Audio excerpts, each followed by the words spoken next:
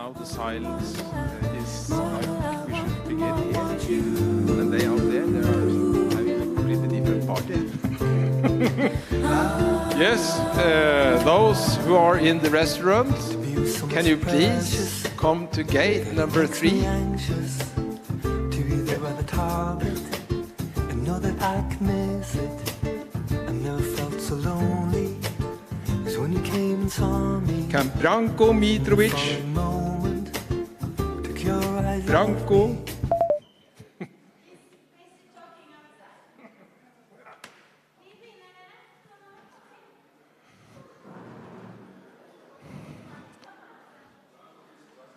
Can Branko come to the front? And also Carl Fredrik.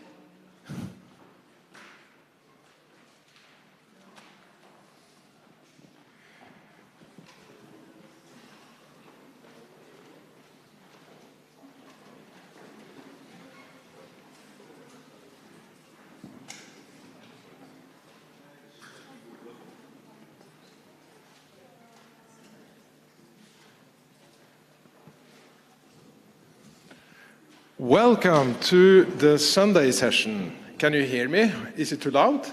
It's okay? We are doing some changes. Lucien has not shown up, so we just do some small arrangement in the beginning. And if he shows up, we can make space for him later on. We start, therefore, with we do some also swapping of the talks in the beginning. And why do we do that? Because we have the great James Stevens Curl here today to lecture us. He was, the last year's Beauty and Ugliness was dedicated to James Stevens Curl and Audun Heng, who actually passed away just before the conference. He should have attained the conference from his bed in the hospital, but he unfortunately died just before the conference. That was very sad, but the whole conference last year was a celebration of the fantastic, thorough work of James Stevens Curl, a true European academic. He has written so many books, and there are flyers on how to get them outside. So please take a small flyer on how to order the books of James Stevens Curl. He has written a dictionary on architecture where all the drawings are made by himself. He has written a fantastic book on the transition into modernism in the 1920s, before and after. He has written, he is probably the best architecture historian alive. That's my opinion. So we are extremely fortunate to have you here. And last year I was a bit shy because I do not do conferences like this. I didn't introduce people in a nice manner. But please welcome our beloved James Stevens Curl.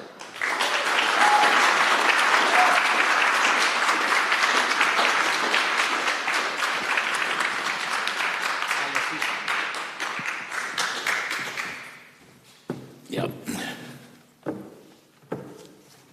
Good, that's fine. Thank you. This one? There's the little... There's the... Pointer? Yeah, fine. Thank you very much. Well, thank you very much, Anders. And ladies and gentlemen, it's a great pleasure to be here. Thank you for having me. I'm sure it'll be very boring, but... Right, so I'm going to talk about really the necessity of classicism, how rich and varied it is, but how adaptable it is. It is, of course, a language, but a few definitions I think would be very useful. What does the term classical actually mean?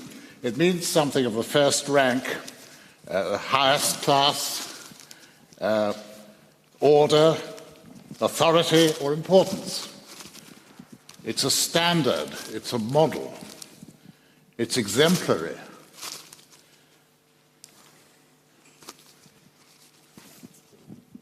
The classical ideal is really characterized by clarity, completeness, symmetry, deceptive simplicity, repose, and harmonious proportions, often associated with music.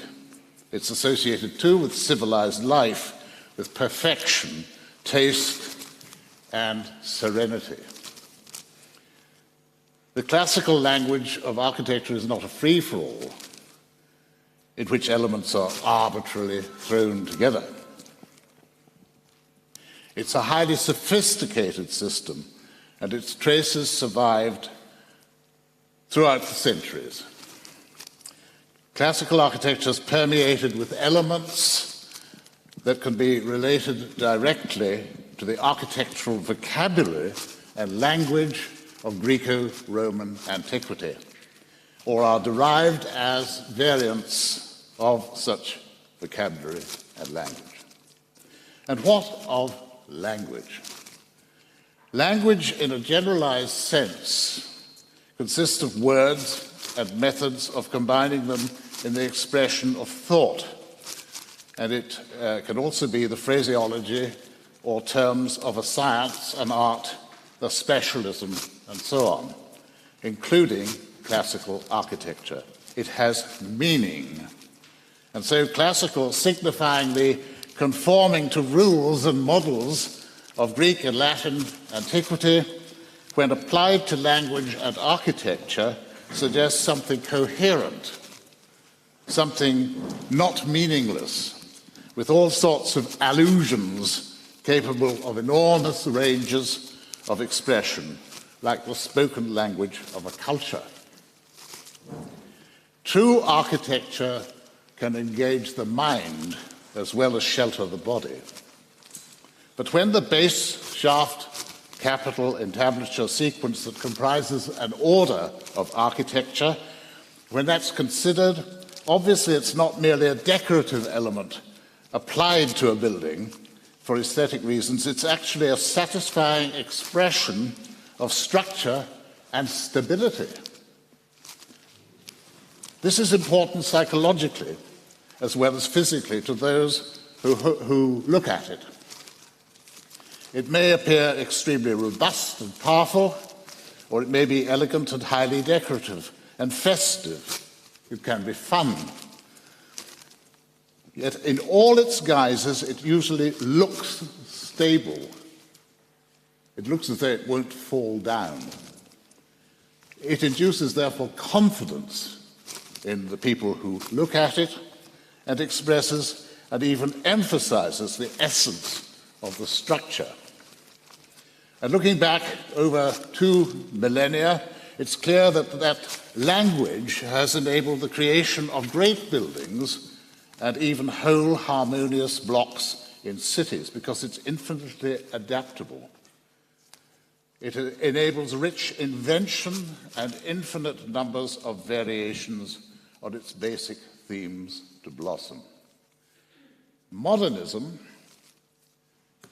has discarded a great language. A mighty and expressive vocabulary has been thrown out of the window, a whole system of grammar and syntax in favor of a series of monosyllabic grunts, with the predictable making of a ghastly dystopia of uninhabitable cities, incessant noise, and violent pornographic entertainment. So without an alphabet, only a few images of approved exemplars, a vocabulary, without a language, modernism can only represent itself. Can you imagine other professions, say medicine or the sciences, chucking away millennia of knowledge? Would you be happy to be surgically operated on by someone who knew nothing of the wisdom about the human body gained through empirical experiment and scientific investigation over the centuries, and who insisted your condition could be cured by quoting Derrida or the rantings of Le Corbusier. Now, the point about this is that modernism has created chaos where before there was order. The classical architect created order out of chaos. There is therefore a system connected with the great religions of the world.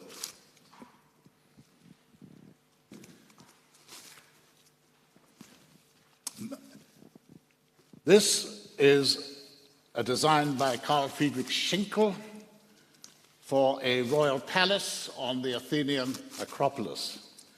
He is merging new buildings and keeping the best of antiquity that is there. There is serenity, there is control, there is color, there's everything there. That was 1830s. Another great German architect, Leo von Klenze, designed this building, which is the Ruhmeshalle in Munich. It is interesting because it is in the form of the great altar of Pergamon, which hadn't been discovered when von Klenze designed this.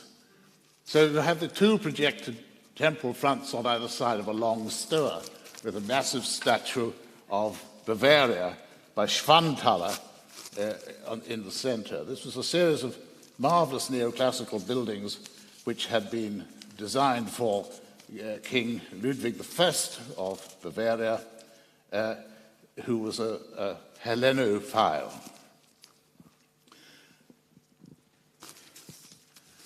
Von Klenze also designed this great gateway to the Königsplatz in Munich, where he has a Doric temple front between two pylons. And I'd like you to particularly look at the square columns in the flanking pylons at the tops of the pylons. There is a connection with Bavaria too, because Prince Otto of Bavaria was elected king of Greece when Greece became independent of the Ottoman Empire. So a German prince, Greece, encouraged this connection between the two. So where does that square column come from? Well, in the middle of the 18th century, the Society of Dilettanti in London financed an expedition to Greece to measure and draw Greek buildings from antiquity. It was a dangerous operation because the country was infested with bandits. The measuring and the drawing had to be done under armed guard, and the books were published. Sorry, I don't know what's happened there. The books were published. I think I've touched that. That shouldn't have happened. I beg your pardon. One of the buildings they measured and drew was the Koragic monument of Thrasyllus, which is built into a cave on the cliffs in Athens.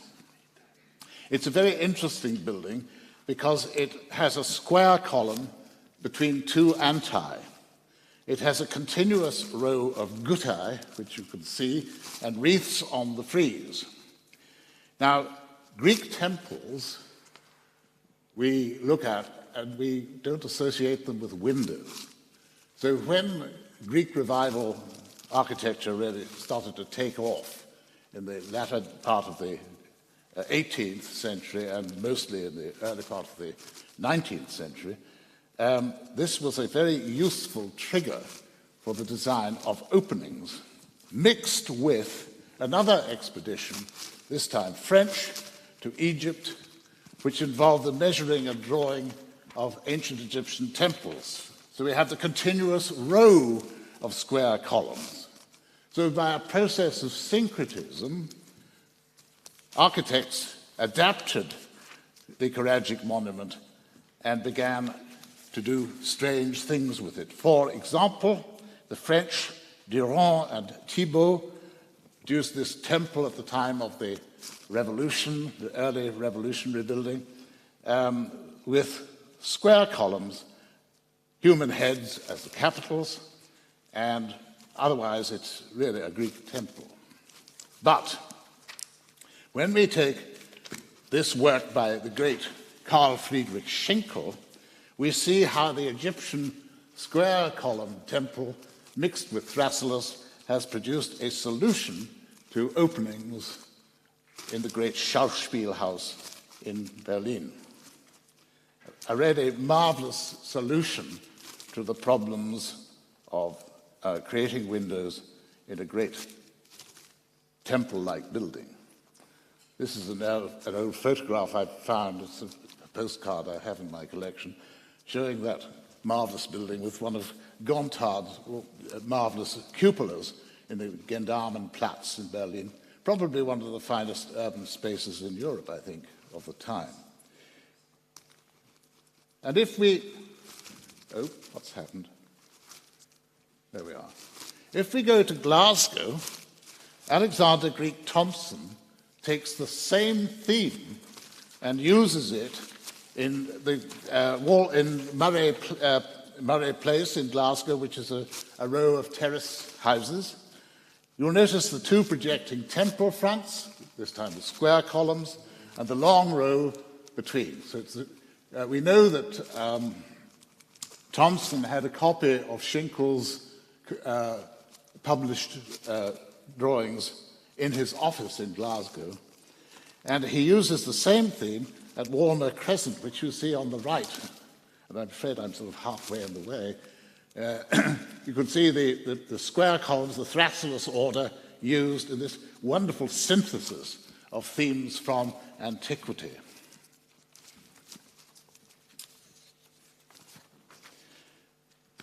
And in Hampshire, William Wilkins, who was one of the leading figures of the Greek revival in England, produced this wonderful country house with its magnificent Greek Doric portico, and notice the Thrasyllus order again on the left.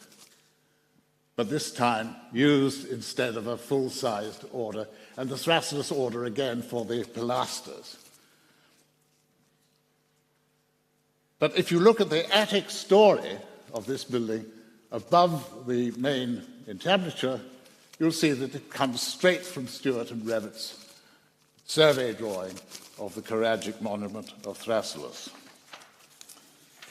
Thrasyllus appears yet again at Charlottenhof in Potsdam, a delightful villa by Schinkel for the then Crown Prince of Prussia, Friedrich Wilhelm, who became Friedrich Wilhelm IV.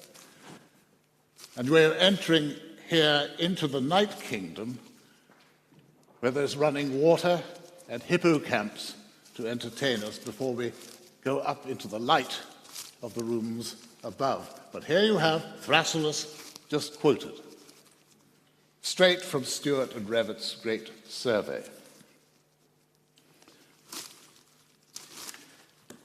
Square columns appear again in the works of Claude Nicolas Ledoux, in one of the barrières in Paris, the toll houses erected under the Ancien Régime. But you will notice that there are one or two interesting things about this. We have a drum with a Doric entablature. Notice the triglyphs.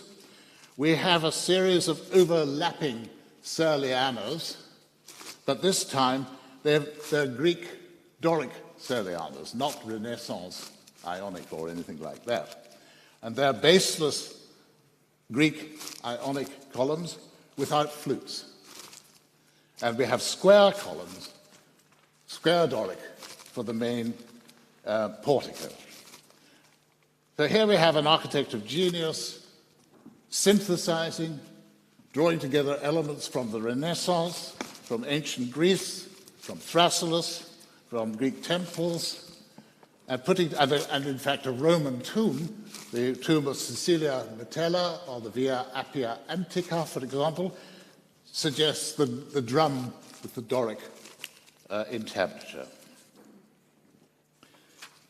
And even in industrial buildings, Jesse Hartley in Liverpool used baseless Greek Doric for these warehouses. They're made of cast iron, incidentally, and they carry the enormous weight of brickwork above.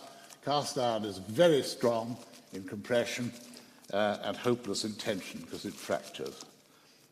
But these must be amongst the most reduced, elemental examples of classicism using the Greek orders. Now, Stuart and Revett also produced a measured drawing of the so-called Tower of the Winds in Athens, which you see on the left. It was a building that was very influential. It has a version of the Corinthian order, and you'll notice that Corinthian order in Greece had no base. The capital consists of palm leaves above acanthus leaves. So it's not a normal Corinthian capital at all.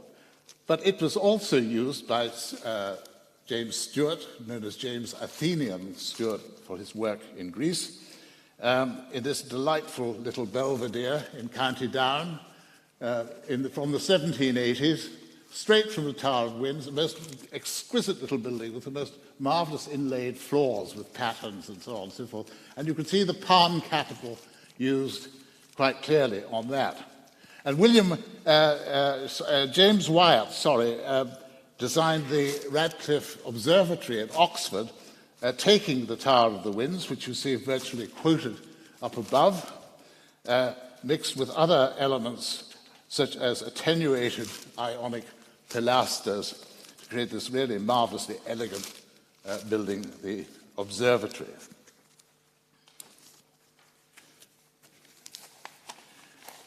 And when it came to churches, well, Greek temples didn't have spires, so in order to provide one, the inwards, WH and W inward, used the Ionic order from the Erectaion in Athens for the main portico. It's an Ionic order with a kind of a frieze around the top of the column, just immediately underneath the volutes. And then he quotes the Tower of the Winds and adapts it to form this very elegant octagonal element which forms the spire.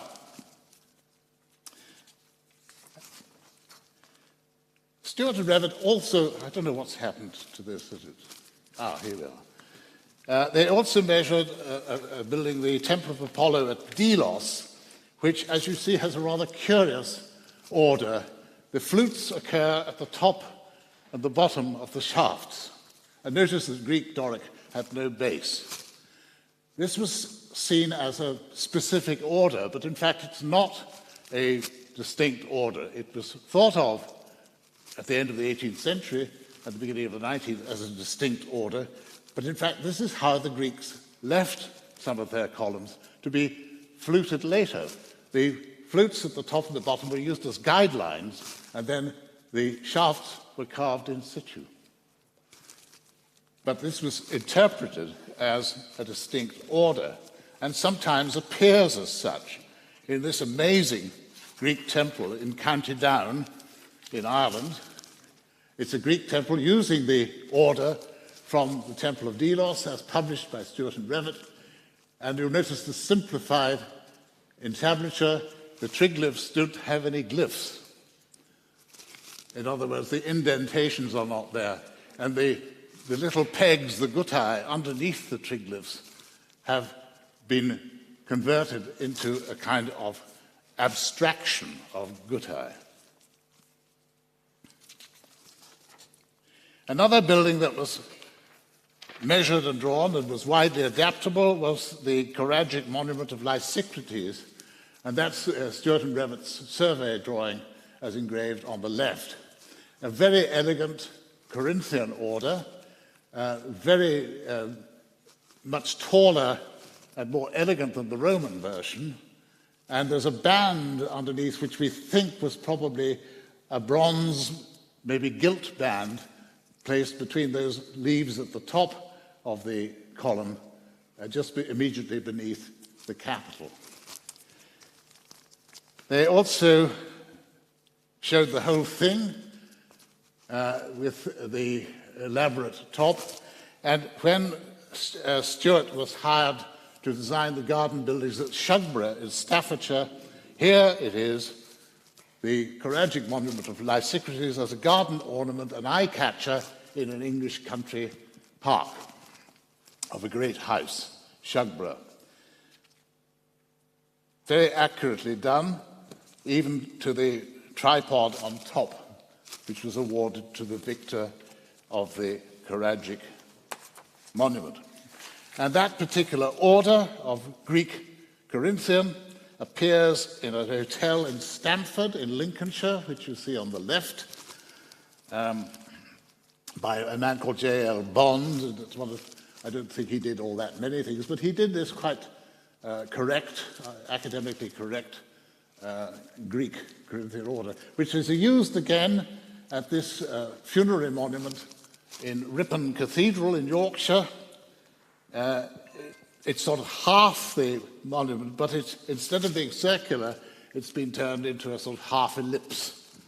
And it shelters a bust of the William Weddell, who owned Newby Hall, for whom Robert Adam designed a series of very splendid neoclassical rooms to house Weddell's collection of antique sculpture, which he'd collected on his grand tour of Europe in the 18th century. And that monument again appears at the Great Curiosity, the Große Neugierde, at Schloss Glienicke near Berlin, designed by Schinkel. And you see, there's the choragic monument of Lysicrites at the top, and a variation of the Greek Corinthian order as the colonnade around the drum below. A most wonderful amalgam of elements from antiquity in this very beautiful building. Now I'm going to return to Schinkel again, because he was also responsible for this great building, if I can get it to work. No. I don't know what's happened. It doesn't seem to work. Is it locked? It's not working. It's not working. Maybe if I worked from here, which is this it? Yeah. Yes. No.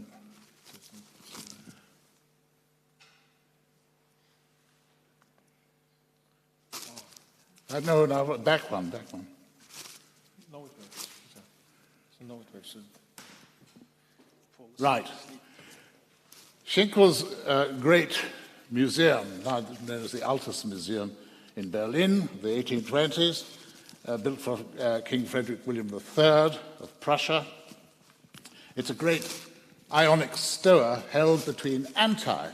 So you've got the antae at either end, a splendid entablature above with the usual layers of the architrave and the frieze and the cornice. And the central feature rises up behind it, contains a rotunda within the square. But this marvelous piece of Greek Ionic, almost a stoa-like form with the erection capitals, is best seen from within. And here is a wonderful view over to the Schloss, which you see on the left, the Friedrich-Werdersche Kirche, which you see straight through the columns, the order from the Erection in Athens, available from Stuart and Revett's careful surveys, and this splendid formal staircase rising up to the rooms for this great collection, which the king intended to raise the tone of society generally. I rather like these chaps striking neoclassical attitudes as they wander around. And here is the building today, photographed by Martin Charles from a ladder, and myself with David Watkin, not striking neoclassical attitudes. We established that Schinkel must have used a camera obscura for that drawing he published in his Sammlung.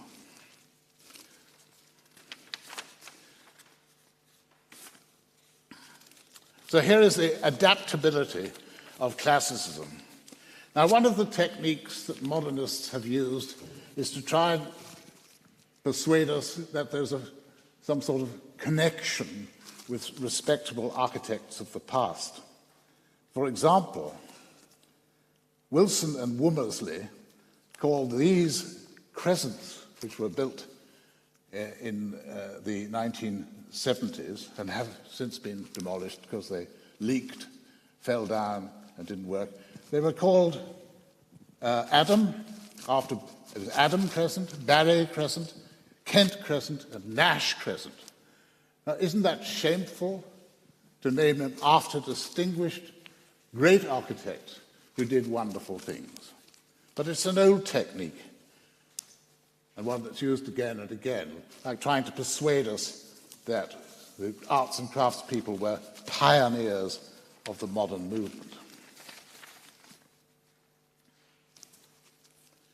Today, there are some brave people doing good work. This is a new terrace by Ben Pentreath in Truro, in Cornwall, on the Duchy of Cornwall estates, which of course is connected with the king.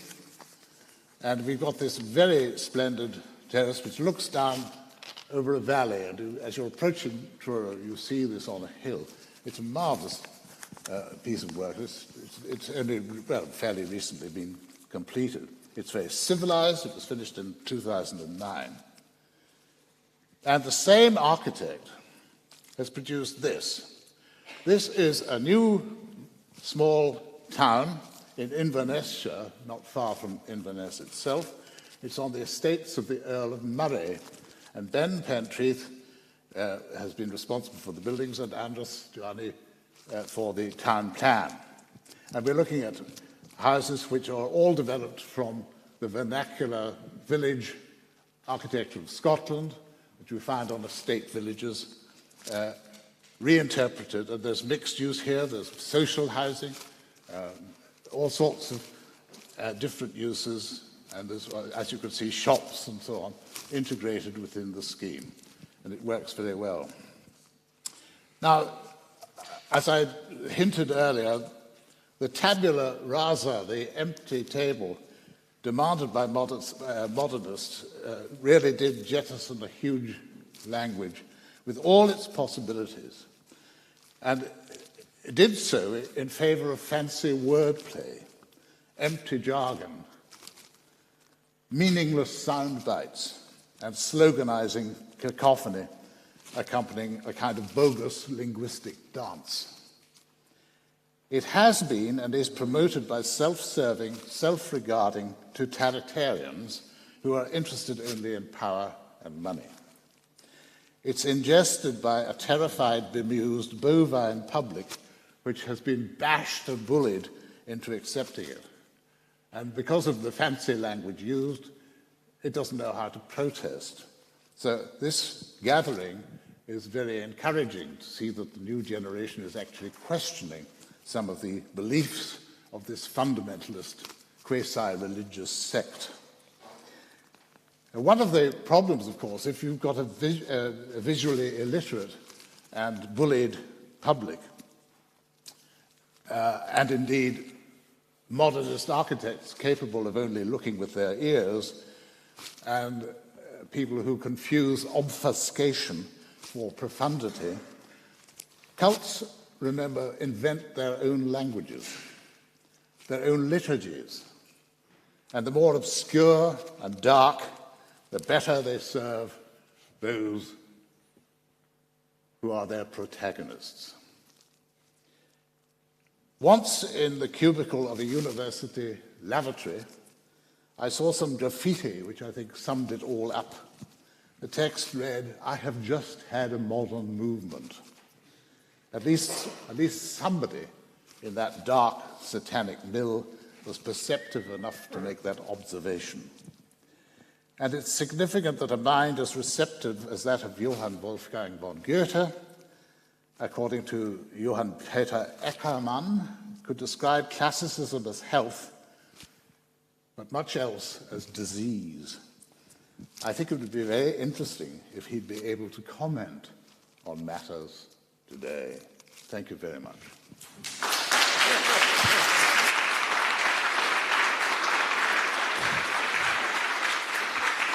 Thanks a lot, James. Is it okay?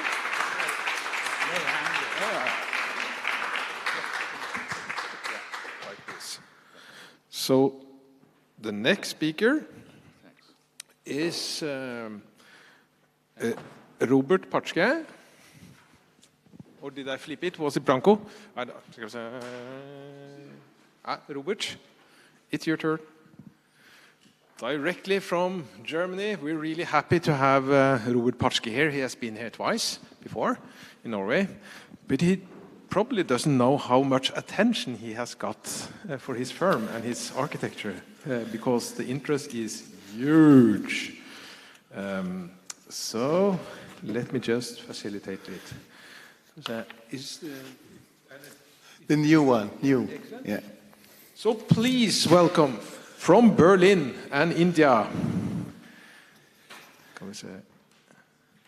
new German classical architecture. So I'll do this.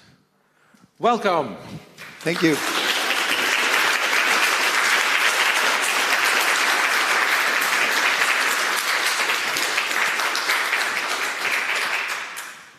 Is there a pointer on it as well? Yeah. Okay. And does it work again? Yeah.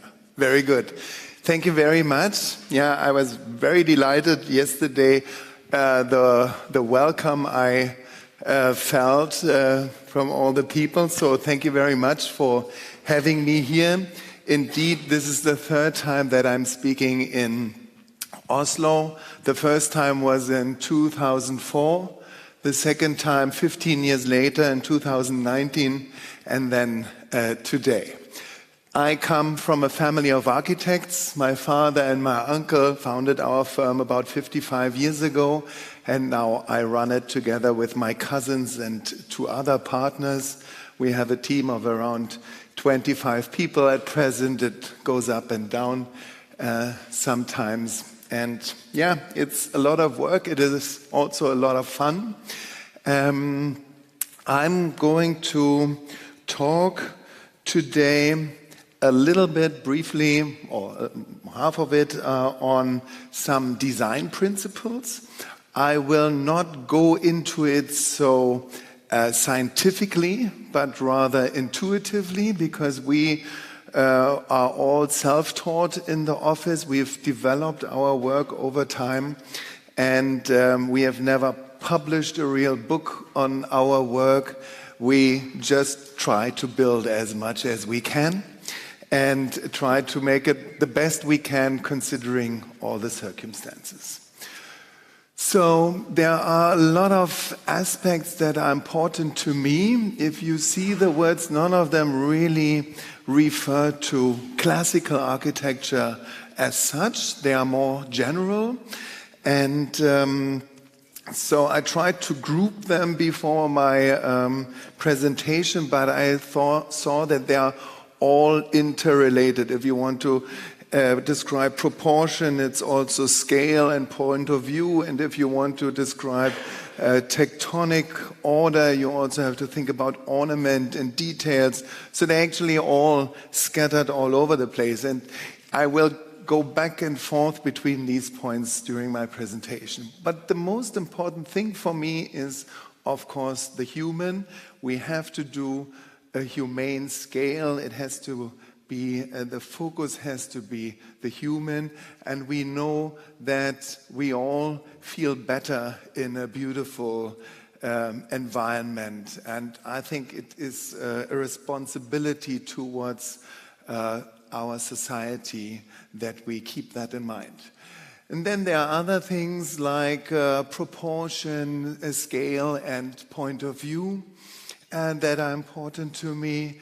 There is tectonics, ornamentation, decoration, rhythm, and blending into an historic environment.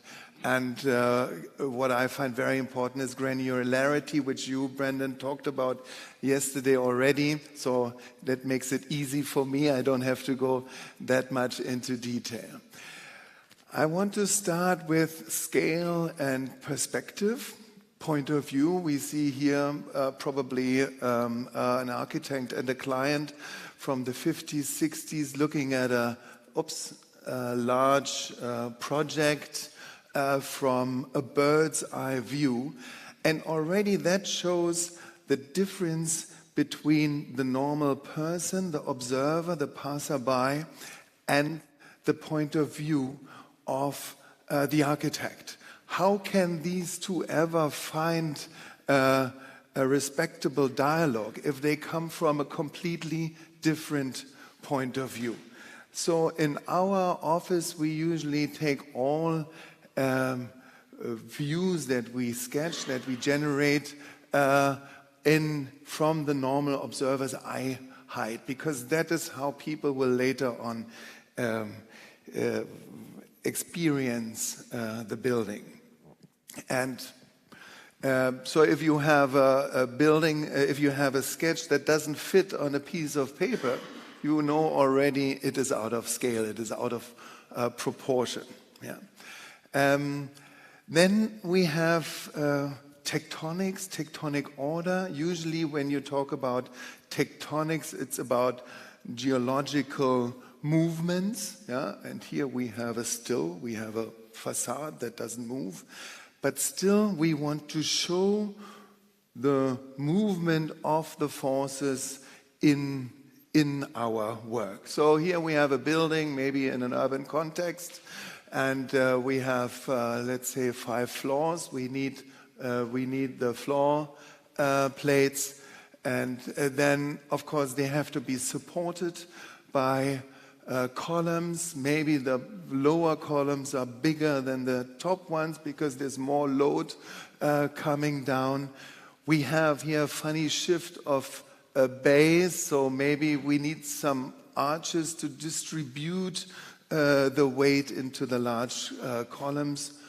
Below we have something at the top to cover the building, and then we close the walls, we fill them in, but then also we need windows, so again we open them, and we can then still further show symbolically the force, the way of construction by putting in rustication, and then it comes to a game of solids and voids, and we slowly come to a building that has somehow a natural way of showing these architectonics, these movements that happen behind the scene in this stone building. Yeah? And the tool to show these tectonic movements is, in my view, ornamentation. And I want to distinguish between ornamentation and decoration, whereas ornamentation is the symbolic use of elements to show the structure or the structural build-up, not necessarily how it was actually built, but to symbolize these forces. So we use these elements like posts and lintels and arches. And I actually feel that this is void of any decoration. There is maybe a very subtle transition, subtle and fluid transition between ornamentation and decoration. One can say this is already a decoration, maybe, or the fascia here of the beam, are they already decoration, or are they still ornamentation? But then there were times where they went much more into it and developed beautiful parts where actually there's a lot of embellishment which puts another layer of decoration over the ornamentation, where you have maybe beautifully carved keystones or just floral patterns over areas. So we see here two buildings that at first glance look completely different, but they actually have the same structure. They have the same floor heights. They have the same division into bays, 3 bays in the ground floor, 5 bays in the upper floors, which is quite strange. And actually, this was a project that we did, a refurbishment of an existing heritage-listed building plus a new addition, so internally they are connected. And that comes again to the point I was addressing earlier, which is blending usually into a historical environment. And so we come up with a building that looks different. At the same time, it blends in and is somehow actually a repetition of the building before. Another important thing is, of course, for me, granularity. I didn't attend your talk yesterday, unfortunately, Brendan, but granularity is the division of larger elements into smaller elements, or, on the other hand, of the composition of smaller distinguishable elements into a larger whole, like, for example, in an urban context. And so for me, it is important not only granularity, but it should be a diverse and small scale or human scale granularity, so that we always see what is the human scale. Usually we, in a lot of contexts, even in modernism or modern architecture, things are built to human scale. Door heights, steps, railing heights, they all reflect human scale. But then when it comes to the building as a whole, it's very often also violated. It can be violated to have a monumental expression. For example, in the Nazi buildings, sometimes the door handles were deliberately put at a higher place in order to diminish the size of the person coming in, or it is violated for aesthetic reasons, like we see in modernism very often, where that respectful balance between the object, the building, and the person has not been met. So here we see the Berlin Stadtschloss, which is today the Humboldt Forum. So these are two sides of one building, and the whole building, both sides, this as well as this, has been built in the recent years. So it's just been completed. There was nothing on this side before. And so I think you can see what I'm talking about at first glance. We have one building here, which is approximately 100 meters long. And how many grains, how many elements does it have? 1, 2, 3, 4, 5. 5 elements, out of which 3 are almost the same, the 4th actually also. And the 100-meter long facade is just made out of these 5 elements. So there we come again to scale. If I approach a building from a distance, what is important to me is that at every step that I move closer, I can discover something new. So from a distance, I see something beautiful, I get closer, I can again discover something.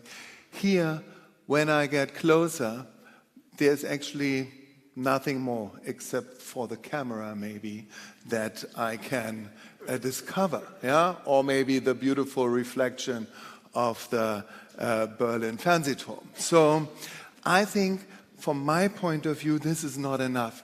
Even the entrance is not demarcated. We need a signboard in order to show where the entrance is. This is not a lettering, this is a signboard actually. On the other hand, we have the other side. Of course, we cannot always build buildings like this, but we have a facade that is almost double as long, 170 meters, and it is separated into a 30-meter piece, two 20-meter pieces, another 25 or 30 meters, and a little tower at the corner. So already it is subdivided into smaller parts, into grains. And then the closer you get, the more you can discover. Yeah? So even right up to when you can touch it, you still discover something new. Or when you approach it to the main entrance, even the door handle will be carved. So of course, we are not building palaces like this for our everyday use. We just build office buildings and apartment buildings. And I want to go through a few projects that we have done. So one is a very recent project where we participated into in an invited competition. We usually don't participate in public competitions because we are always thrown out in the first round. So it doesn't make commercial sense to us. But here we were invited. There was only a small group of architects invited, and we participated. There's a large site here and one existing building, and around it new buildings were to come.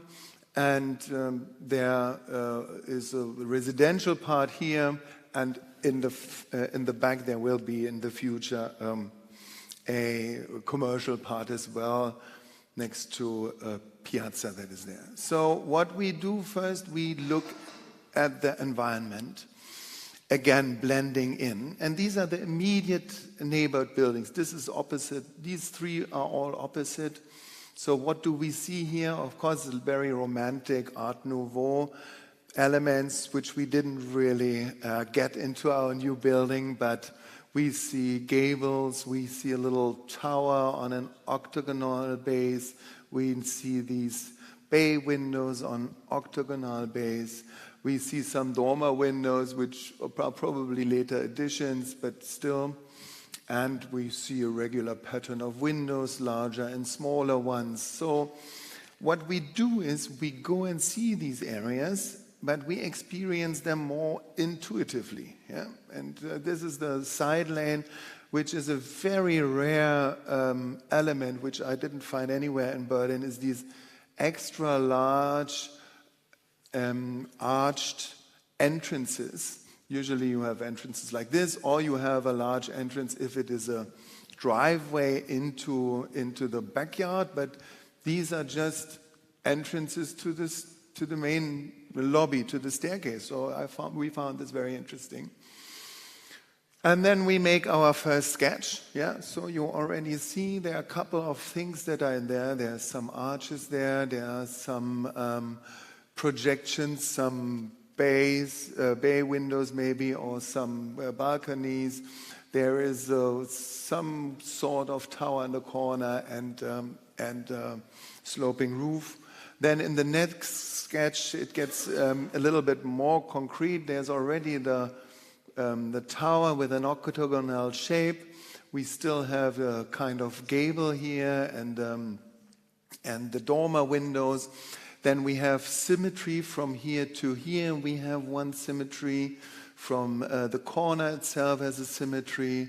And then again, from an urban context to achieve granulation, there's a separate building next to it. So we've changed the way we've treated the building and the facade further down. And this goes into the next phase, where we then sketch it in more detail. You see suddenly there's no gable anymore and no dormer windows because they're not permissible as per the building law in this particular case. So we are fighting to get them back. But we have introduced the large arched entrance. Of course, we have to adapt to our times. We work for developers. They look at every inch, at every square meter, so we could not spend these square meters there to have a larger opening, but we still made it a feature. So this is the way we work. And then we built a very detailed SketchUp model. I was talking yesterday to someone about SketchUp modeling. So we actually build our buildings in a very detailed way in SketchUp. And then we export this back into the ArchiCAD files and derive the elevations and plans from it. So I think this building is completely void of decoration. It even hardly has any ornamentation. There's a little bit some arches. We have a few moldings, one on top, of course. Maybe this could be called a decoration or the casseting here. But in general, I think it's a very simple building, so we actually don't need a lot of elements to create something that somehow blends in. I mean, it's not as classical as some of my colleagues' work, but it's workable. Yeah, and then this was the final visualization for our presentation.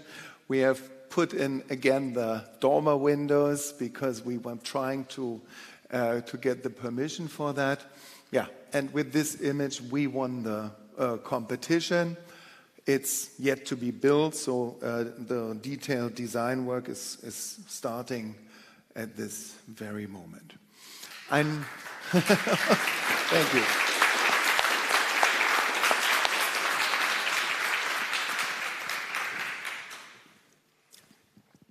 I now want to take you through a whole range of projects from our firm of over the past 50-odd years.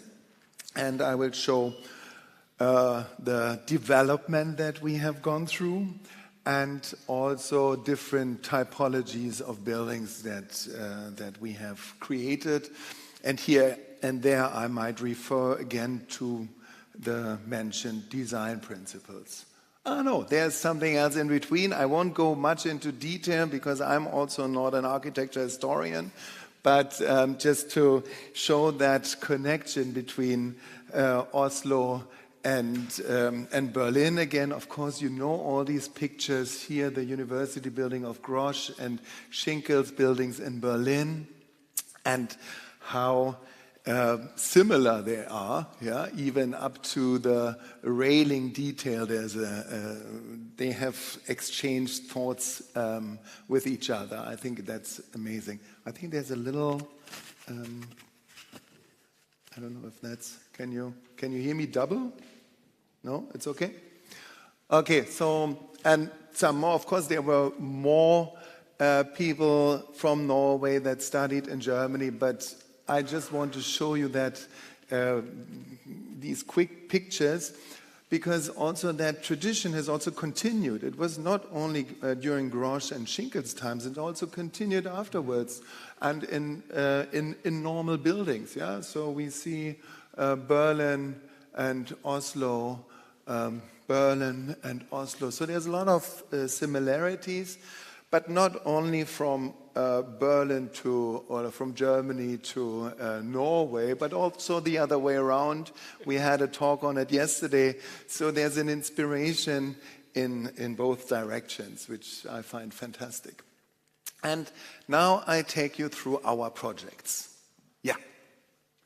So this is one of our buildings from 1974. Yeah, when I spoke to my uncle about it a couple of years ago, he said, "Oh God, since 20 years I don't drive through that street because of that building."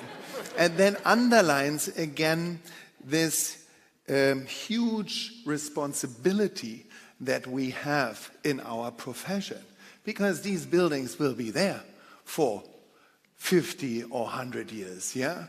And it took us about 20 or more than 20 years to get out of this design thought, although it was already present. There was a project we did also in the same year or was started.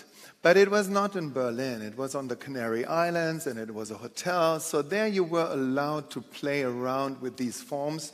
So because of the geographical closeness to Africa, they introduced some Moroccan features. It was actually built. It's quite nice for the times, I must say.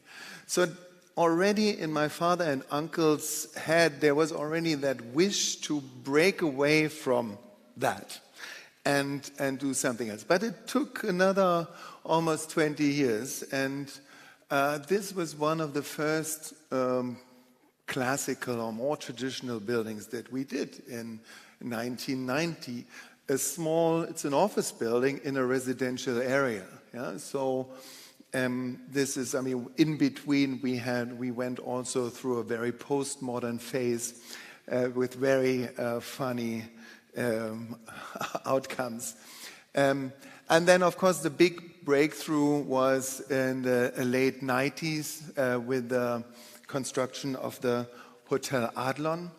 And this was really an important milestone, not only for our firm, but for the whole architectural development in Berlin, because there was a huge debate going on. I was a student at the time in Berlin, and of course I was the black sheep of the university because my parents were building this ugly, horrible building. But this led to a huge change. Still very gradual, but compared to other cities now, we have in the vicinity or in Berlin as a whole, we have quite a range of beautiful classical, semi-classical buildings or buildings that keep some of these design principles in mind. Yeah? Just one short note here. Even in Germany, still a lot of people think that it was a reconstruction. It was not. So, the site was completely empty. And the original size of the plot of the Hotel Adlon was only this much. Yeah? And the old Hotel Adlon had a base with arches, and then a giant order, and then another floor on top. So deliberately here, a different composition of the building was chosen, so to make clear that this is not a reconstruction. The only resemblance is that we have put the arches on the stretch where the old Adlon used to be and where the bigger side is, we have left it. So then there's some way of discerning that there's a connection to the old building. Here is a hotel. Another hotel on the Baltic Sea, a Steigenberger hotel. So hotels for me are one of my favorite typologies because it's a very complex work to bring the front of house and the back of house together. And in hotels, you always sell a story. The people want to feel comfortable. They want to experience something. So we have seen that traditional architecture is more easy to place in hotel projects than maybe in other projects. This is another hotel where we had an existing facade. We had to keep this old facade, so in between it was only the facade standing and a big pit behind it, very expensive to keep. And then we designed a new facade next to it. But it's also important in terms of granularity again, because had this been one whole building, it would have maybe have violated the proportions. Then we do office buildings, not as many as apartment buildings, although actually I feel that classical architecture is more appropriate for office buildings than for residential buildings, because it's much easier to have a composition of the facade than it is in residential buildings. So here we blend in beautifully with the neighbor buildings. Of course, we had to squeeze in floors somehow, but we have also worked with the giant order and base over 2 floors. We have also introduced, you mentioned, cast iron columns. So we've actually got here structurally load-bearing cast iron columns here in the entrance. I don't have a close-up of this. Yeah, and we have heavy sandstone, so about 15 centimeter sandstone, and then here again the way to approach, even when you approach this from a distance, right till you enter, there's still something that you can discover. So this is one of our more classical buildings, and there's a big range with more sober buildings, but probably even for Norway to get it started, maybe these more sober projects are easier to be accepted. Here again, granularity. A large project has been divided into 3 office buildings. 2 were done by us and 1 was done by a very modernist architect. The client was, the developer was headed by 2 guys, and one is a big promoter of our work. And his partner was very pro-modern. So this was the outcome, and this is how it looks today. Again, an office building where we have this regular pattern of the office grid. Then we have a range of residential buildings where we already see the difficulties to work with the composition of the facade. The original design showed also a giant order and a very repetitive but still small scale and diverse in its granularity, but still a repetitive pattern. But then you have to put in balconies and terraces into a residential building, and so there were openings and loggias. And then at the end, it's actually nice because you are breaking the symmetry somehow, and you're putting something in, and then that repetitiveness is broken at a place. These I'm showing deliberately because they're much more simple buildings that, again, from my point of view, are void of any decoration and even almost of any ornamentation, just some horizontal bands that are put in residential buildings. Again, here's some details of the same. And here one more project that I like to show, again because of the topic granularity, this time in an urban scale. The site was broken up into 4 almost identical plots, and we have treated each building slightly differently with different out of the ornament toolkit, little bit color also, but still we were able to develop something at the end where each inhabitant can identify with his particular building, and you're not, well, I live in 35A and he lives in 35B. And so you can somehow see in which is the building that you live in. Another one more complex, with maybe more romantic, with a little corner dome, also a residential building with some supermarket on the ground floor. And interestingly, at the back, I mean, again, we have divided it into different pieces, yeah, so that it's not one large building. And at the back in the courtyard, it's a very simple building. Then I like actually the Art Deco style a lot, because that is somehow for me a way to do that combination of these principles and get away from pure classical detailing. So here is a little, we gathered some experience with that direction.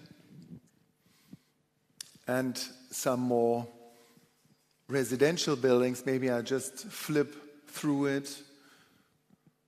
Yeah, here that was a sketch, again, separation into structures, and this is what has come of it, with some decoration on it. This is one of the latest buildings that we have completed recently. What I've included this especially because it's a smaller building with only 4 or 5 floors, something that could also be relevant maybe for areas in Norway.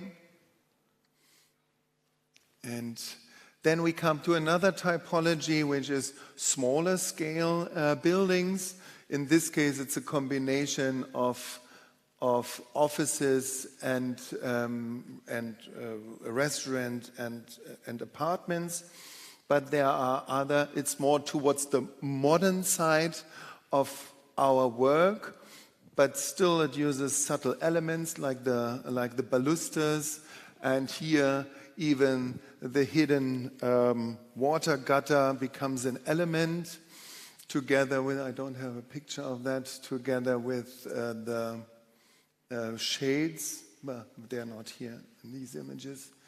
And so again, buildings with 4 to 8 or 10 apartments, which are more on the outskirts of Berlin. Here, a range of buildings. So here, if you take away these bands, then actually you have a building that is completely void of any any ornamentation or decoration. Very simple buildings. That's the floor plan or the layout plan. Some villas again with here with 3 apartments each in Potsdam, close to one of the beautiful castles. And then we also do villas.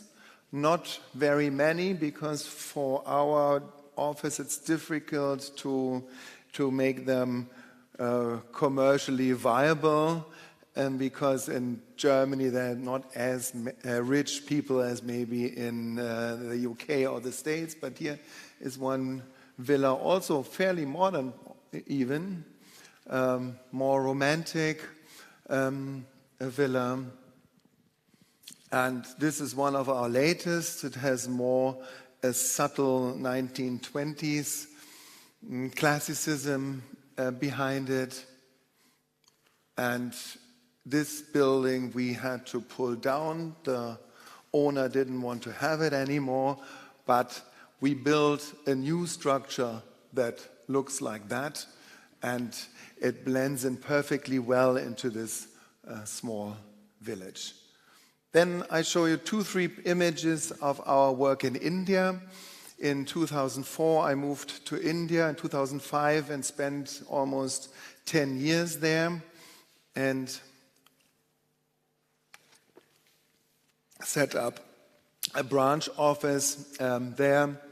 And we use the local Indo-Goan, Indo-Portuguese style there, and which is really beautiful, and work with that and create these villas. Here we had a client from a Muslim community, so that also reflects then in the design of the building.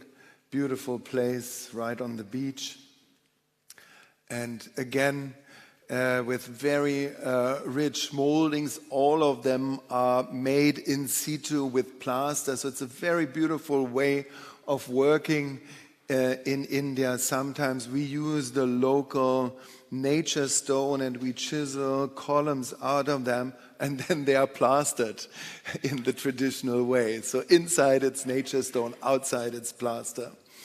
And yeah. We always start with a hand sketch. I think we are one of the few firms that still do a lot of hand sketching. So in all projects, we start with a hand sketch because we feel that otherwise our intuitive design process will be broken, because we otherwise have to already think, is it a parallel that we are drawing, or is it at an angle, or is it round or not? Is it at 1 meter distance or only at 80 centimeter? So to overcome all that, we like to do hand sketches in the first stages, and then of course nowadays faster than in the past we go into modeling, usually in SketchUp initially. Yeah, so this is the building, how it came up. Here in an urban context in the capital of Goa in southern India, we build a new building between here and there, and we also wanted to keep the scale of that little town, and so we worked on the base of the site. The old buildings are just 2 stories high, but they have very high floors, and we squeezed in 4 floors here. One you can't see here on the top. So without spoiling the scale, we were able to put in 4 stories. Again, cast iron columns that were specifically made to our design, and then here showing the old plot sizes that were there in the past. Yes, so this is the work that we are doing. One more slide here at the back, which is also very interesting. We usually don't win prizes with our work in Germany because it's all modernism ruled, but there was a competition or an award given by the BDA, Bund Deutscher Architekten, a society of more modernist thinking architects, and they collaborate with the Morgenpost newspaper, and one of the awards they give is always the one chosen by the public. So over a couple of months, people are able to go onto the site, look at all the projects, and then choose the one they like most. And we won the BDA prize. I think it's unheard of. We wouldn't even be able to become a member there. And so...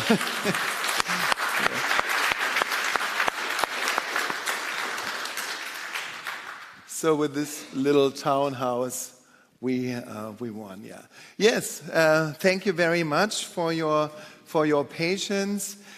Maybe it was a little fast to just run through, but I'm here and I'm happy to have a dialogue with anyone. And just one thing before I finish. I like this group of people, and we all think the same way, and we appreciate our work, the work of each other. But if we really want to make a difference in the next conference, we have to make sure that we invite developers. But because only if the people who execute these projects, only if they are present, then we can make that step. Yeah. So maybe in the next conference, everyone should drag someone here to the conference so that this work or all these ideas can be seen by the people who actually build. Yeah, thank you.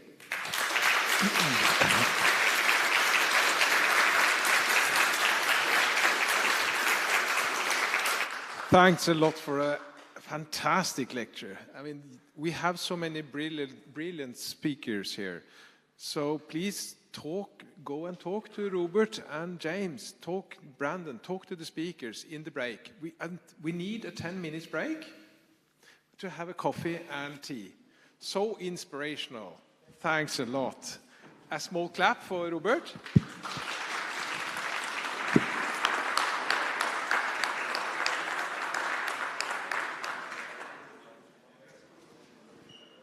Ten minutes break, and I'll shout you in, okay? Can you check my slide?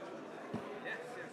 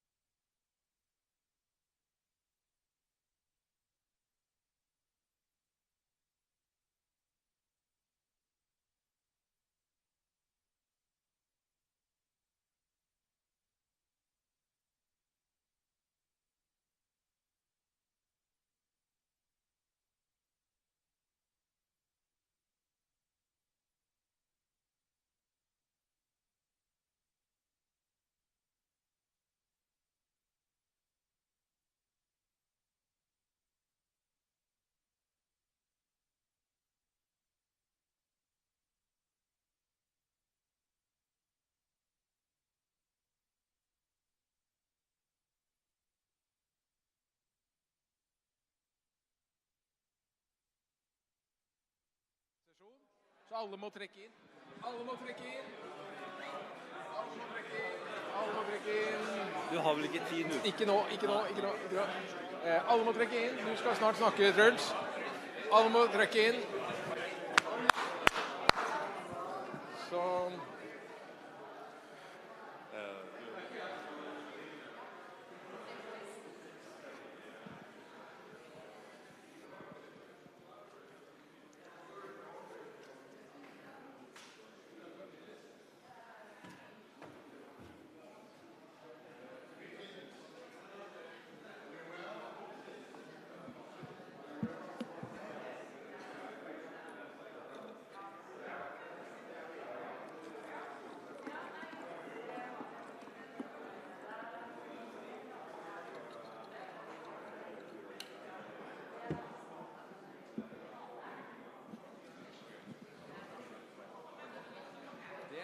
Branko, han som står der, som må komme seg oppover hit, altså. Truls, vil du sitte der? Det er litt så viktig at dere er i nærheten fra.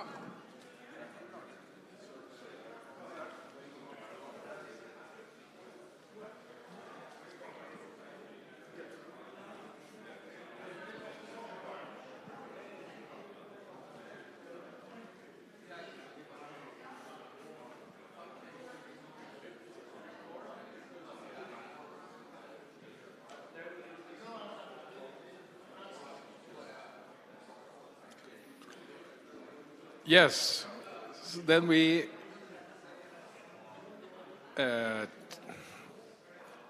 find your seat and be ready for, thanks a lot, for the second session. And in the second session we will start with Branko Mitrovic, and he is the professor that the students convinced to make a studio in classical architecture at NTNU. So he has also another role, not just his topic for this talk. So it's fantastic to get to know Branko Mitrovic. So please, you have it there already, good.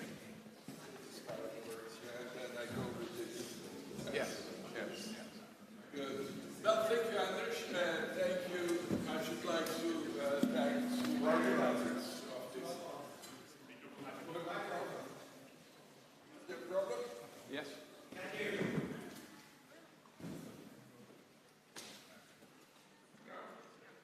Scusa.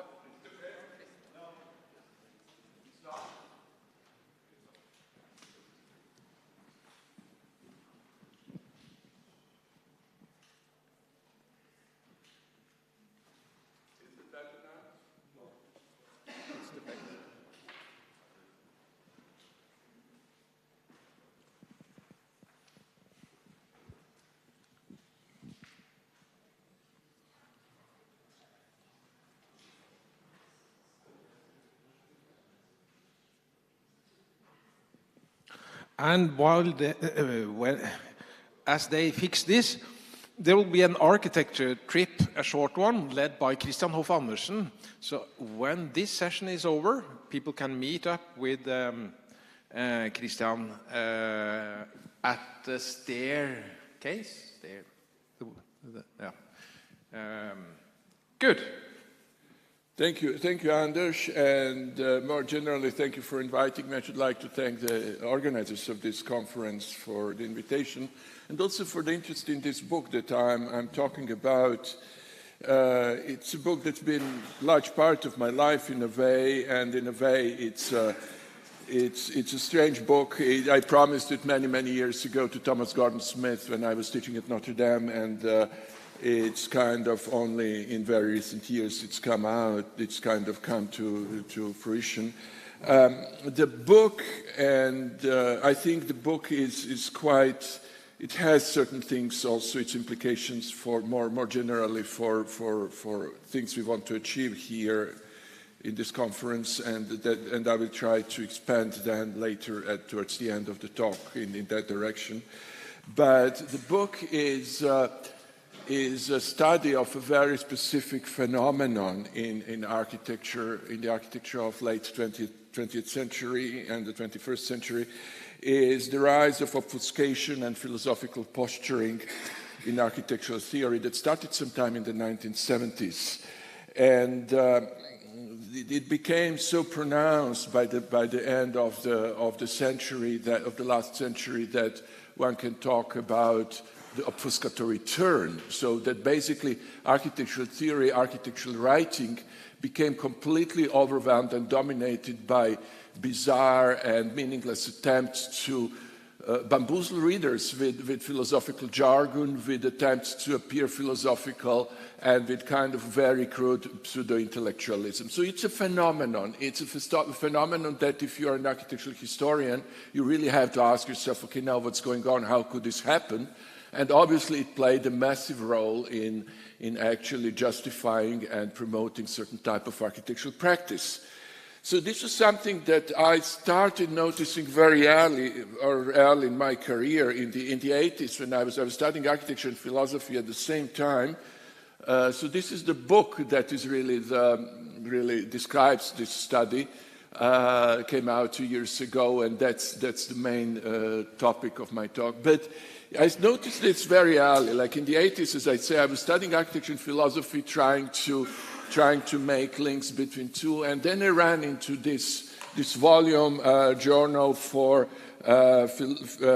philosophy and visual arts, whole issue dedicated to architecture and philosophy, and a special article in it printed on a nicer paper than the rest, and with in larger letters, article by Daniel Libeskind, and here is how it went. Sedition is root in education, which only appears to equal the whistle. Sound is solving the faces and angry citadel. A fully equipped talent is attuned to the sea, ram for sketchy farewells, and so on and so on. And it goes for about 14 pages of such rambling. It was clearly chosen by the editor of the volume, Andrew Benjamin, as saying something very important about architecture and philosophy. Now, what that could be,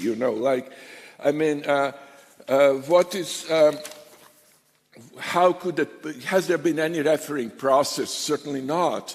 How could this come to,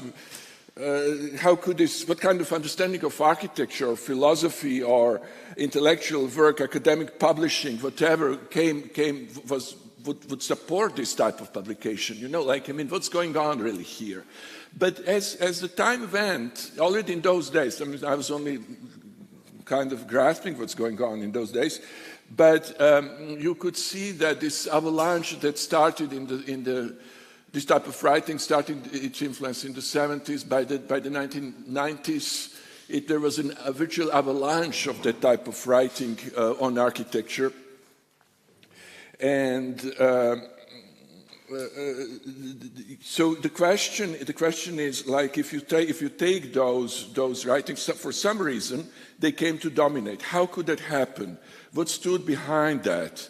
Or and then you start thinking about this, and this was something I was collecting for some time and try.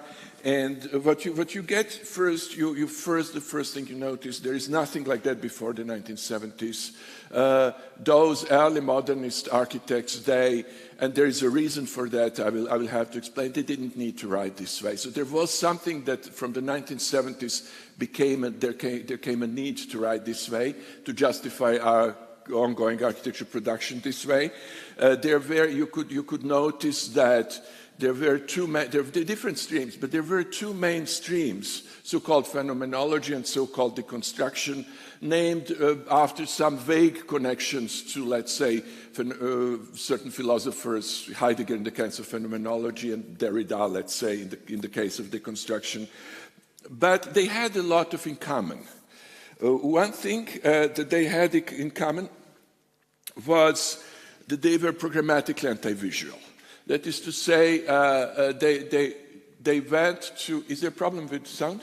No?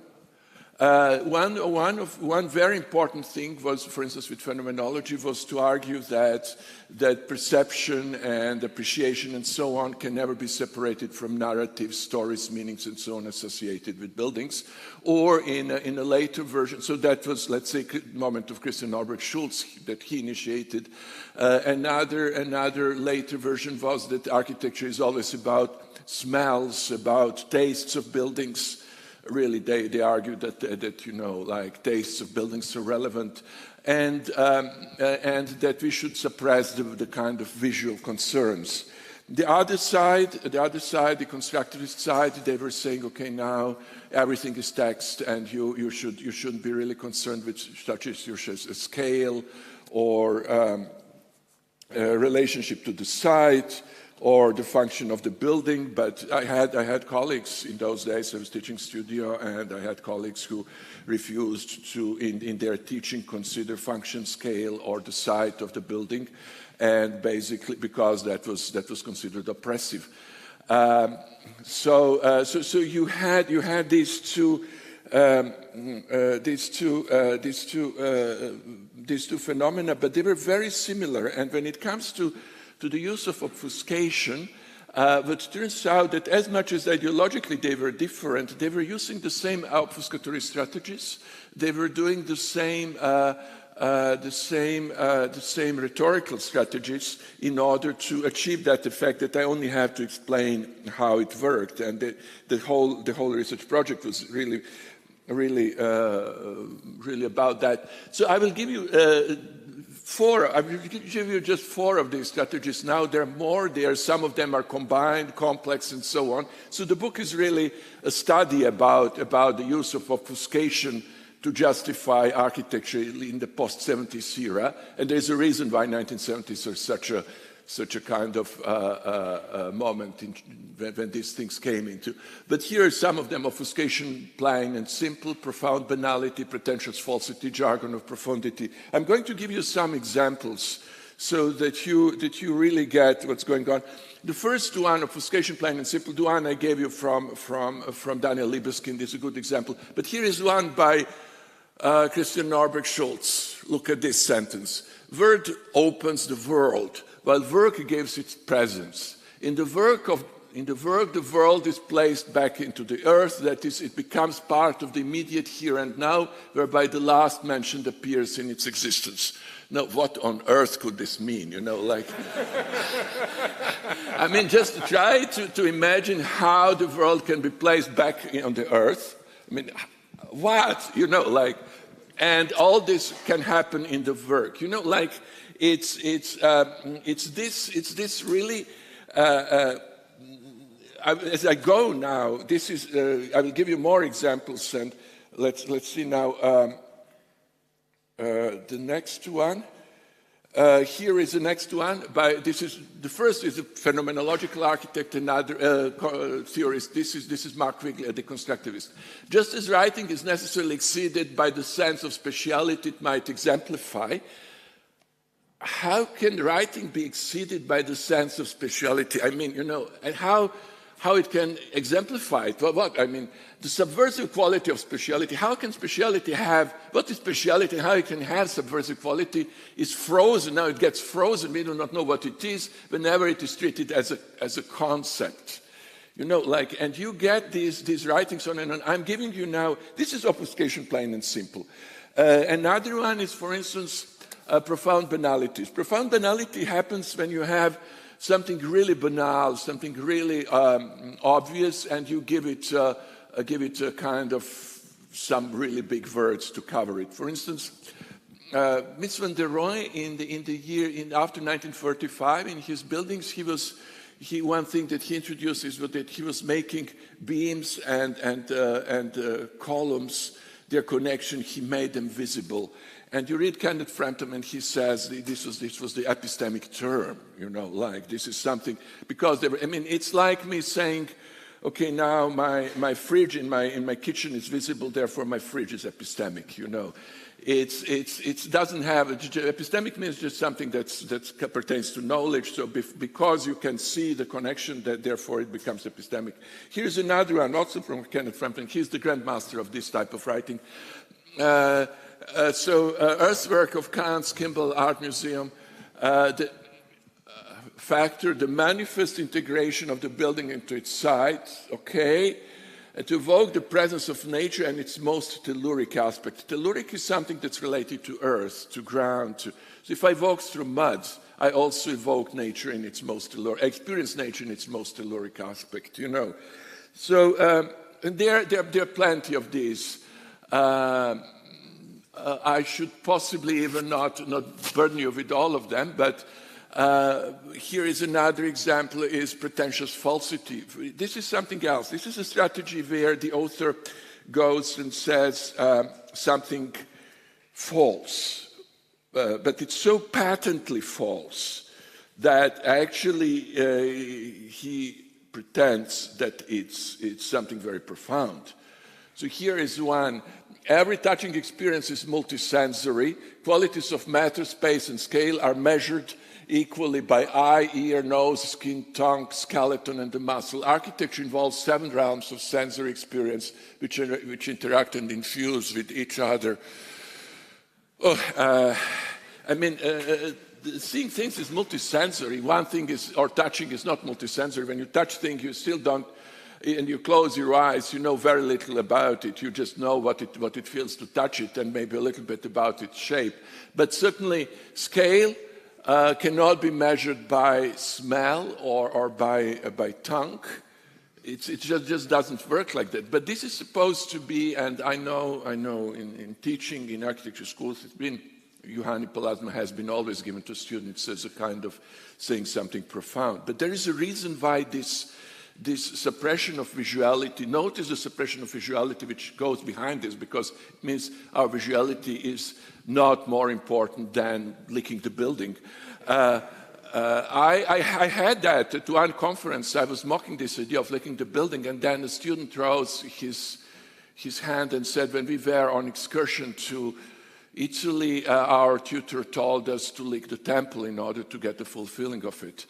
And so that's been actually that's the impact of this in architectural education.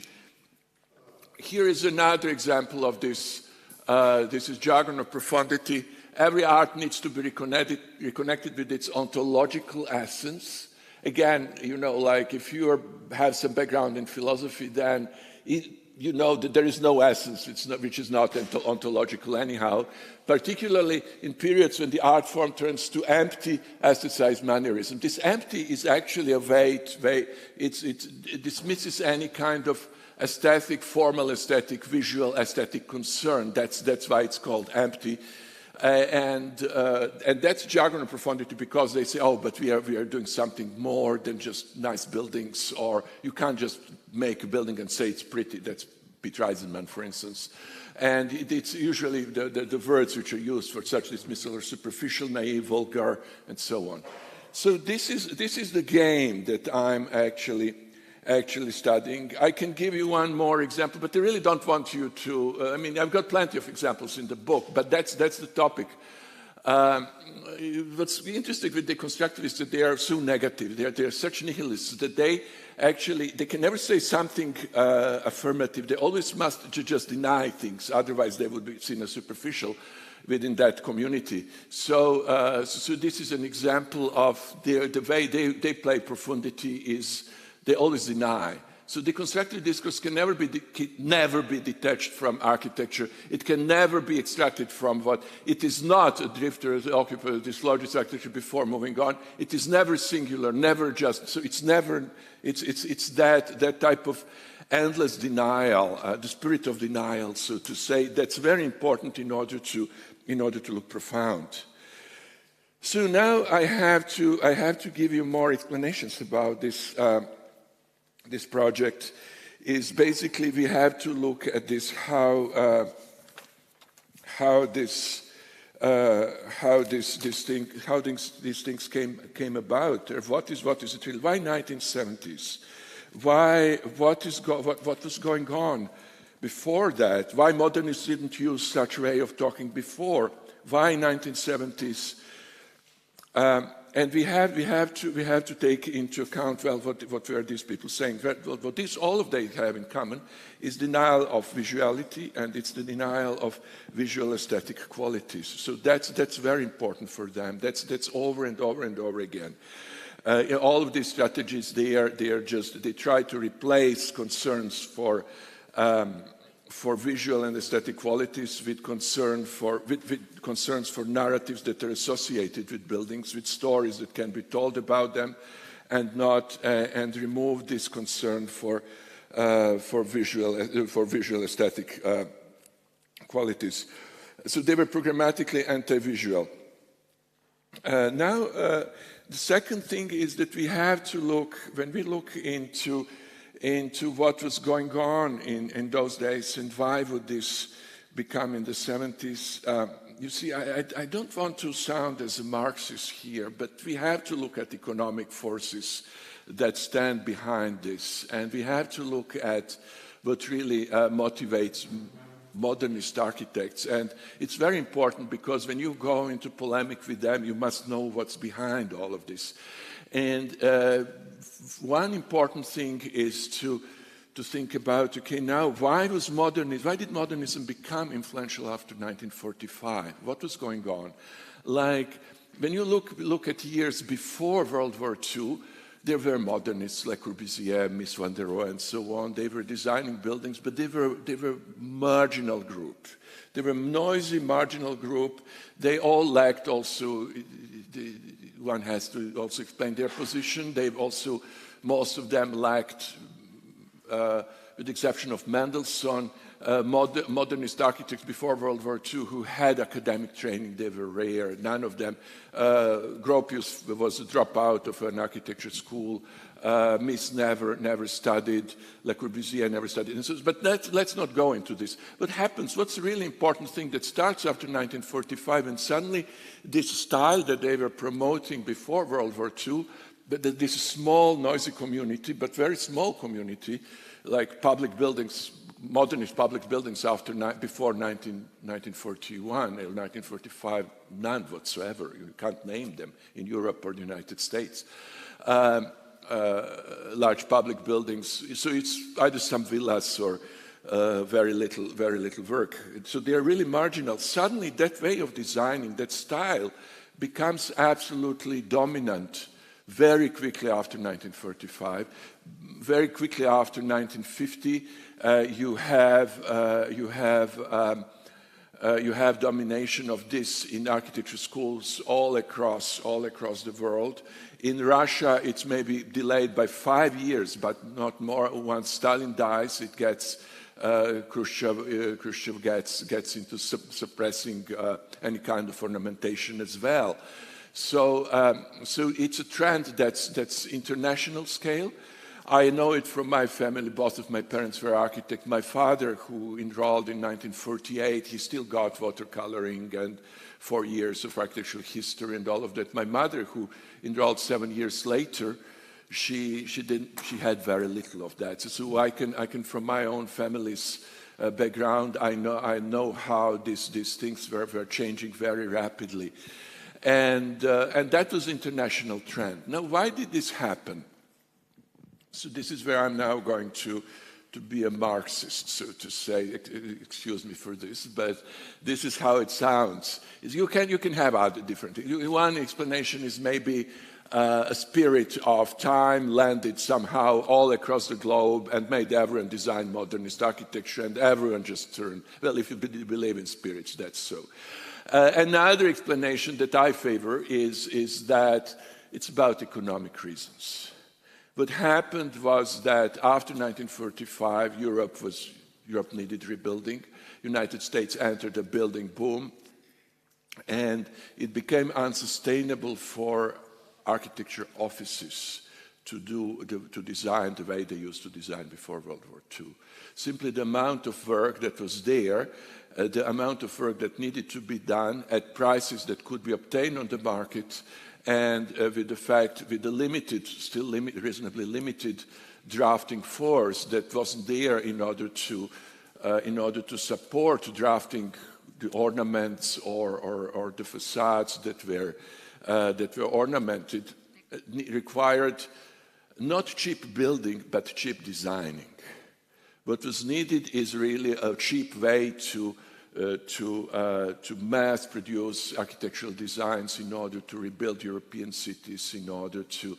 So what you get is modernism. Very often they tell us, oh, but it's so expensive to do the ornaments and to...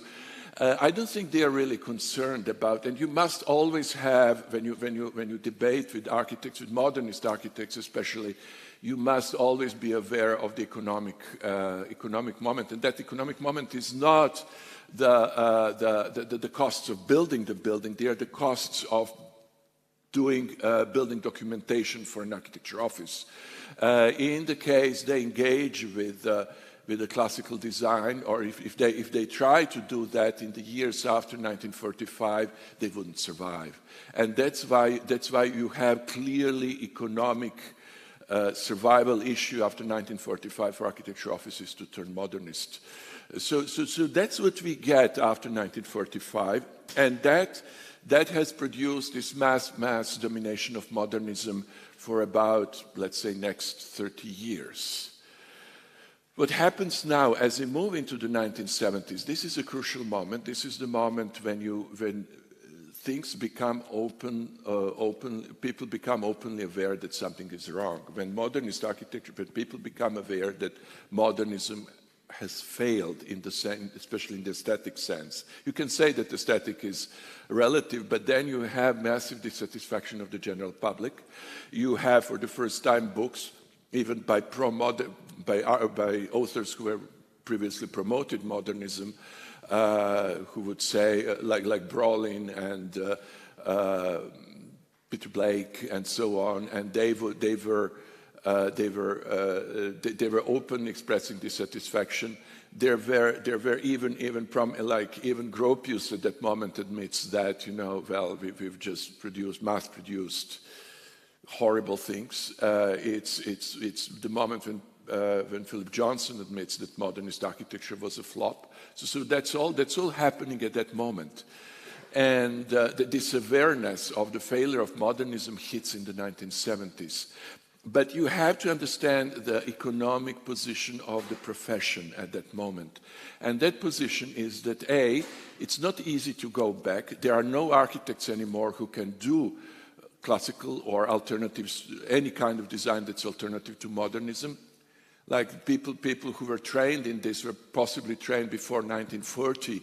So by 1975, they're out of, and they haven't been doing it for 30 years. You have younger generations that were never taught to do anything else but modernism. Their graphical skills are very limited. Architecture schools have been admitting large numbers of students in previous decades, and many of those, they just don't have the talent. So all of that is now in game in 1970s. And the only alternative that starts at that time is the justification of the current practice. So basically what you need to tell to people, well, but the visual doesn't matter. Or, well, what's more important are the meanings. That's what happens here in Norway when Norbert Schultz comes up with mysticism about the plays and using Heidegger and so on.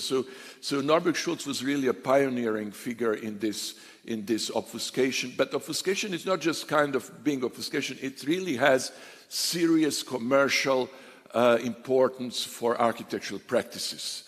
And then you have a number of other waves.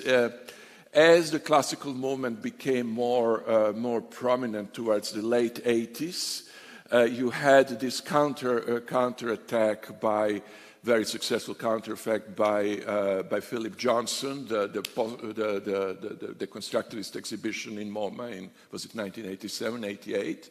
And with massive control of the media that enforced this for the next 10 years. And it was, for someone who was active in those days in classical, I remember that, how important This was just to kill any alternative possible approach to design, which is understandable for Philip Johnson, who brought modernism to America. He wouldn't allow things to, so he used all of his power to do that.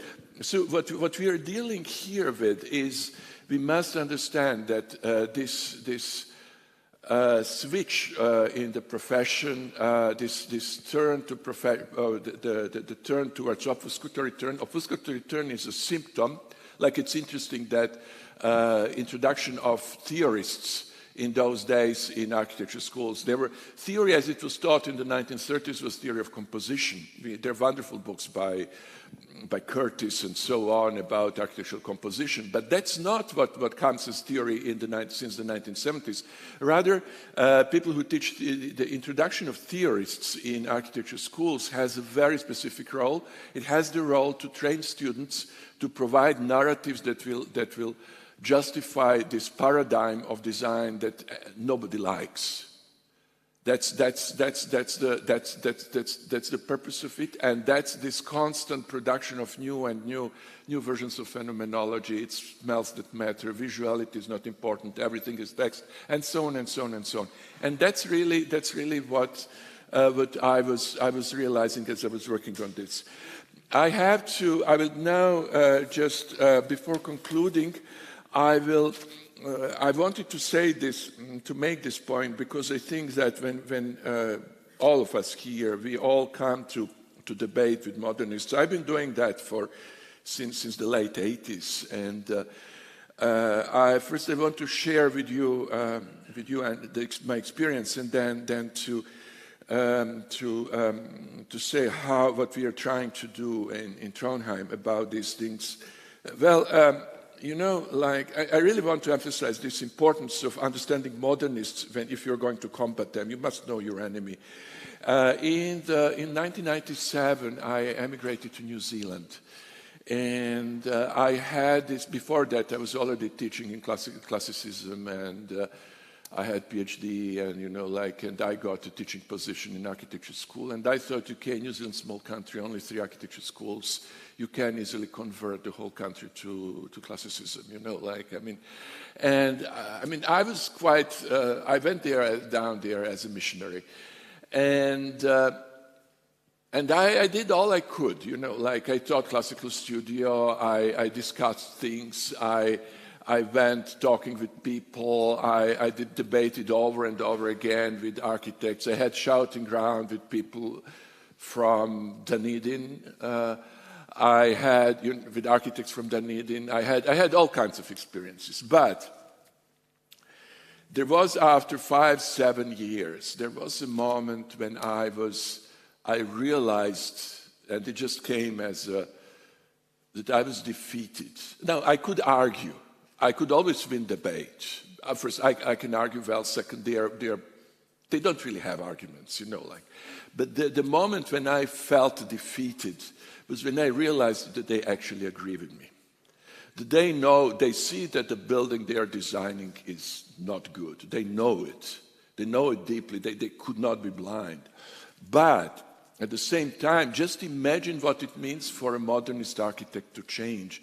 It means retraining themselves. It means overcoming an entire realm of insecurities because they know that possibly they couldn't draw. They know that their training was deficient in so many ways. They know that they have to go against their peers.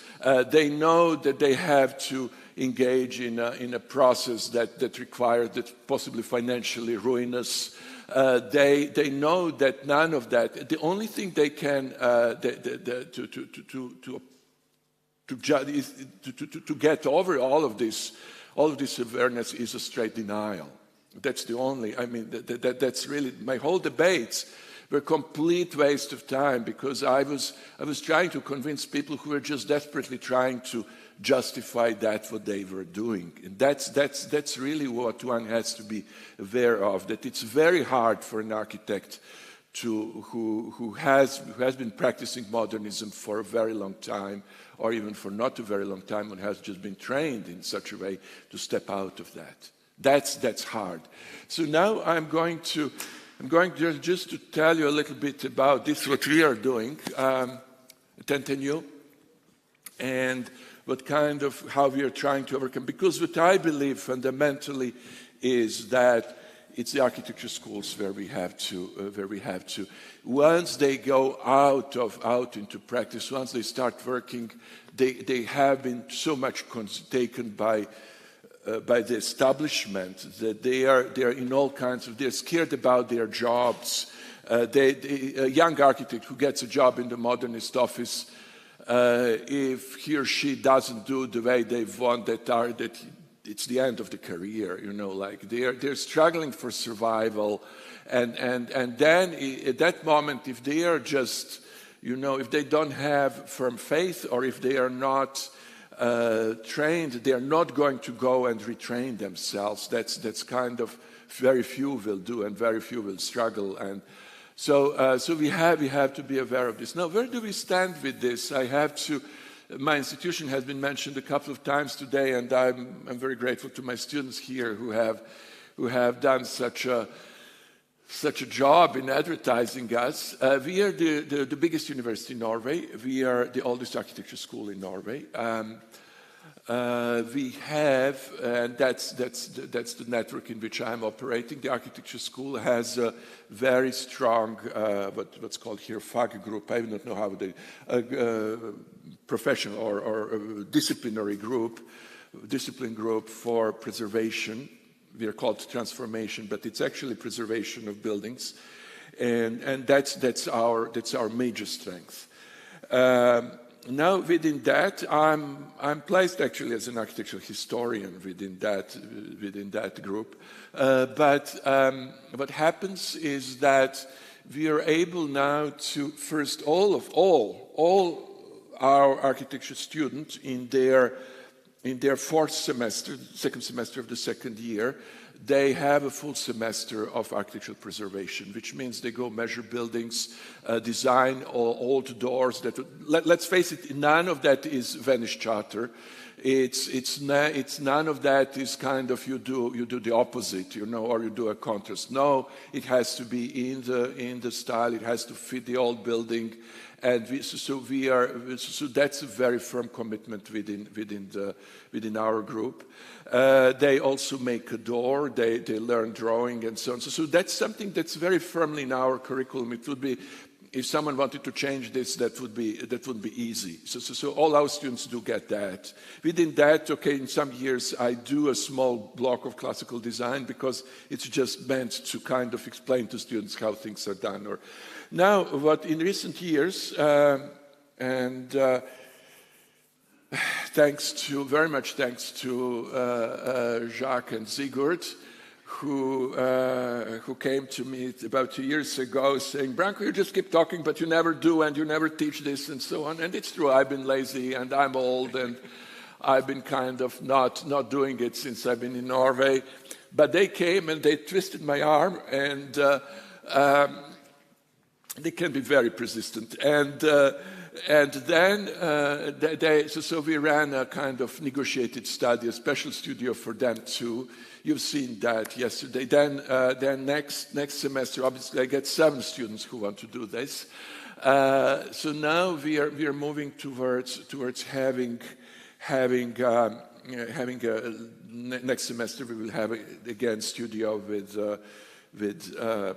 6 students, and I have to comment on that. And this semester I'm having 2 students who are completing their master thesis. So this will be first classical master thesis after decades and decades, maybe after 90 years.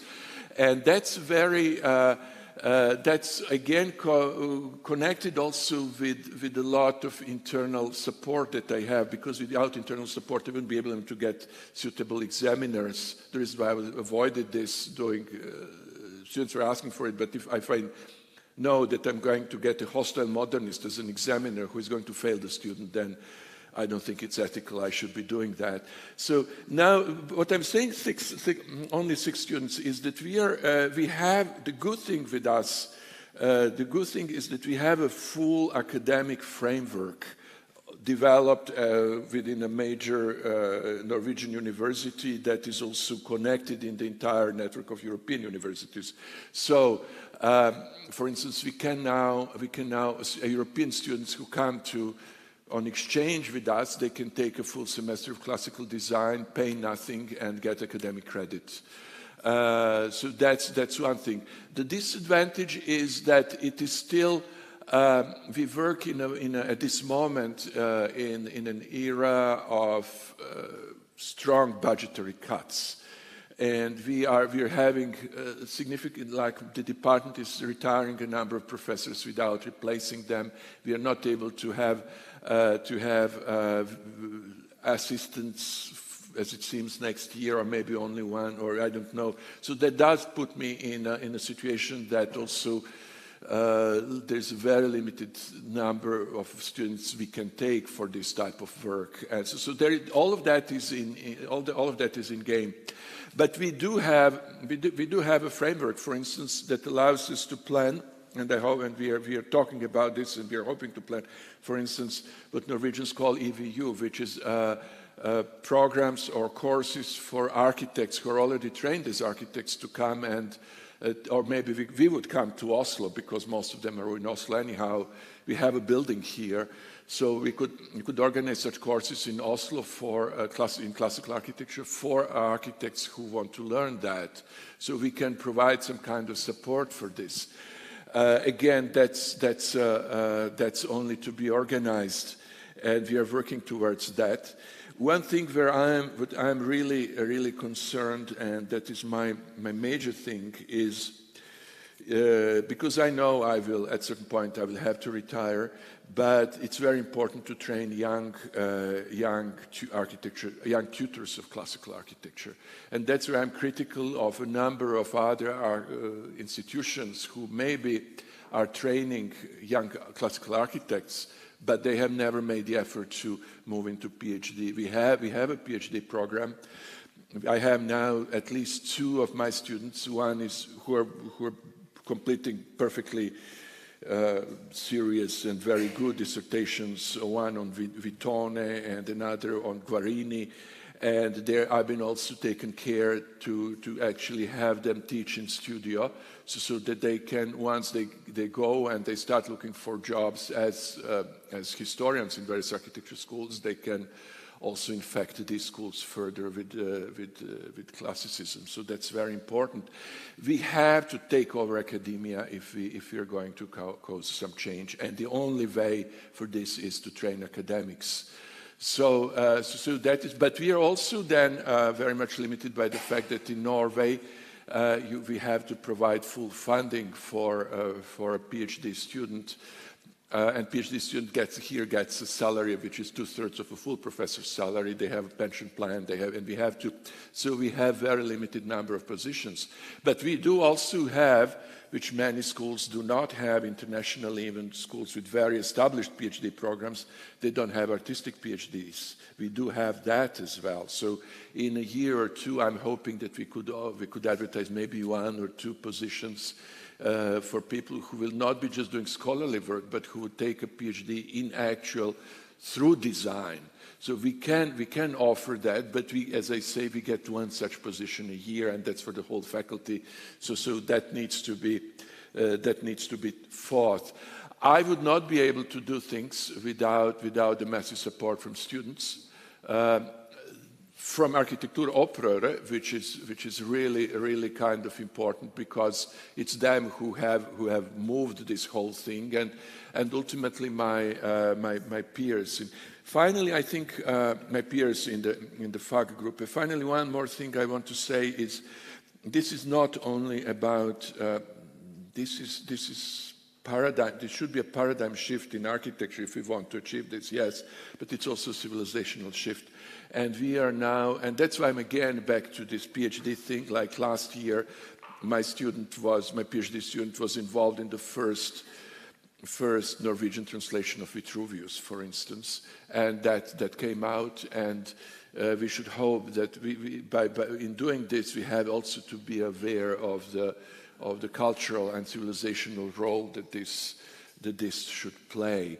So that's where we stand now. It's kind of, we have a lot of opportunities. We're also struggling. We are good with framework, which many institutions lack. We are weak in the numbers we can produce. That's what's going on at NTNU. Thank you. Thank you very much, Branko.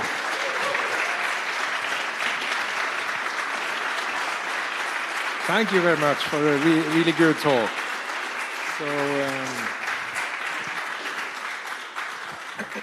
So the final speaker before the break is Truls Aslaksby, and he's going to talk about ornaments, decorations, and the facades of Oslo. So it's on the ornament side again. And please, audience, in the break, connect with the speakers. Connect with the speakers, and chat with them. Skal vi se. Truls. Yes.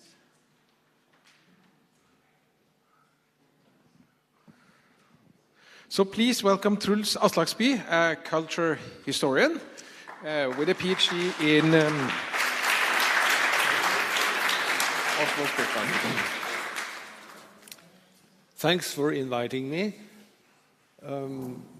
Just before I start my lecture, I just say that the University of Oslo, which is located just 5 minutes walk from here, it's designed by Schinkel. It's built according to Schinkel's drawings. And Mr. Grosch, he just built what was drawn by Schinkel. So that you can have the real thing in front of you. You just walk 5 minutes from here.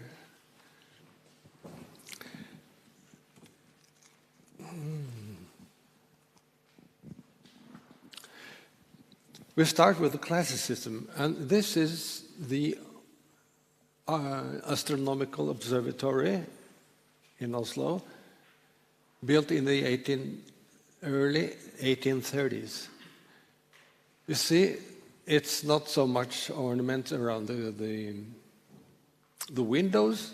They're just holes in the wall, and that's some of the point. They underline that they are just holes in a cube or in the wall, and they also have this sort of underlining the difference between what's under and what's the main thing. The main thing is here. Here you have ornaments all around. These ornaments are usually made, or for the most part, drawn in. Now, the difficulty for me is that our words are in Norwegian are derived from German with a putz. But what's that in English? Plaster? No, plaster. Stucco. No, well, it's stucco, or that could be gypsum. That's not. This is putz, and it hardens because of the interaction with the CO2 in the house. Yes, it becomes like stone after a period of time, theoretically, that is.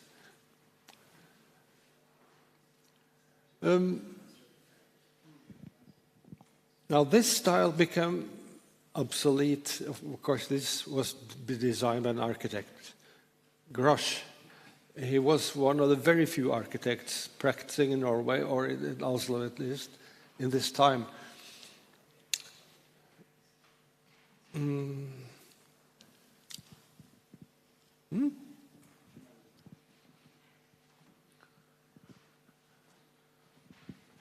Yeah, there you go. In the 1840s, the tenement or the apartment house became one new project type. And here you see, if you know the Antiques Roadshow, the program on DBC, you have seen Fiona Bruce selecting between basic, better, and best. And here you have basic. Oops.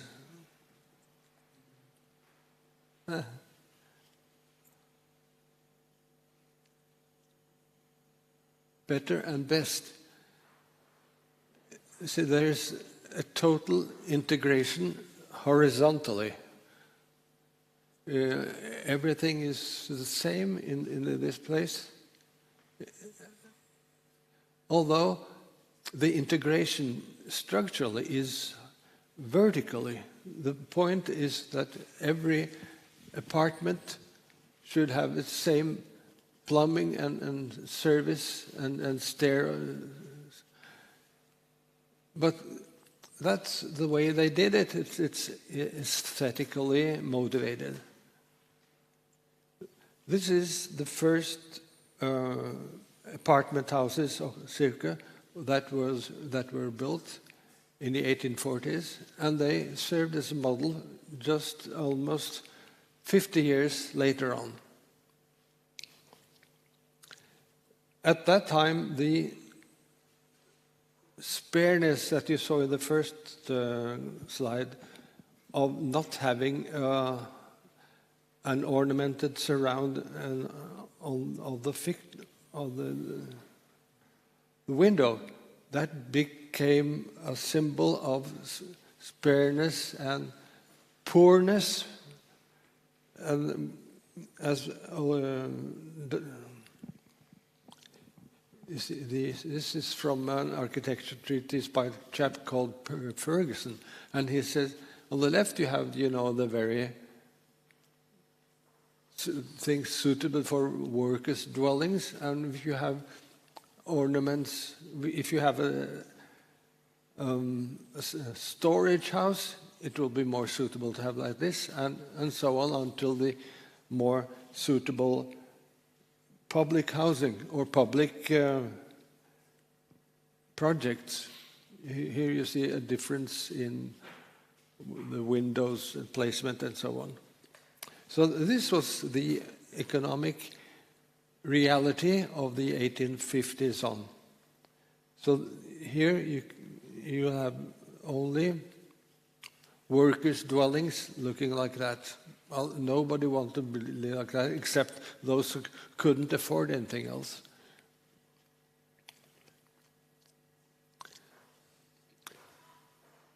Here you see how poorly things looked when you tore down the embellishment that were. They only kept one.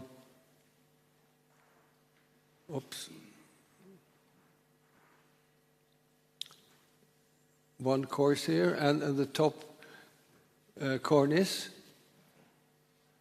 while the other half has been painfully restored. And how you see how a very crude disposition of windows can be saved by some decoration.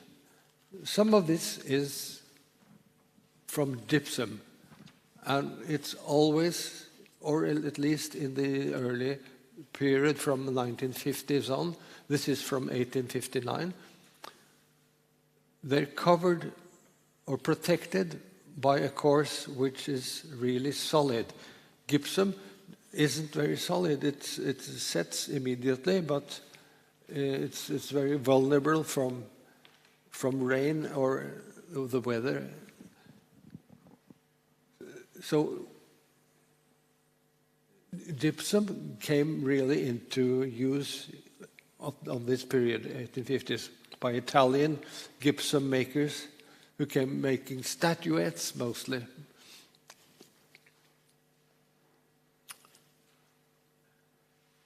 This is a house near Youngstorget as it looked in the 1960s. You see it's in need of repair, and this was kind of scheduled to be torn down. But the Byantikvar, the protection conservation agencies said, no, this must be kept.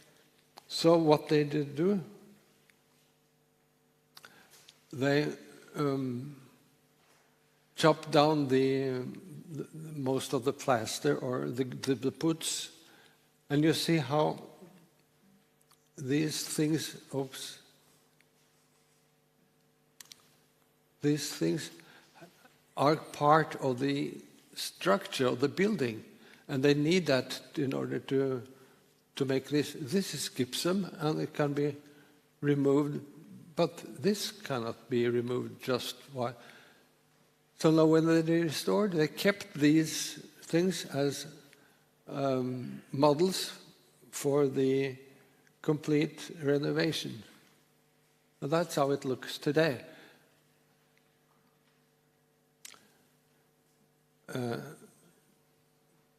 Of course, this they did because they were allowed to build massive behind, so they could put the cost of this on the profit of the buildings behind.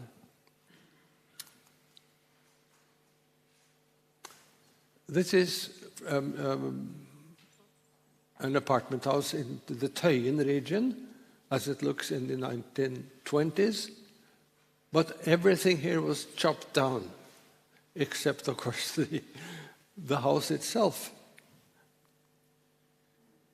This is... Oops.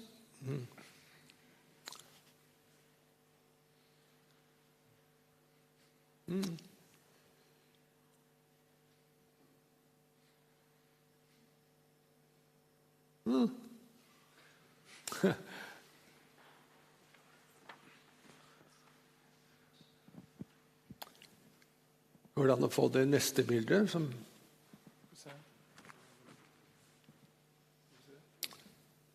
Det. Ja. Use the pointer, left or right. Ja. This is how it looked in the 1980s. Everything was chopped down except that string course there. So people wanted to restore the facade, but that was impossible because these things that were part of the structure necessary to hold the string courses and so on were gone. So what they did do? Well, they built something very small, just so much that it could be glued against the wall, because that's the real problem. That, you see the point? It's okay, but you know it was impossible to restore the thing as it had been.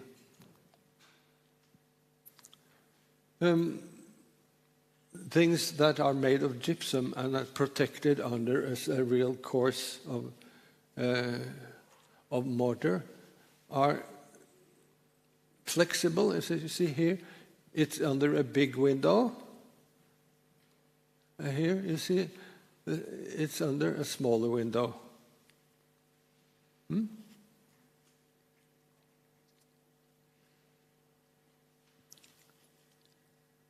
This is from the 1890s.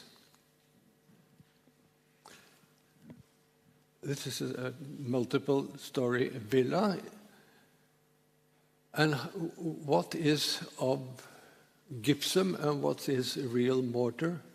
You can see when the stage before this was when it was all rinsed with use some, not the opposite of acid. What's that? Alkali, yeah. And here you can see this is gypsum, it's white, and this here is the real mortar.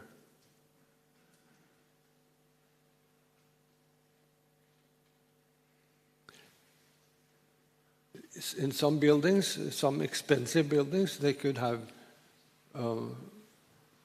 painted friezes, not only here, but also here up.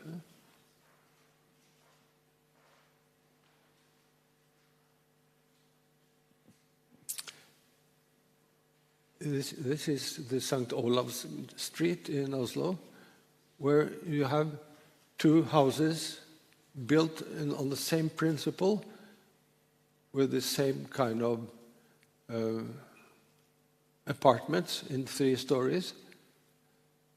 But the guy who made or bought this plot here to the right, he commissioned the architects to do something more, and he made it a neo-Gothic with Saint Olav himself here, with his martyrial instrument, the axe. And see here.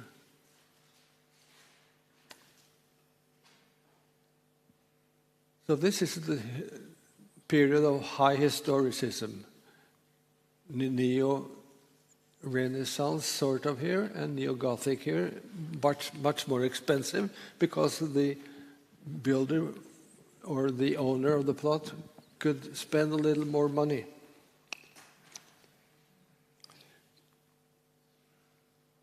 This was never chopped down. It was just getting dirty, and the facade was rinsed a couple of years ago.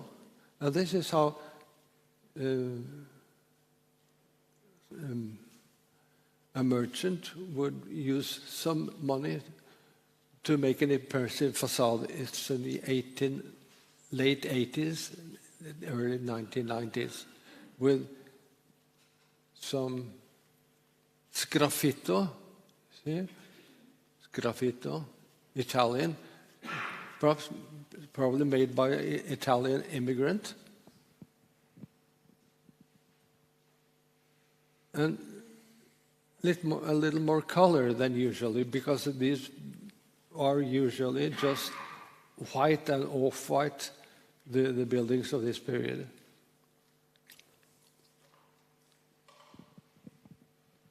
But they are an architectural school that was a little different. That was the school of Hanover, where they say we must build true according to what the material is.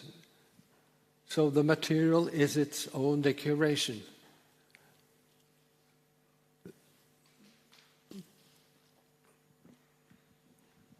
Of course, the style is also neo-Gothic. The place where you can have decoration, it would be in the parts where that were not structurally important. So you can see, oops.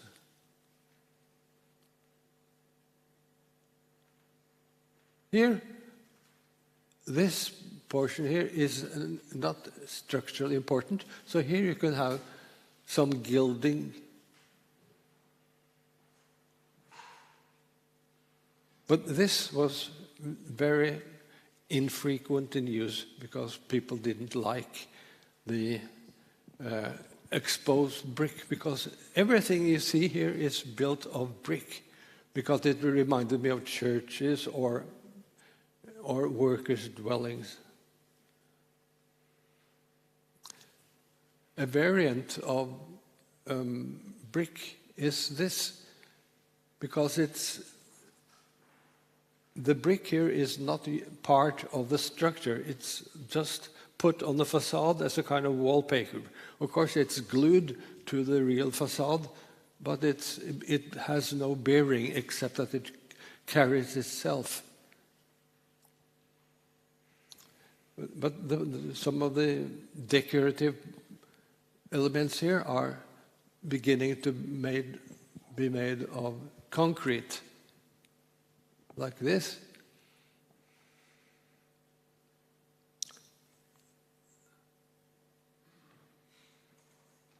Of course, they could make the gypsum more stable by painting it with oil so it wasn't so exposed to weather. But the thing here in this is the decorative thing is the ironworks.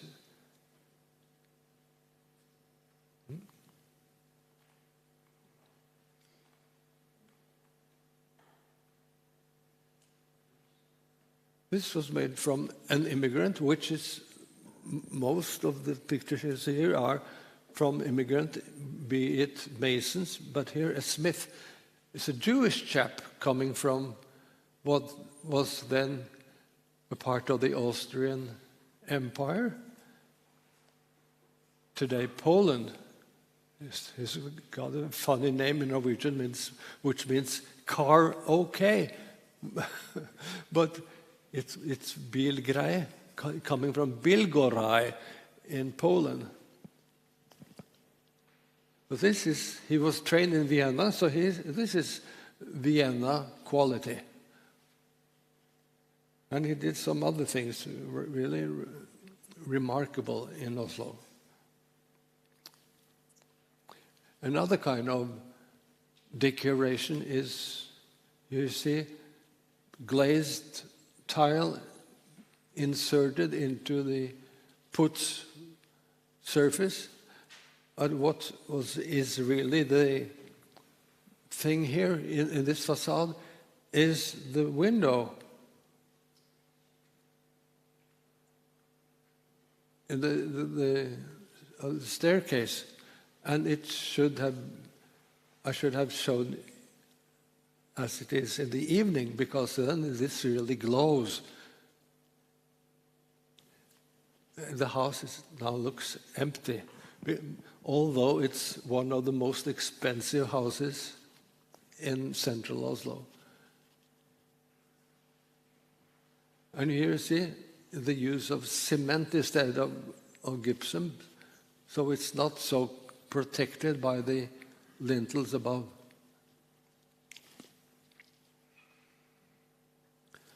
In the 1880s, the really neo-Renaissance came on. Of course, this is not Oslo, it's the St. Mark's Square in Venice. But here you see some of the things that made the neo-Renaissance of the 1870s and 80s in Northern Europe. It was Gottfried Semper who was the main architect. The fellow here is Jacopo Sansovino. And you can see that in the Neue Hofburg in Vienna. That's really the neo-Renaissance at its top. How to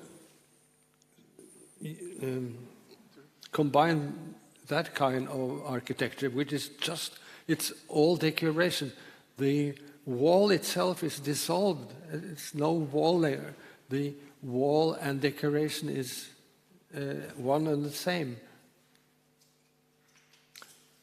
Well, you can have false columns, like here. These are just hollow, glued to the wall.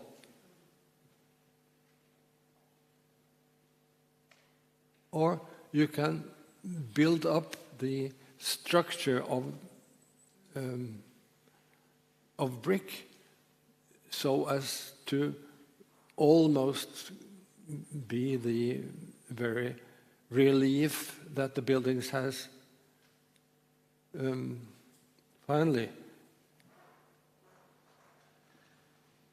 this is how it looks with the plaster or puts on. See? The logical conclusion of this would be to build so that everything is what it seems to be in brick. And I've seen that one place, namely in Kiev, capital of the Ukraine, in the Stalin neo-Baroque or neo-classicism built after the Second World War.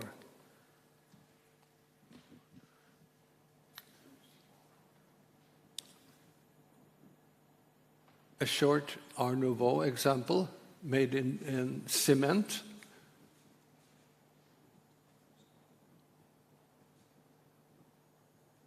This is a fantasy project of how to make a new center Oslo, where the town hall is now.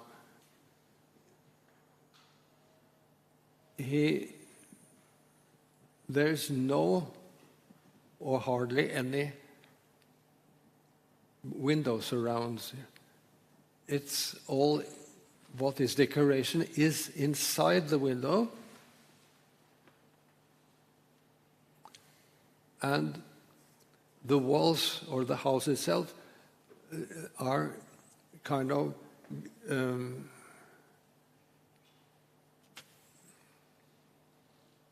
what they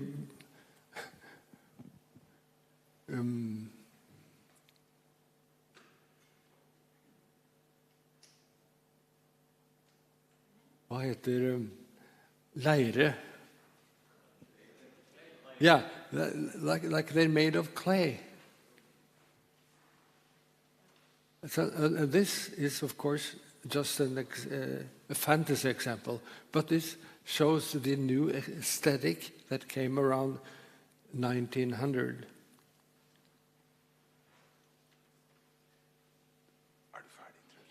Snart ferdig.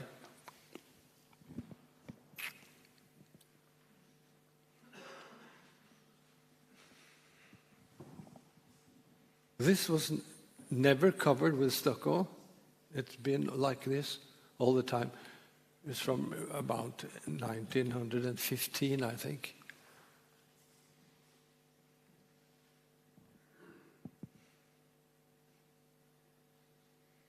This kind of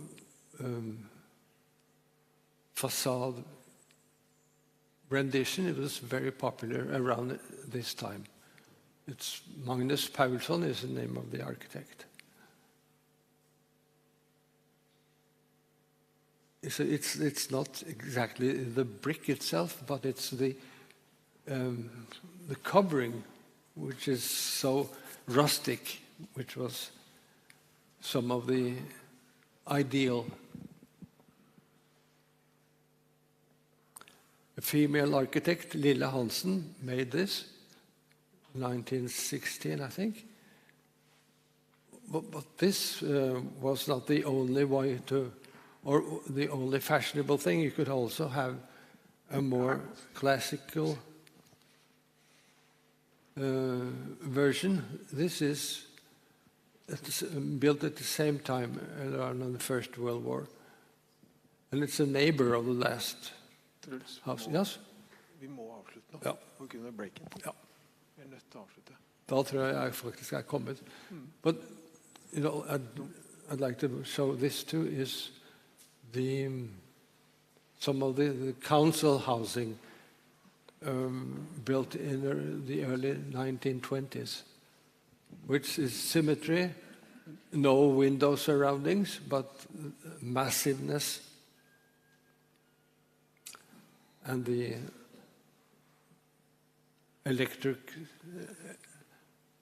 electricity companies housing, which is today a hotel. Men Truls, Ja. vi er så over tiden. Okay. Du er nødt til å avslutte. Okay. Thanks.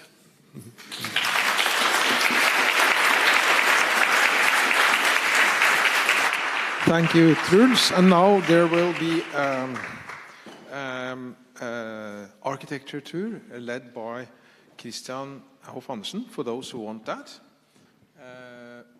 So maybe you, yeah, because so those who are interested, where is it? Er det på desktop? Den.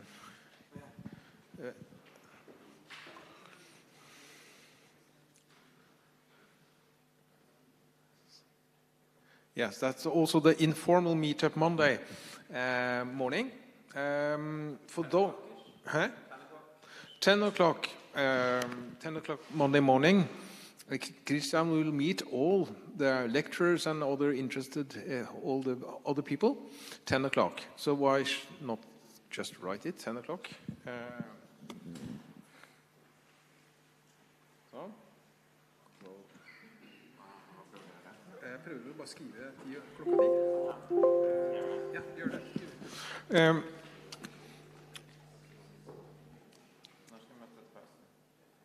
2. So 1 o'clock, so 10 o'clock, Pascal Coffee House, Tollbegaten 11, Tollbegaten 11. So where is it located, Christian? Is it the center? Yes. Good. And now people who want to join Christian for a short architecture tour. Yes, can we be in and we'll... Okay, so we have 55 minutes before we're going to be back here. So I suggest we'll meet in 5 minutes outside, and then we'll do a quick walk up to a corner of the Palace Park where there's a number of wooden houses. Last year we looked at interwar classicism. This year we're going to look at some wooden stuff, which might be interesting, might be relevant, might be new to some of you. So yeah, hopefully you'll enjoy that. And there's like crisp breads. I'm going to do that instead of lunch, but of course anyone who wants to sit down and have lunch instead, that's very understandable. Thanks. So Christian, go to Christian, those who want to have a walk. Go to Christian. You saw it now.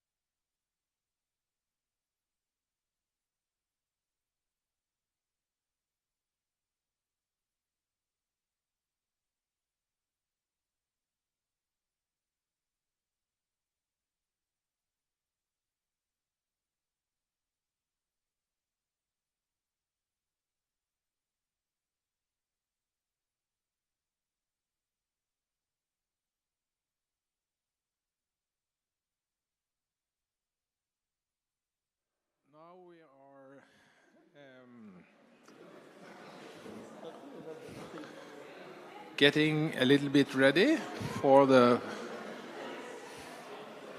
final part.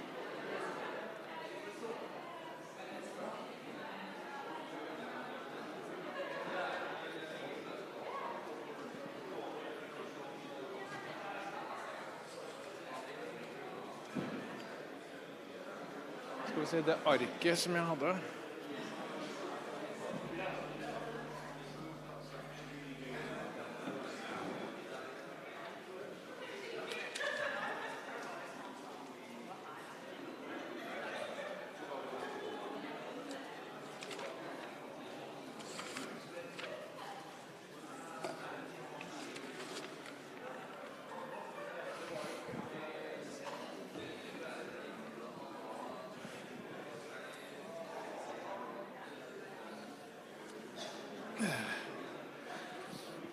Yes, all the people in the restaurant, can you come inside? Because now we're starting with the next session.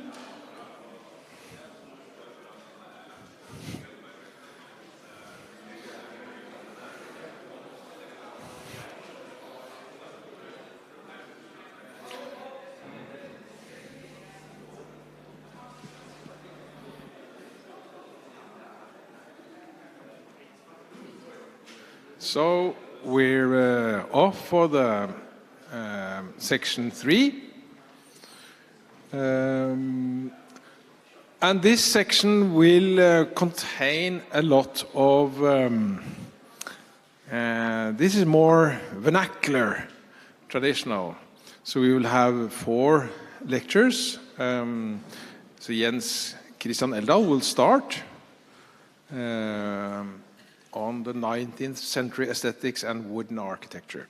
And then Taran, is Taran here? Taran will continue with beauty on the inside as an interior architect, the history of interior decoration before modernism hits Europe. And after that, we are so fortunate that we have a real craftswoman to talk about older decoration patterns in new interior. With the session ending with Eskil Naren Bakken, talking about how we keep the contemporary vernacular and classical architecture, the styles, alive.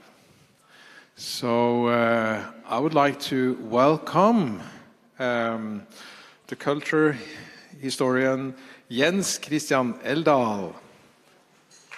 Please welcome Jens Christian.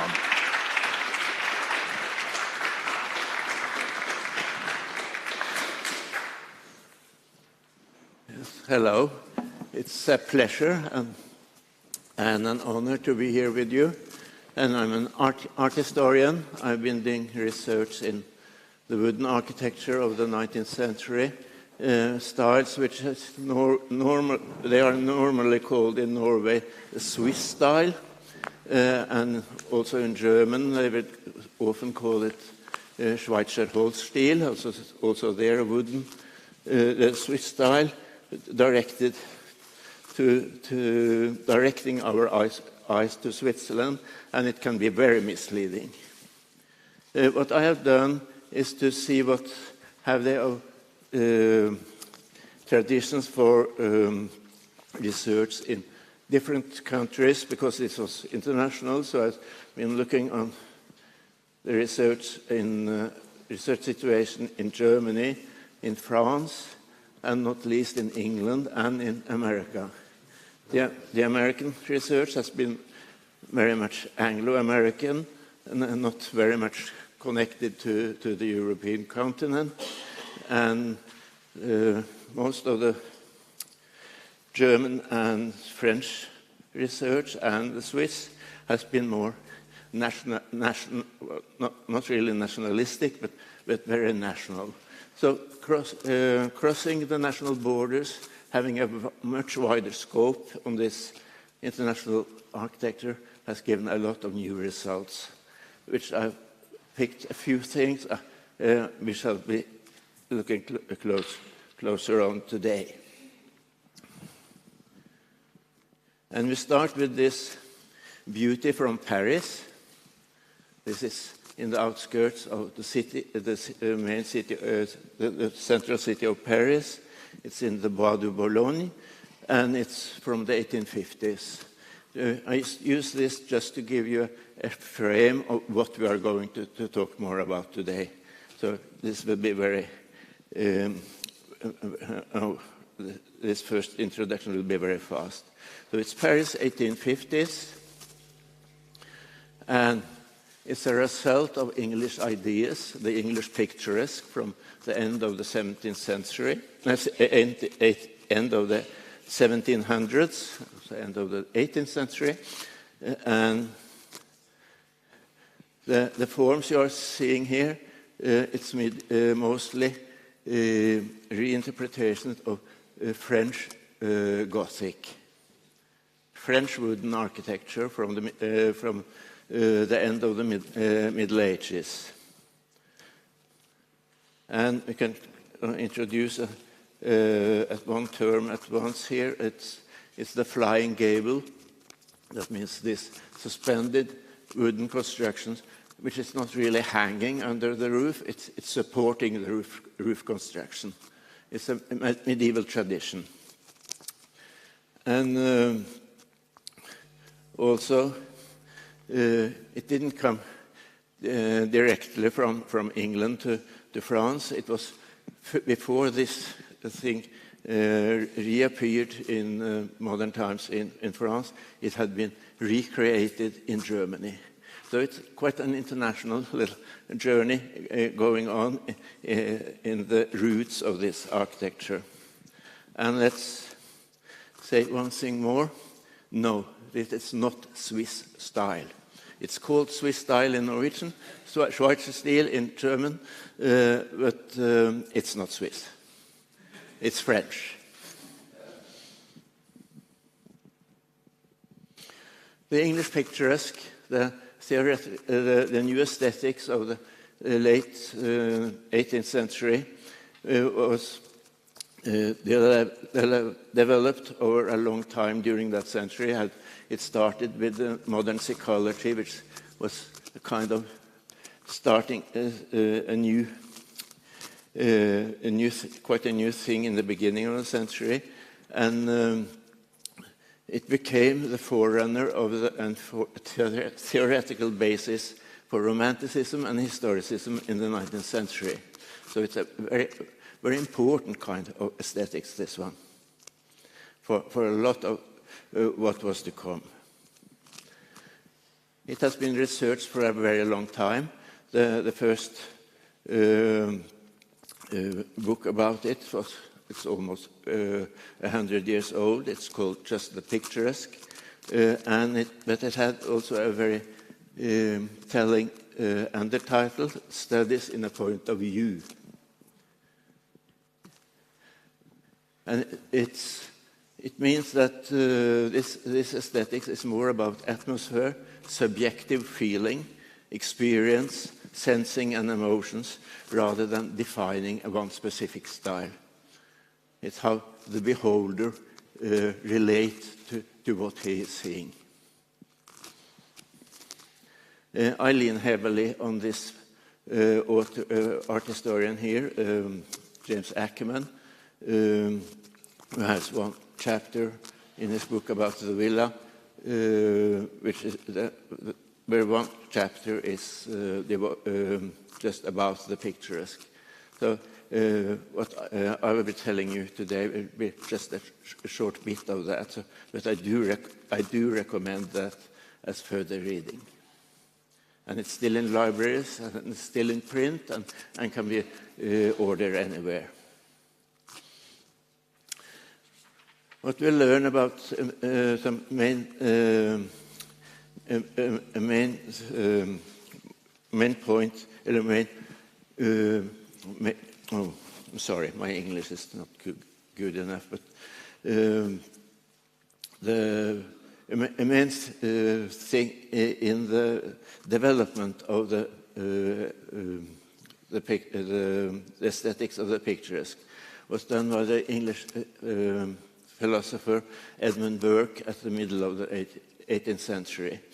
He published his inquiry into the origin of our ideas of what he called the sublime and the beautiful.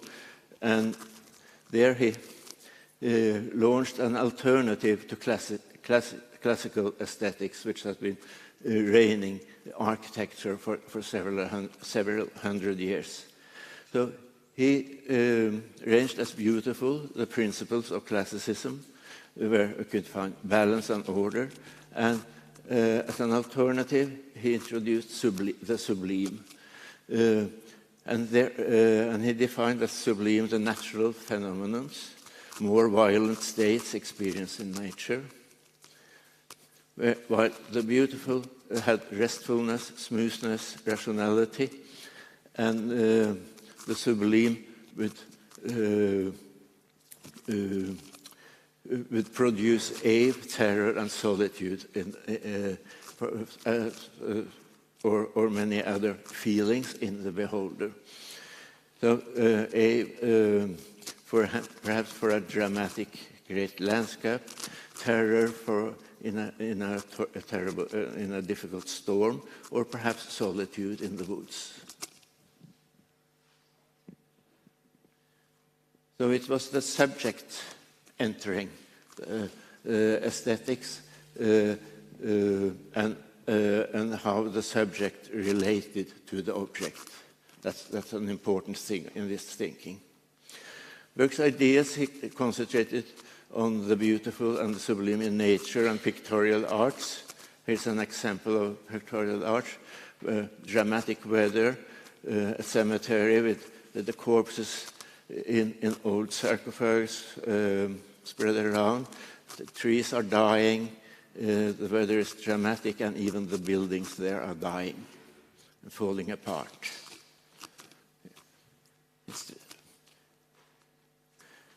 So this kind of aesthetics from Edmund Burke needed to be developed further, and that was done by Udall Price and Richard Payne Knight in the late 1790s. They made these new ideas relevant also for planted environments like gardens and built environments like architecture. Richard Payne Knight, he published this poem called The Landscape in 1794, where he also had this illustration, which is with two pictures showing basically the same landscape, the one very well kept and everything in order in the park, while in the other the nature is creeping in and living its own life, and not that kept down as in what he called beautiful, but sublime was much wilder and more natural. And even the buildings, the mansion house in the background has changed its style. It's the beautiful is Palladian in Palladian classicism, while the other one, the new one, the sublime one, was more in a style like Tudor or perhaps Elizabethan. That means early Renaissance or late Gothic. That's a new change. And Udall Price, he also introduced a lot of new terms related to the sublime in architecture. He advocated roughness, variation, irregularity, and he said we should shun the uniform and regular and muddy colors. And this soon got new results. The optimum architectural picturesqueness was soon to be the vine-covered thatched cottage. It's a kind of vernacular style of the folk traditions being the new inspiration sources.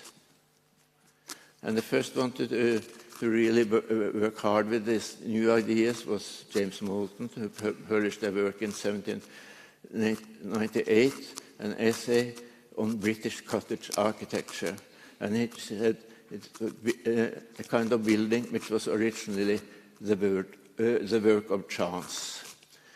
That's in contrast to what was thought to be art. That was what the professional architects designed after their academic education, but this was called more than the work of chance. It was the vernacular architecture which was now inspiring. And you can see there are different kind of materials, different kind of constructions. The building is put together over a long time in different constructions. Yes? Ja vel. Skal du gjøre noe her? Ja. Nei da.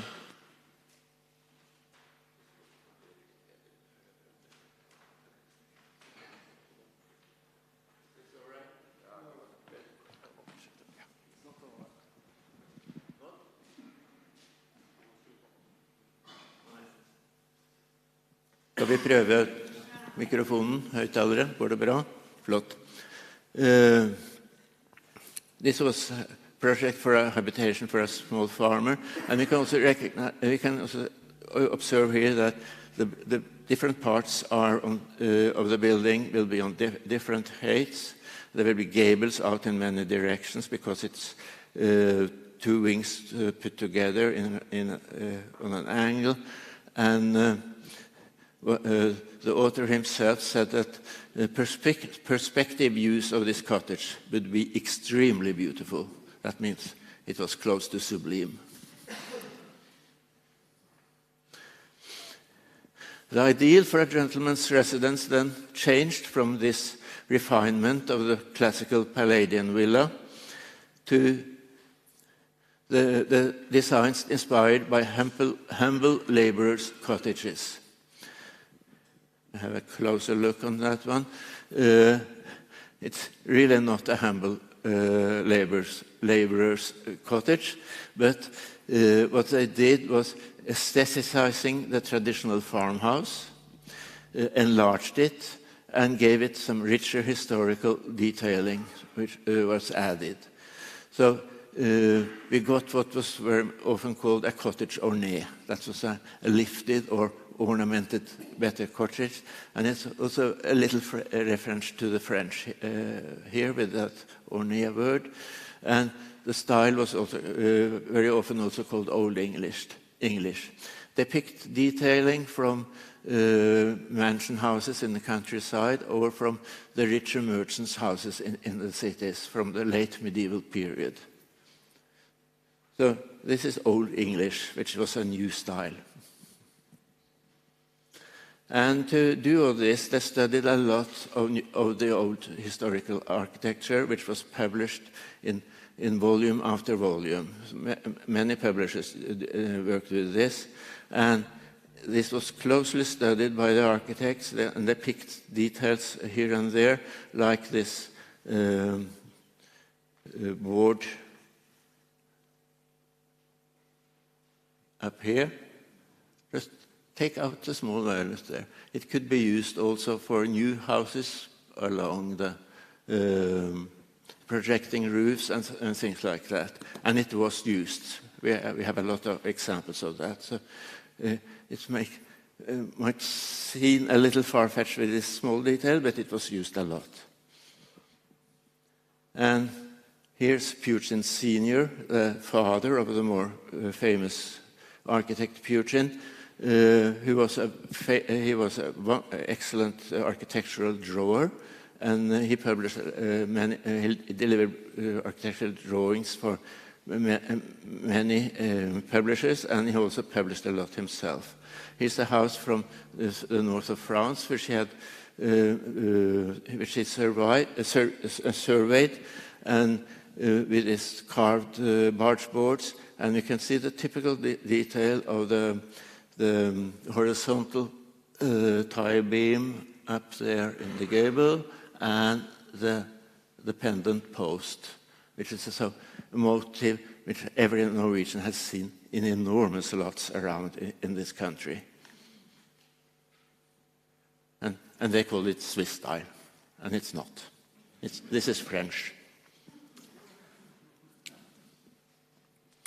And his son, the more famous Putin, also engaged in this old historical architecture. Here's one of his plates where he shows how this wonderful medieval wooden houses in the north of France was torn down, and the facade sculpture of high quality was burned, as you can see here in the foreground, and it gave place for what Putin called the dull modern architecture.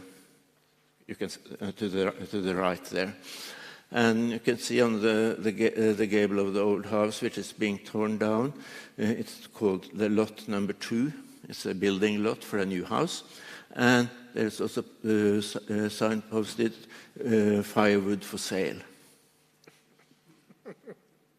That's one of the reasons we have so little left of this today, but there are many nice examples still around. And also the French started with this interest in the historical architecture. They had a series called the Voyage Pittoresque, where most of the French regions got several volumes of wonderful lithographs telling about the building history. Here's another one where you can see it's been taken a lot of beams and arches and decorations up in the gable. You can see the traces of them, but there's still this horizontal tie beam and the hanging posts in the top. And as I said, there are still a lot of these houses around. This excellent example in Angers is really worth a detour, as they call it in the Michelin Guide, and it's from the 1490s. It's another one, which is also from the same period, the smaller one there to the left. They were not all that big as this very rich house. And many of these, they were published also in the professional press for architects and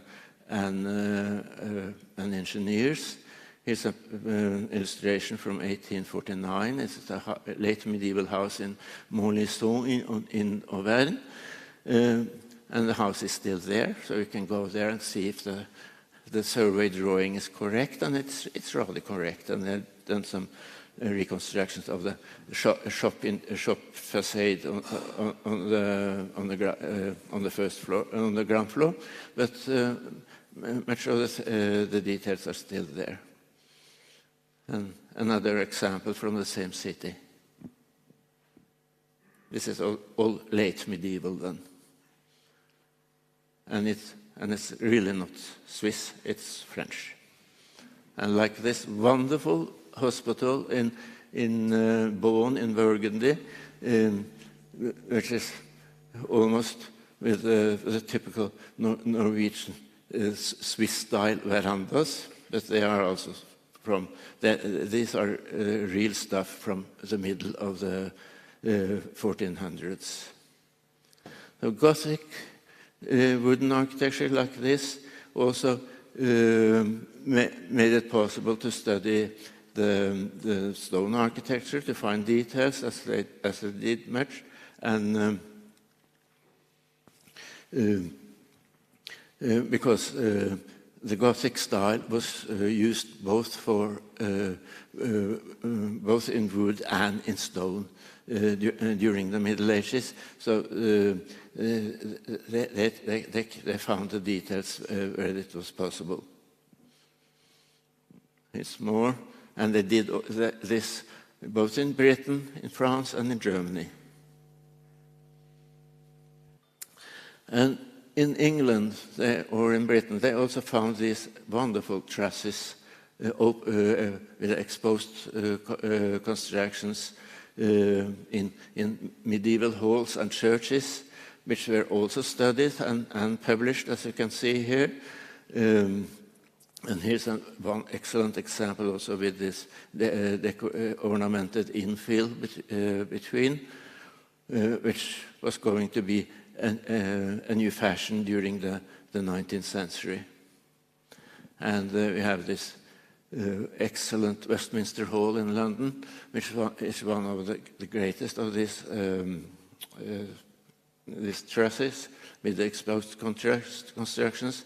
And it was studied. Here again, it's Purchin Sr. who did this, who published this survey drawing already in 1821.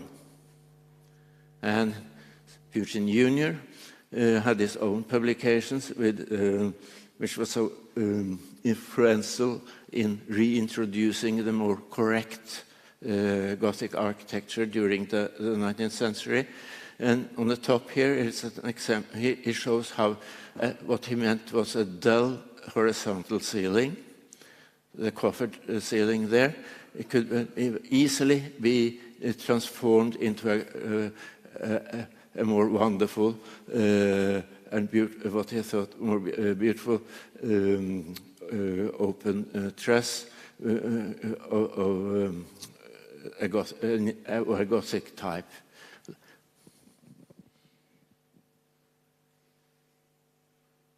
And they also studied the Alpine architecture. Switzerland was not at all forgotten, but it was not that very important. Here's a house from the south of Germany, and here's another house from a farmhouse from Switzerland, and a lot of these houses they were published, especially in the German or Austrian periodical for architects and engineers, the Allgemeine Bauzeitung. In 1840, I believe it was 1843. And there were several examples, also with details in some of them. Here's a house in central Switzerland on the way up to the St. Gotthardstrasse. So almost everyone going through Switzerland from the north of Europe to Italy, as lots of people did, they passed just on the road in front of this house. And the house is still there, so we can still study the details. Other details which was more common in use from the Alpine countries, even if the houses were neo-Gothic, as I've tried to convince you. There was one kind of detailing which was very, very often used from the Alpine traditions, and that was this fences from balconies and galleries in the wooden houses. And these patterns here, which was published in 1943, they were used a lot, also here in Norway. One of these was just a few blocks from here, used by one of the famous Norwegian architects, just 2 years after this was published. And there's more. There's a region in southwest of Germany, the Schwarzwald, or the Black Forest, as the English will call it, which also have its wooden traditions, much related to the Swiss ones, which was also much studied, but the literature today has forgotten a lot about it. So we better reintroduce that interest, I think. And you can see here, I hope you can see also from in the back of the audience, that the typical chamfering of the beams in the gable here, which was going to be a typical way to do it with the chamfering, also avfasing along the beams. Which was was to be very common in the detailing of the 19th century, and they were published many of these in houses from this region in the Black Forest. There's even one more. with the these houses are from the 18th century and then much older than modern research has been aware of. And we have these Swiss roofs. The Swiss roofs were known to be the overhang of the roof was known to be very, very large, as you can see here. I believe it's about 3 or 4 meters. So people had an idea, the new big roofs, the new overhanging roofs, that must be Swiss. And I don't believe that. What they wrote in contemporary literature it was a wise way for a wise construction for wooden houses for protection, and it seems they found most of the inspiration sources in Italy. They are Italian roofs, as you can see here in different versions. Then we go back to England for a little while, because in 1833 this house was published. It was going to be built as the dwelling or home of a young English architect called William from Smallwood. He had been traveling a lot in Europe, sketching old houses and sites. And in Belgium, in Flanders, in the town of Ypres, so many different ways to say it. The French way is Ypres, like here, and it's a famous place especially for the British after the First World War, because that town was totally destroyed during the First World War. And a lot of people died in that region. But he had been there, and he had sketched this, or surveyed this wonderful gable with the double arches, the trefoil arch inscribed in the arch in the gable. And he was going to use this as a model for one of the gables in his own house. So they really traveled to find models for the new architecture. And the results came very soon. This was published in 1836. It was said by the architect in the text here that this was a kind of typical English house Gothic house of the 14th century. We are not sure we can believe that, but as long as he said so, a lot of people would have believed, I believe, it seems. And there were many gables in the house. It was the new fashion. We have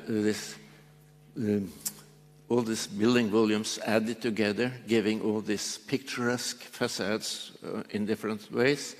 And just one example of the Old English style by John Nash in the Royal Cottage in Windsor.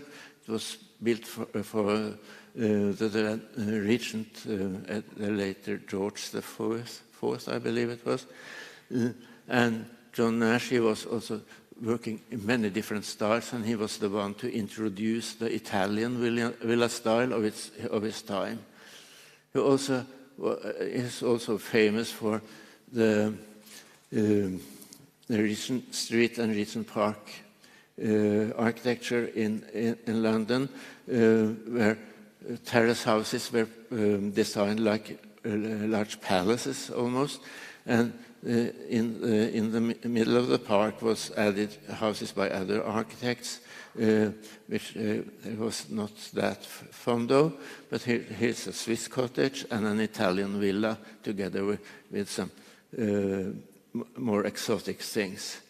But just a few blocks from here, he also designed the first dwelling village with houses in different styles. The houses are still there, so you can still study the detailing. And as you can see here, there's some variation around in different styles.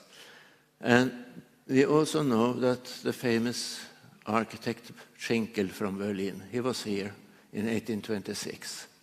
His very first day in London on his study tour to England, he was in Regent Street and Regent Park. We cannot say he was then 2 blocks behind to see this, but it seems to be more than a coincidence that one of the first things he designed after he came home to Berlin again was this gardener's house and the Roman bath in Charlottenhof in Potsdam. It was built by another architect, but after a sketch by Schinkel. And there are many things which seems it has been very important. And this is also the model for what we call the first Swiss style in Norway. But it's not Swiss style. It's the Italian villa style imported from Berlin, but transformed into wooden houses in Norway. More Italian villa style in near Potsdam. Here's Palace of Glienecke. A few years later, and there was also some Berlin architects who did this project for the railway company in St. Petersburg to attract people to travel out from the city to the new station in the countryside, where they had this assembly house with restaurants and things. And it was said it had to be done in wood, so it could be familiar for the lower classes, which were expected to come here. They said in the text, this German architects, that it was a kind of Russian style. It's log timber, a block building. But the style is more like a kind of Italian villa style with a few Swiss detailing. And they also said this building, consisting of several volumes put together, it was built from the inside and out. That's usually called a functionalist theory. But this is in 1838, and it's even before Pugin said the same in England. So this was already a theory they talked about in Berlin at that time. So it's not a Gothic. That building from the inside and out is not a neo-Gothic thing. It's already here a part of the Italian villa style. And they published also a lot of the detailing from this house, and we know a lot of these details from houses here in Oslo. So this was very much used. Schinkel, he also brought with him from his study tour in England in 26, also the trusses from the English churches and halls, which he also comments sometimes in his diary from that journey. But what was going to revolution now, what was really going to change, the great style changer of the period, that was what was going to happen down in southwest of Germany in the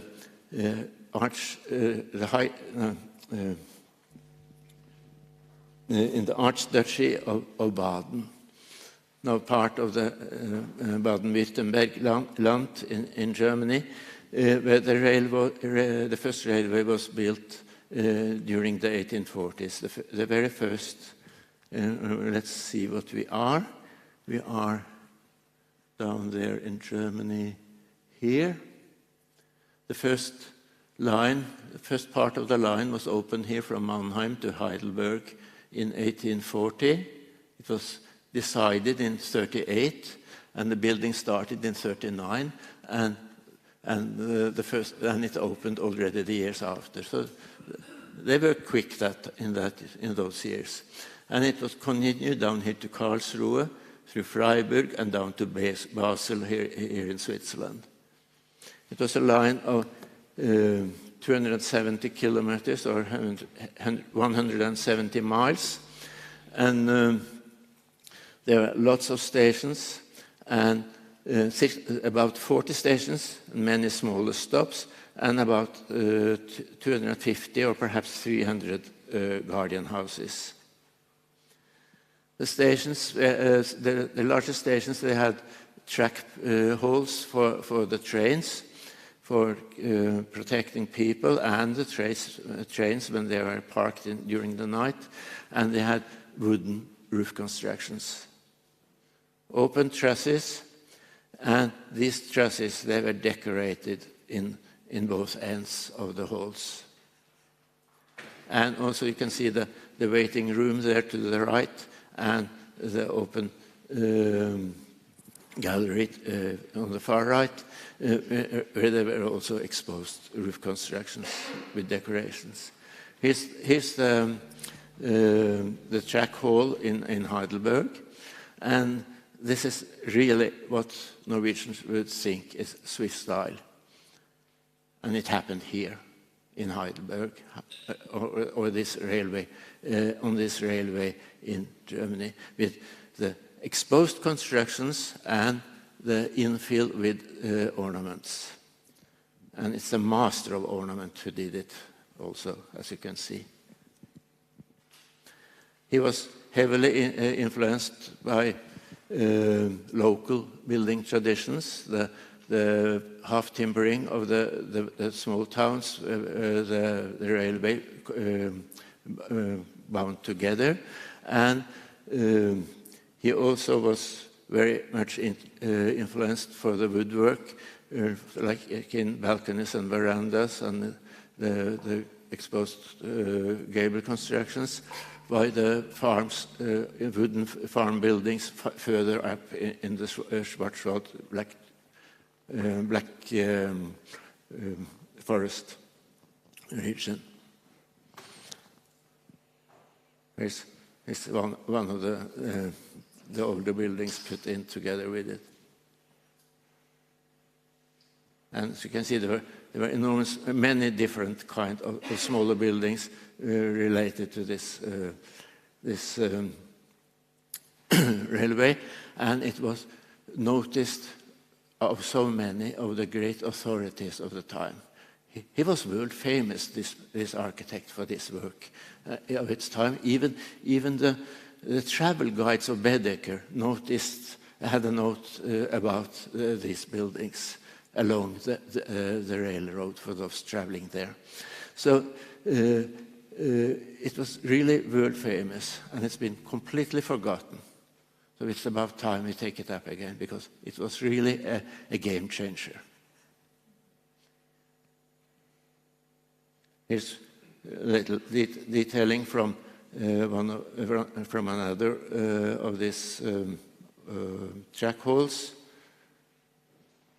There's some more. You can have some closer look. And with all these different angles to be filled in between these exposed constructions, his ornaments just naturally fill it out, heavily inspired by both classical ornaments and medieval ornaments, which he closely studied, and he often also used local plants for these vines dwindling around.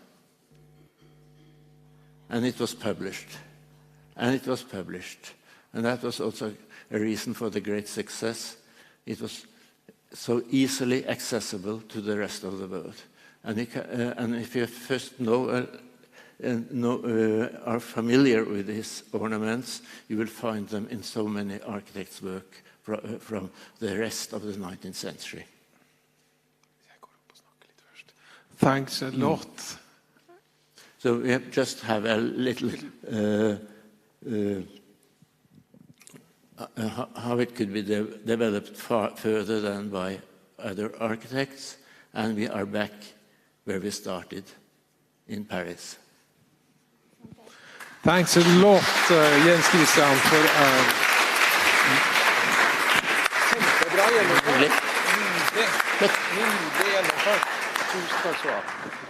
So thanks a lot, Jens Christian, for this beautiful talk about eclecticism, how we all connect together, and styles influence, regions influence each other, and styles influence each other. So next speaker is... Yes. Next speaker out is the interior architect, Taran Sørensen Grønli, also co-organizer.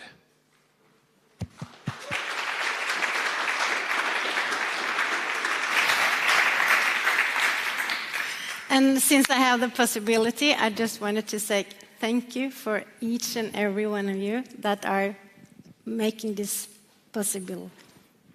I'm very happy. Okay, back to the interior. Our homes is a strange arrangement. It has almost non-universal defined characteristics. It's interesting to think about that nothing with a house is given by nature. Everything has to be thought through and planned. Doors, windows, pipes, stairs, bearing walls, water, lighting. Much planning takes a long time, and where we all travel, we recognize a house when we see it. And we feel homely about it. But why is it like that? Because house offers protection. The room in a house are a part of us as we are a part of them. They are a part of our soul. Our independent places are our memories. Therefore, your home must be designed for the life that you want to live. The goal must be to looking forward to coming home after a long day at work. And I'm concerned that everyone lives well, because I know that that is important. And by living well, I mean that you should feel comfortable and you should relax at home and charge your battery. It is agreed that modernism has moved into our dwelling and replaced our soul. I want to find out if we are following the laws and rules of modernism also inside our private homes. In this small talk, we will examine whatever modernism has apprised the essence for your home and our privacy. But to manage this experiment, we need to establish frameworks for two different types of homes. What critics are present in a home where our souls still live? I will redefine and I will say which frames have to have a home where we travel and relax and charge our batteries. And what characteristics our home where modernism has taken place and our soul is moved out. I will redefine and say what frame does a home have when we feel kept or just on hold. To create this perfect home for you and me, there are very many ingredients that need to take place. Because each and every one of us are very different and has individual needs, our own dreams, personal tastes, and a different way of living. So, to don't get lost in all these ingredients, we need to have chosen the three most universal places or ingredients that is important. Good functionality, good indoor climate, and perception. The functionality are the top, well worked. Functionality is important for each and every one of us needs space to live our life. And a good floor plan is the only one that can ensure that.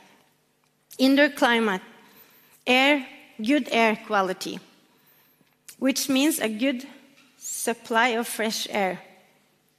Enough light, electric and natural, and good acoustics, so that it's impossible to actually have a conversation and listen to music.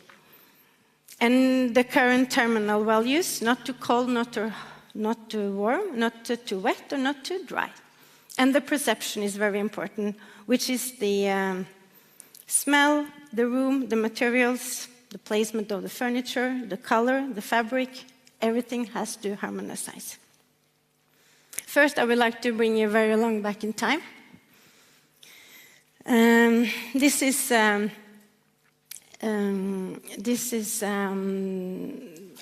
terrace houses opposite the Temple of Adrian.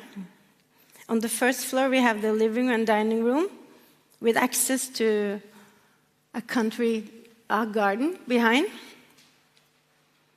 And the oldest building here dates, you can also see it. And just see how long period they actually had lived in this place. And I think I can conclude that with the planning, we obviously can see that the three factors, functionality, indoor climate, and perception, were taken care of when we conclude that the residential are conformal at a home and the soul were taking place.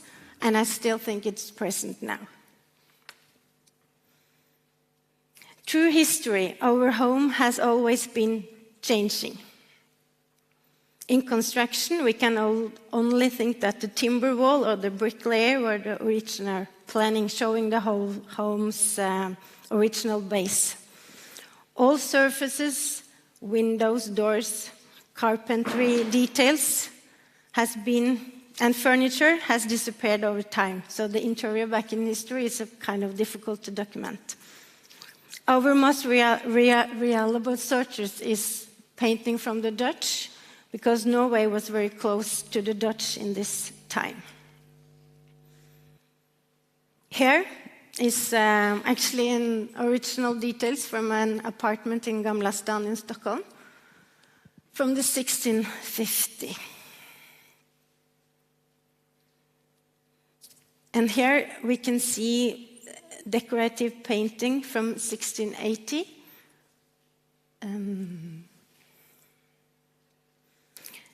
The motifs of it's not easy to see, but there are some fruits here beside the, no, don't think so. And this brass facade is from the Renaissance, so they assume that they were placed there because they needed to fit the older furniture. This door behind is 50 years younger, and it's from the new Baroque. And it's kind of similar with the same you saw from Gamla stan. So again, I would like to conclude that they really have good functionality, good indoor climate, and a fantastic material quality. So still, I will say that the soul are present, or was present.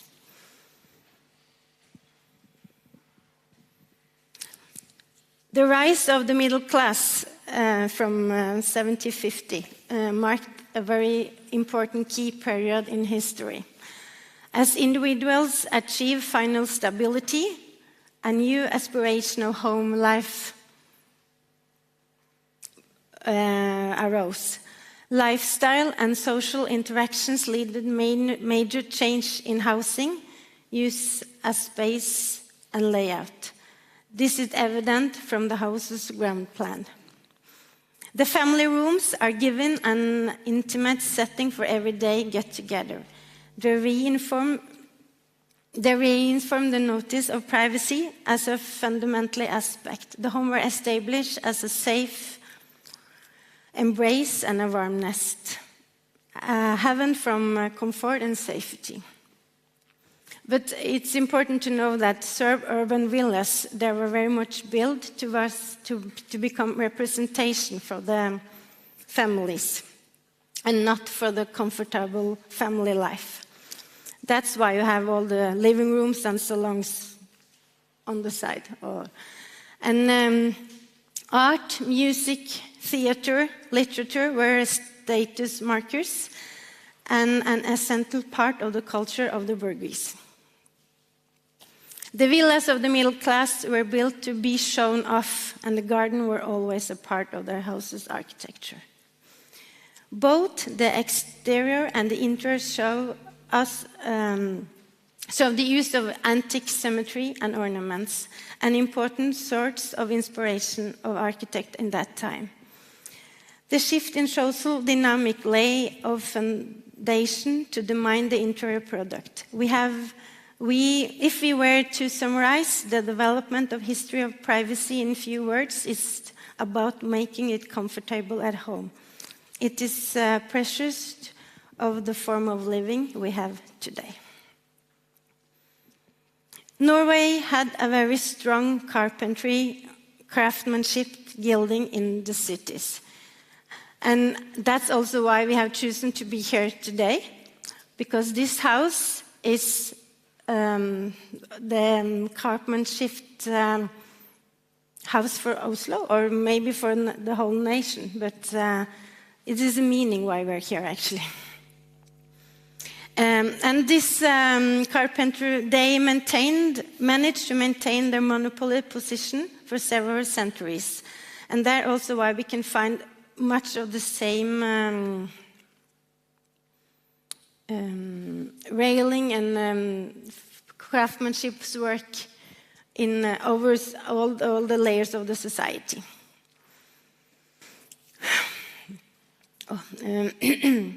This interior is from, this actually says, is from the Rococo period, and the stairway is painted to appear to be mahogany, and the Empire green wallpaper is very much more younger than the staircase. Here is the room from Frydenlund, and the ceiling modeling is with this big teeth line. Which is interesting in this picture, except all the fantastic decoration, is that they placed this door there. The left one is kind of blended. It's just placed because they wanted to have some symmetry in the room. And behind there, you have the storage place, so it cannot even be open.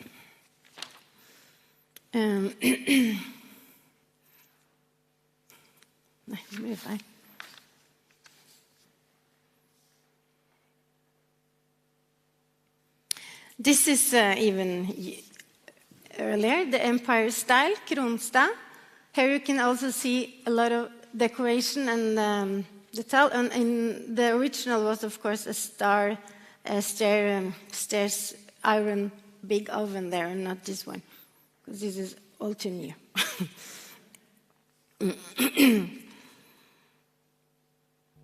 Yeah, and I will definitely say that these 3 different pictures we have seen are showing that the rooms are made for a good life, and the soul definitely are taking place.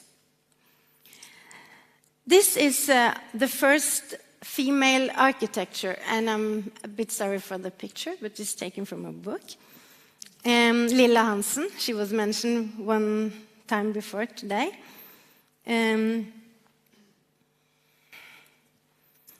She were a student of the famous founder of Art Nouveau, Horta, and you can actually see that on all her details.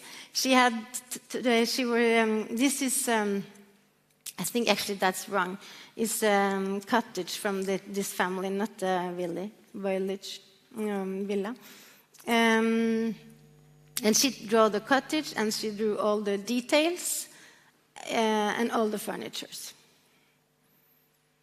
And since cabins are built for social gathering, I think I also here can conclude that the soul are still in place. Advances in technology and design in the 20th century further contribute to the development of the modern home. The democratization of interior design played a circular role in transforming the home into a reflection of the resident identity and lifestyle. Mass production made the home accessible to everyone, large and small, as it's still in the origin of the uncritical consumers we are today. This picture is taken from a book from Bernd Heiberg. This is how we want to live. And among other things, he actually writes that we should, with help of our furnitures, divide our room into groups and zones, as we are still doing today. Individuals could customize their living spaces according to their own taste and preferences. This is the living room from the leader of Kunstindustrimuseet in Oslo. And I will definitely say that he shows his personal tiles, even if this is in the 1940s. With the advent of modernism, domestic life underwent an almost revolutionary change. Modernism influence existed beyond architectural design. It permeated everyday life. Characterized by simplicity, functionality, and emphasis on modernism, modernism's principle changed the traditional notion to privacy in the homes. Open floor plans and streamlined aesthetic became synonymous with a modern life. But this is also solutions that we want to have today. So I will still say that our spiritual life are there. This is in 1982. This is an advertisement of the parquet, and they are really focused on that the tradition is something that we should have. So then I will say that you definitely still can have your personal taste. But what happened? In 1984, our government deregulated the house market and price regulation in the right of the first refusal of housing association begun. Norway went from having one of the most tightly regulated house markets. It was replaced by one of the most regular market-driving housing on the continent. Hand in hand with the deregulation of housing market came a strong liberalization of the credit market. And since we have had price increases, commercialism, and depoliticizations. And what happened? The spotlight on functionality, indoor climate, and perception disappear from public documents, development plans, and building applications. We get a society that warfares from several sides. To aim is to build for most of the least. Our homes are built with environmentally non-friendly materials inside and outside, even if we build green, political green. We consume without parallel or without regard for quality, production, or duration. And we consumer choose always the same. The apartments we have is cold inside and outside. I have actually been at work to desperate customers that have bought an apartment from the prospect, and when they move in, they get the reality thrown in the faces. And the first thing we need to do is cover the windows so that the neighbor doesn't look straight into your living room. I've been in apartments where there are no place for storage, because the only space they have is filled up with the technical systems. So they cannot be able to even place shelves or cabinets in the storage place. Each and every one need to have a window open, because they feel that they are living in a vacuum if they don't have the window open, because the ventilation is not good enough. is not, the circulation of the air is not existing. And I will also say that each and every room are so bad that there are not even space for sofa or a big table, dining table. I actually been in apartments where the only place where to have the bed, where it's in front of the fridge. This is us. Like the postmodernistic thinker, without a head and without content. Yeah. The world is a mad place. Let's continue building with Vadr and dumped.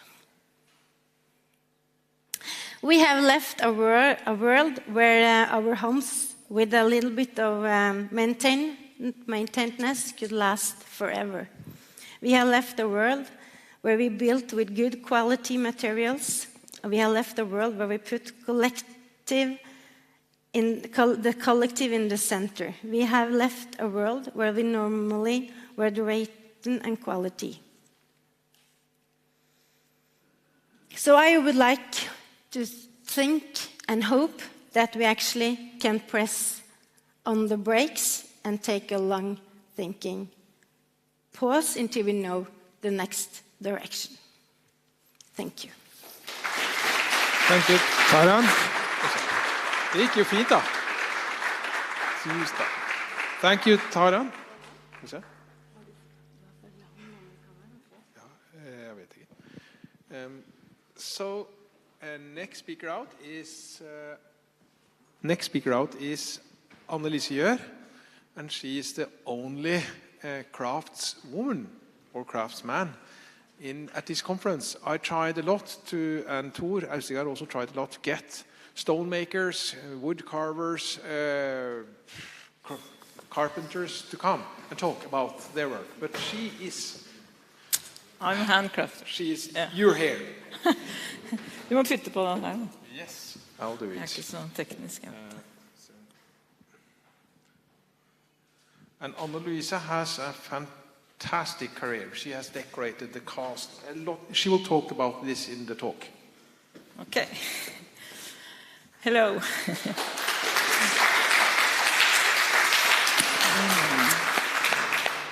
Nice to be here. I am Anne-Louise Gjør, and I'm a painter, craftsman. I'm very proud of that. I'm wondering to be an architect and also conservator, but I always went back to the painting. I really like that. To create things and see how you can change and restore things. I learned I went to a painter in Western Norway and there I learned everything about painting ceilings and walls and foundation work, tiles in bathroom and sanding parquets. We did everything, and that make all kind of substrates and all kind of problems that you find in old houses. And this made me a versatile painter because it comes to understanding restoration. You have to understand how to use solve problems and materials and substrates that doesn't always look so good. Because there's when you do restoring, you have to find solutions, and if you ask two different handcrafts, it will be two different solutions. So that's why it's very good to have been to many things. Here it looks like I want to talk about using old decoration techniques in new and modern substrates, and also that it's possible to think a little differently about old substrates. And I also show you that it's actually possible to restore things that might look hopeless, like this living room. The customer found it under the ceiling and have been hidden there for 2 generations. So, and what it's about restoring is keeping the original as much as possible. That's the main course, because the other solution is to reconstruct it. And if you reconstruct something, then you make a copy, and that will never be the original. So the best is to keep the original, but if it's hopeless, then you have to reconstruct it. Here, it would have been a big water leak in the corner. And, you see it's quite, that corner is over there. And here you see a happy painter. And that's, it's very important for me to do all the processes myself, because people think that it's bad work or bad jobs and shit work, and you put it to others to make the ground paint or the ground job.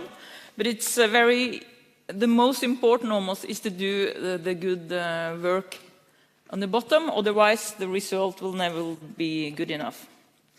And when I'm doing this kind of jobs, if it's more than 50% gone, like here in the corner, then I have to reconstruct it. But like here, I just retouch it and put in the right. So after scraping the surface, this 150 years old linseed linseed paint, it's become dry and pale. So then I put on linseed oil and turpentine and have it on, and then I take off the rest so it doesn't make any film. And then the color will come back and it will look fresh again. And then you have the right color, and then you have to start retouching it. So, and that's also something I always mix and make my colors myself. And I never go through NCS or RAL or these kind of colors, because they will never be the exact. And if, like here on this time when this was made, if you have 8 to 10 colors, and like, ochre, English red, black, chrome oxide green, blue, raw and burned umber, then you can make all the colors that were used on this time. It's just after around 1950 they started to make new color, and then you have all these 2,000 colors that you find in NCS. So yes, it's not exactly. I have to do it twice, because it's when you use linseed oil, I just use linseed oil. That's the only thing that's good enough. And then it's drying in the first stroke. So here in the corner, I have to start repaint it. And you see here, I made all these colors, and it's strange how here in the roof it looks like blue and green, but here in these boxes it actually looks like the same. So then you understand that NCS would never find the right color. And that actually I've seen in buildings that have been restored and brought back to original colors, but you see it's not that good actually. And I think that's because people using this NCS, architects using the NCS, and it's 10% for each color difference. So you have to make it from the bottom. And here, this is actually big, skal vi se hvor er jeg nå? This is actually a tube where I use a lot of shablons that were common, and this big pattern is made of 2 shablons, and when you have a shablon you have breeches to keep the pattern together, and this one is made of 2 big ones that will put over the breeches on the second time, but it's too much job to do that for just one, so that's why I just use the stick, and here I make it by hand, freehand, yeah. And here it's finished, and here you see the, hva heter den for den da? The ceiling rows, how I retouch it, layer by layer up there. So this one is new made, and this is retouch made. And now I want to show you a job in an old house where I have done a lot of restoration and reconstruction with all kind of decor.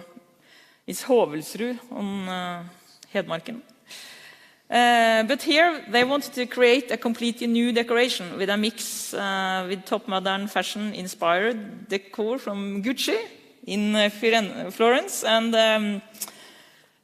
in the living room. This is the living room, and here we had these have been returned totally to the 1850 when it was brand new, and this reconstructed block print wallpaper. You see how beautiful they have copied. That was and here on the chest it's painted with the same original color with linseed paint and golden bronze on the mirrors. And you see the roof is original, so we kept it that way. And then the floor. Then they wanted to make something. So here,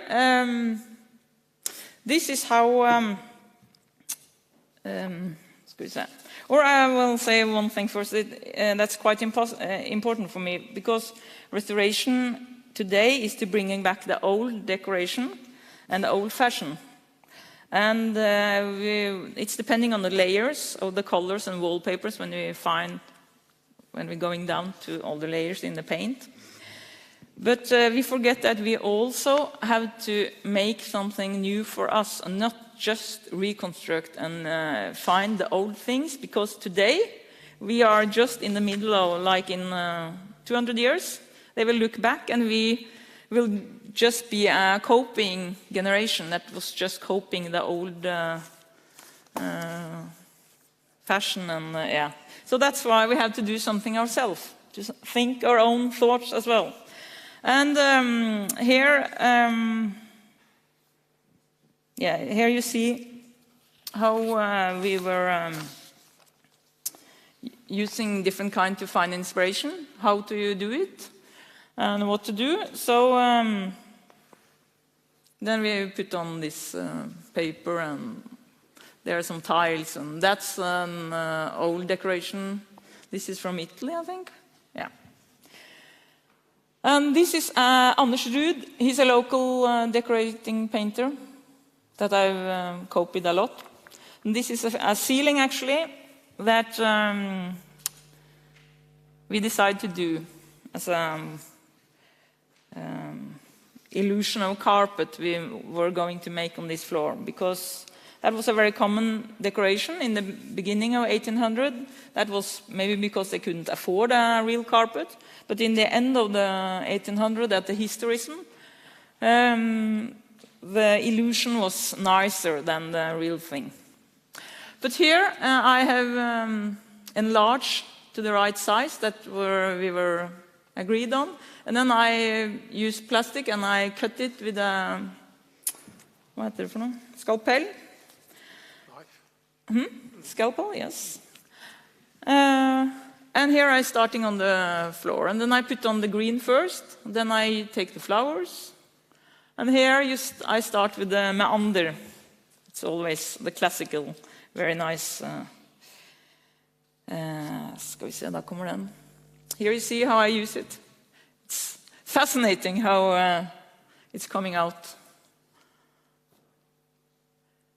And here I've taken this chrome oxide green, and yeah, so and this is shading of the flowers, putting on the light, and here on the silk it's green shadow. And then the leaf shablon on the middle of the floor. So first I take this strike cord with krit. Yeah. And I find the middle, and then I make, or I do the shablon. And then we have to find how many flowers, which colors on the flowers, should it be in the middle or in the cross, and we ended with red flowers with yellow center. But it becomes very nice. And now I'm going to show you some different examples of old techniques used in old houses, but on new surfaces to give some inspiration, like this. You know, in graining, wood imitation were very common in 1800. It's everywhere almost. And this is an old house, it's Melgården in Østerdalen. There it is a lot of graining on doors and different, so it will always fit into the decor that's already there. But here we just, I think she found it from a palace in Russia, the idea. So we, first I do, you see how I do it, I use the pencil and I have a glaze, lasur, glaze, yeah. And I'm drawing up with the pencil here, and I put on a new layer, and here you see this kam, hva heter det?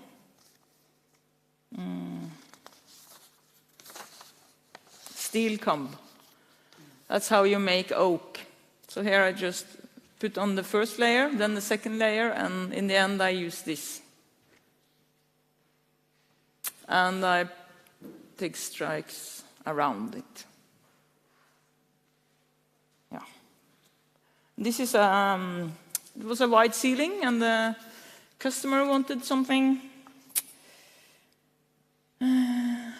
nice. So we copied another decorated, much larger ceiling.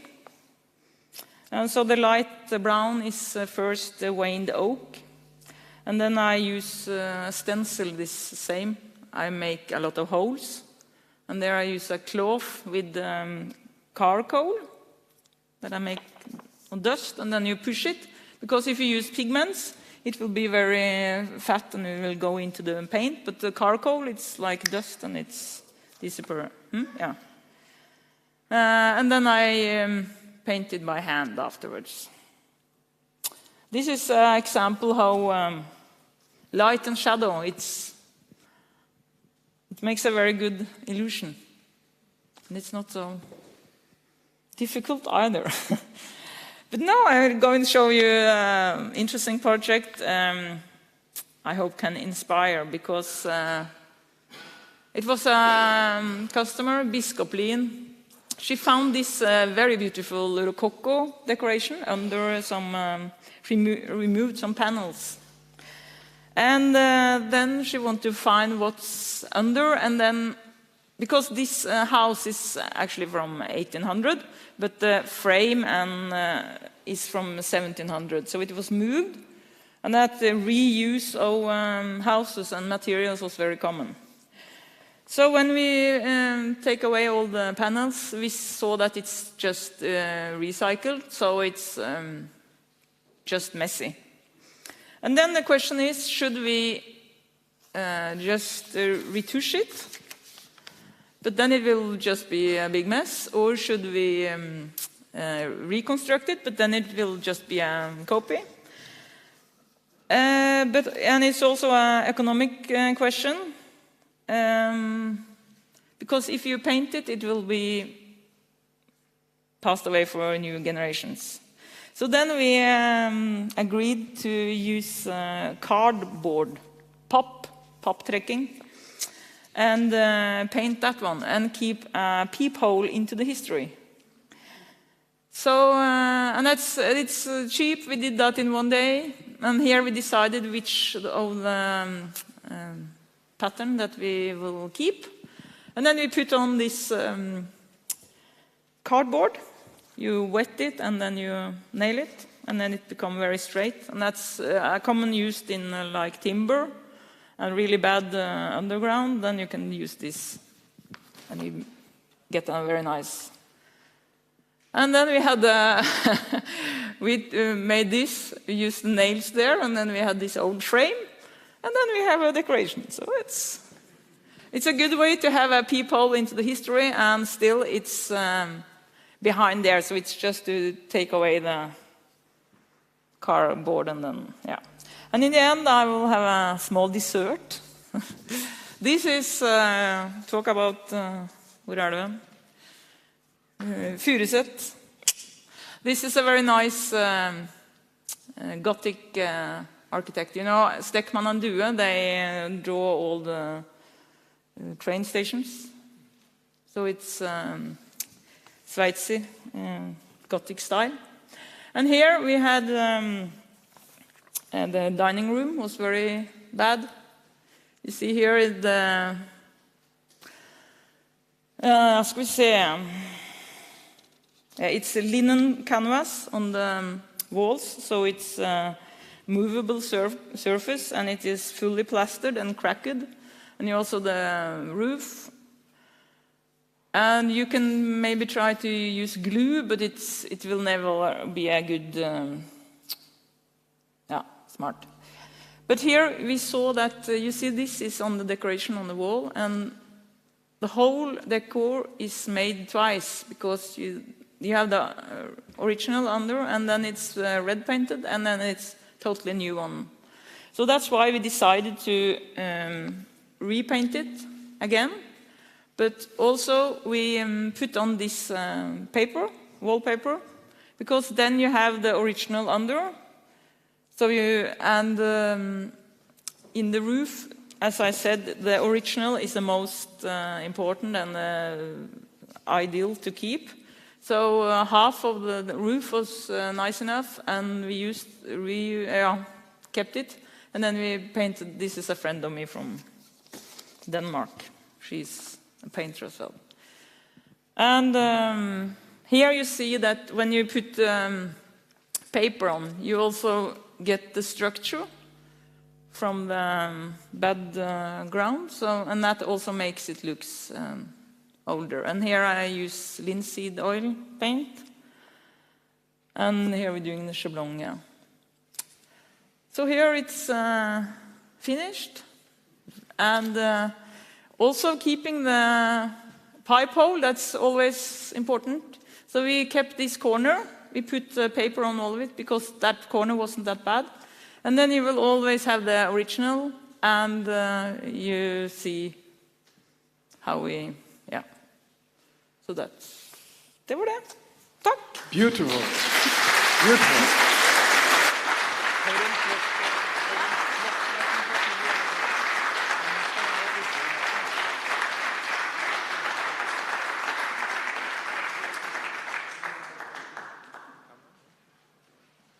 So now it's, what a nice talk to get craftswomen to talk about and the craftsmen. So that should be the goal for next year, or other conferences as well. Include the craftspeople into the traditional or classical tracks.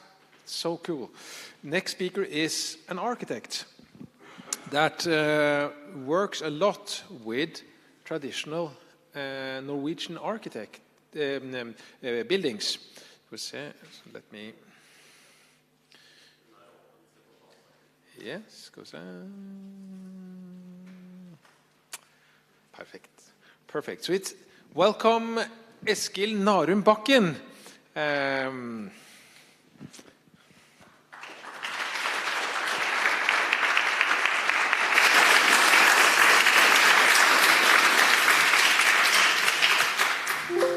Thank you very much.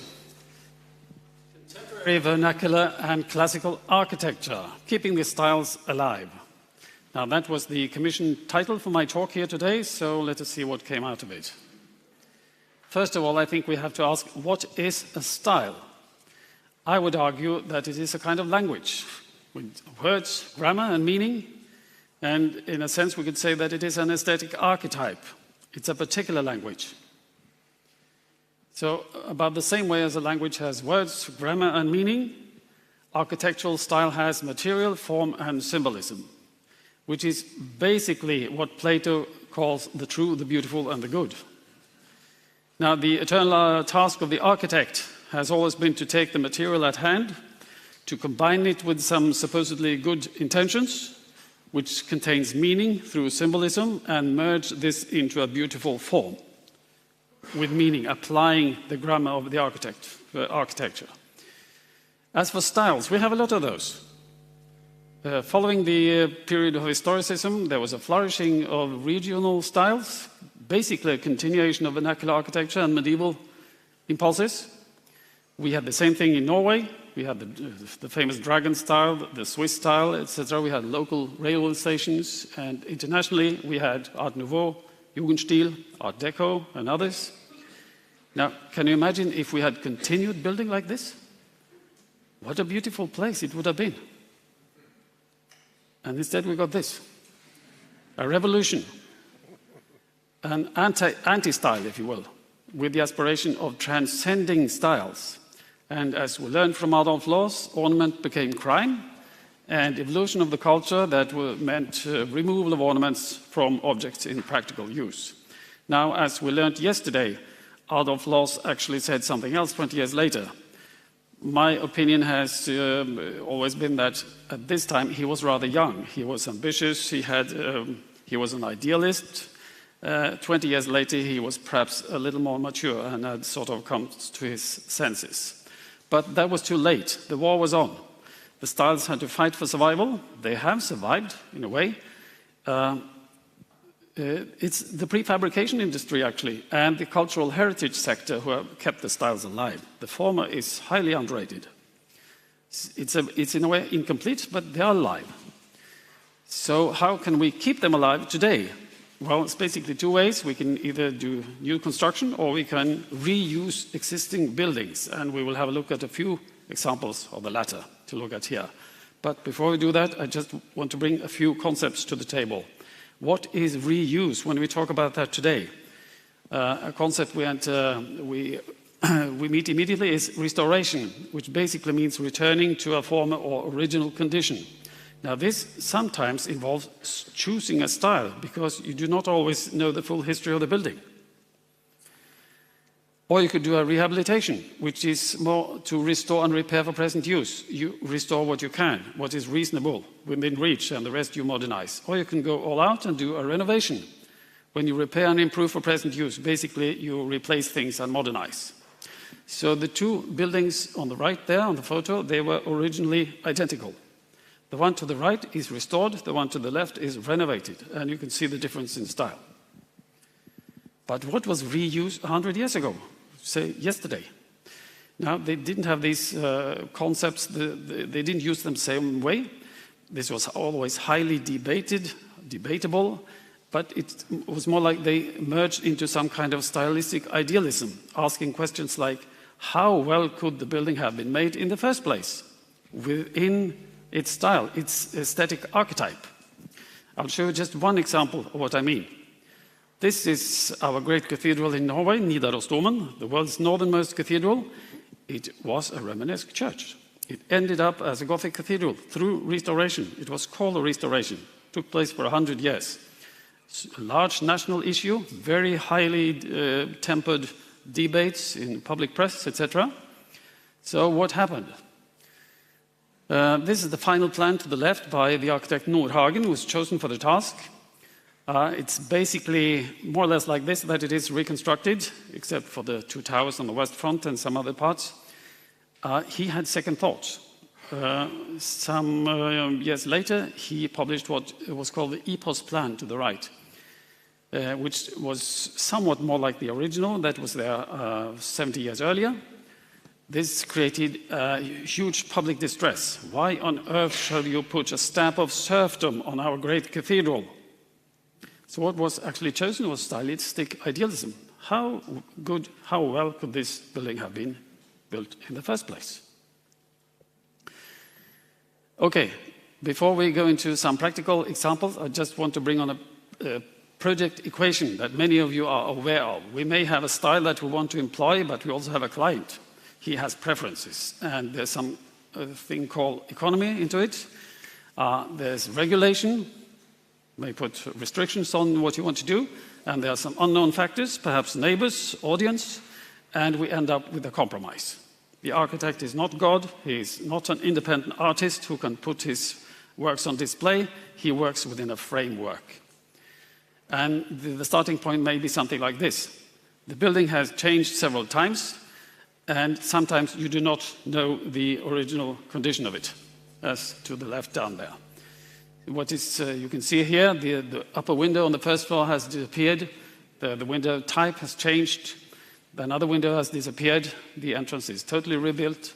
The foundations are simplified, perhaps modernized. The stairs are modernized and they are different, etc. And the message here is that actually stylistic idealism may sometimes be a good choice.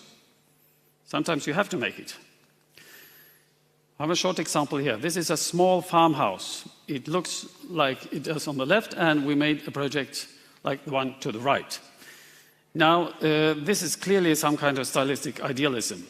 It may not be historically correct. Maybe that house is from the 1930s. We were actually not sure. Maybe it was from 1918 or something. We couldn't really see before we took off, started taking the building, sort of dissect it. What we did within this stylistic choice, we reintroduced original windows, then windows on the first floor, same type as you just saw on the other picture. We had to lift the roof here because you can see on the left the roof is actually too low. It's almost down to the window. It's not really usable space in there. And the veranda came in place, and we changed the roof on this extension, which is not really very fortunate, but we didn't want to tear it down because the house is small. You can see from the other side, clearly stylistic idealization here going on. This was the interior, dark and narrow, so we had to do a complete interior renovation here, strengthening the construction, as you can see. And when we introduced these windows on the first floor, we discovered they had never been there. But still, we had done a stylistic choice. We completed that. And here you can see where we lifted the roof. By doing this and introducing those windows, we were able to let light into the first floor, open up the plan, and totally change this floor, I will have to say, to the better. A lot of work went into the details for the foundation here, for the woodwork. We produced a lot of details for this project. And this is for the front door, in place here around the door, you can see it. And we tested the design.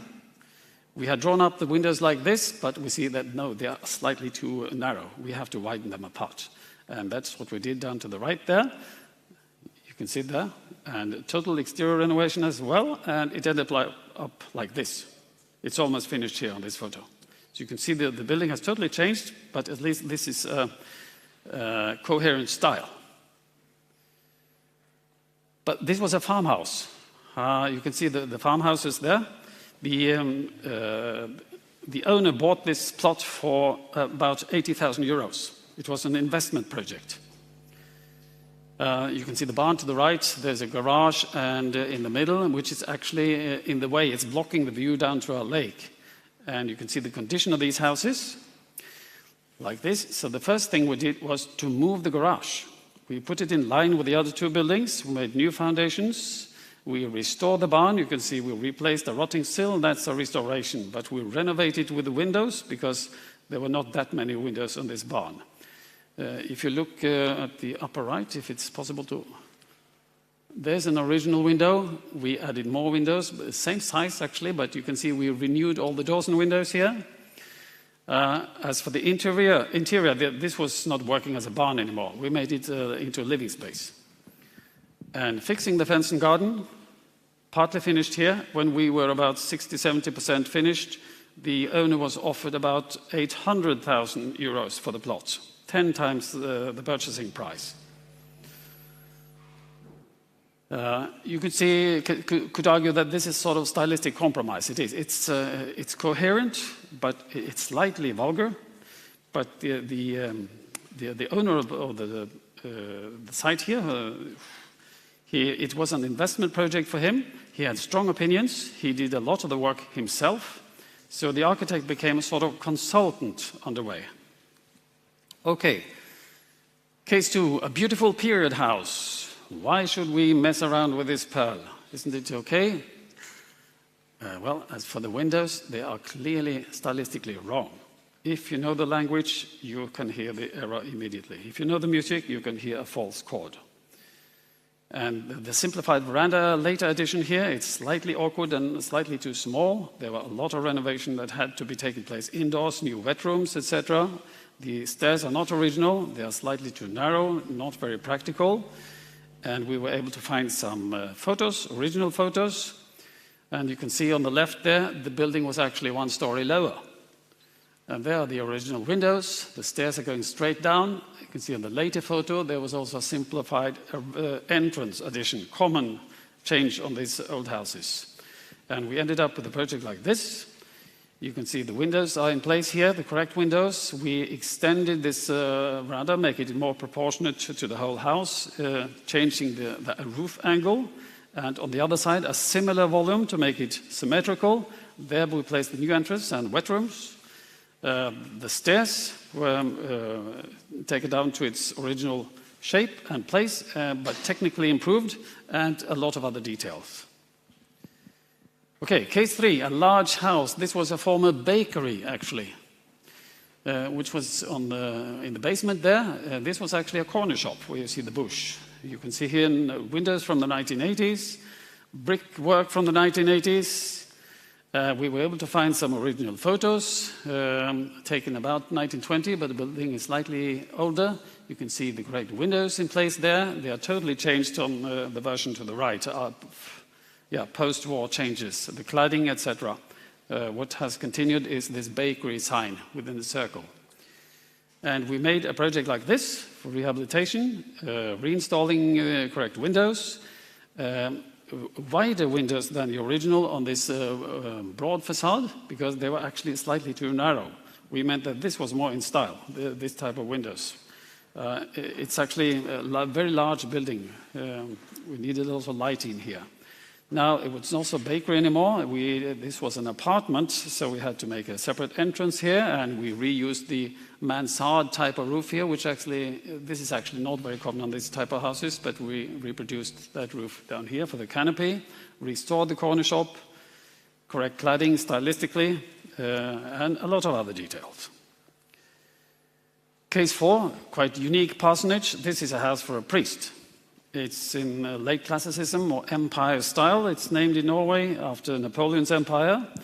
We had to repair the roof, replace all the tiles, constructional details, and there were lots of things to do with the cladding and details here.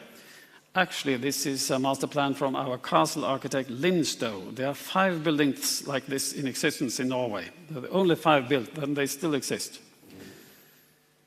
You can see here on the cladding, there's a moist problem here. That's because of soil added to the side of the house because of new sanitary installments. Very unfortunate solution. They filled up with about 50 centimeters soil outside and made this problem. And here you can see rotted details. Not all the technical solutions from 1840 were really adequate. We had to do some changes. Who's there? Something halted here. Okay, this is on the roof. We can see rot problems here too. And we had to do some rehabilitation, not restoration. We had to introduce some better materials adequate for the job and improve some of the technical solutions for this roof. As for visible details, we did a restoration, minute copying of details. While for the roof, we had to do a renovation, improve some things. For example, this is a huge roof. It has to take a lot of load. We had to straighten up, as you can see, the whole roof and make it watertight. Hoisting up all the tiles. This is really, I don't recall how many tons, but this is really heavy. You can see the roof is large, and also you can see the coloring here. It's not a unison, it's not one color. Sorry, there's something happening here, some people clicking into that you can't see. But the type of tile that is used is, sorry, there's someone doing something with his computer or remotes, I'm sorry. Pottelberg 451 Victorian. This is commonly used for this type of renovation projects all over Northern Europe. And what we did here was to keep the original style, but we did technical improvements, basically. So the last case, saving a Jugendhaus. Now, the new owner of this house, he wanted or needed a new entrance with some wet room facilities, modernizing. He made drawings, as you can see here, from the plan and the facade, which was declined by the local building authorities, luckily. As you can see, what he basically wanted to do was to add a box to the house. Main problem is the roof, but also you can see this is really not in style. You have to do something else. When we arrived at the scene, it looked like this. He had already completed the foundation and plumbing without permission. He started. So it was rather limited what we were able to do. We had to operate on this concrete platform. And we ended up with a project like this. Basically, what we did was to continue the original roof style. The angle is actually not perfect if you measure it, but we have to make it look perfect, and therefore we adjusted the angle. And adding canopy roof in style and some other details. Okay, this is very brief. What can you learn from this? Keeping the styles alive. I would argue that doing this is, in many cases, a natural choice. It maintains culture and beauty, but it does require some compromises. Thank you very much. Thank you very much.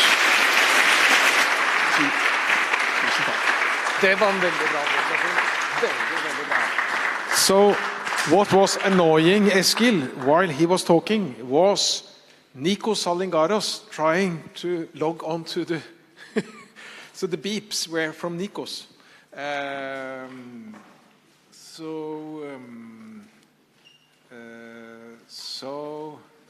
Should you... So this is...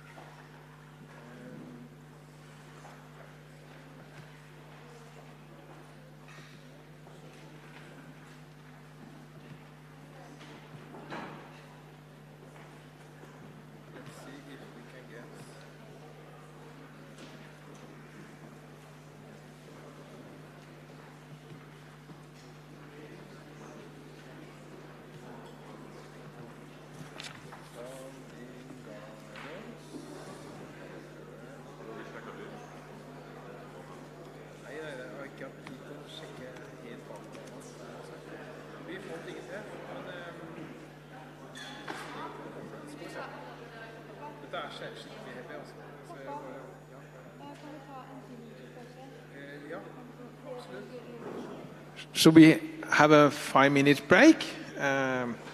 So 5 minutes.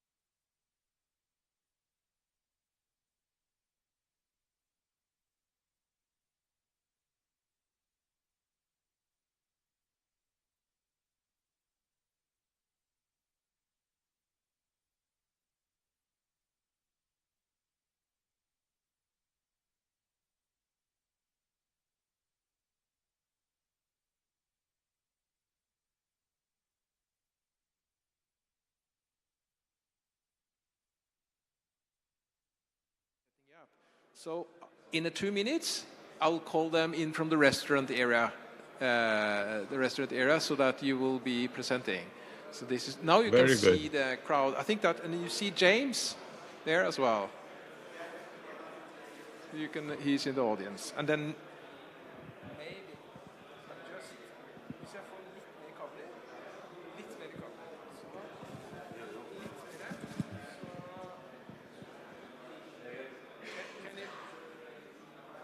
mer. Can you see? Hello, James. Hello. Perfect. So he should also see us. Not, Yes, yes. It's much more fun for him to see. Oh, excellent. Excellent. So,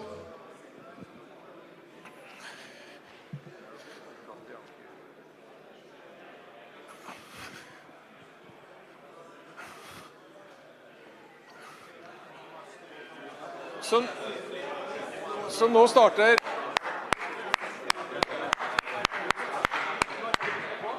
Dette er minneprikke, ja, men jeg er Yes. PDF med den her. Ja, med hva? Jeg er full. So everybody should join the main room.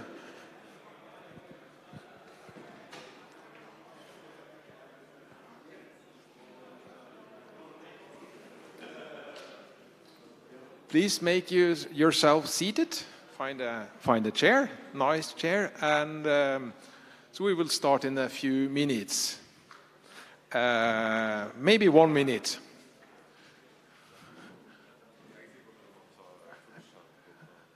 Ja, kan du hjelpe meg med det?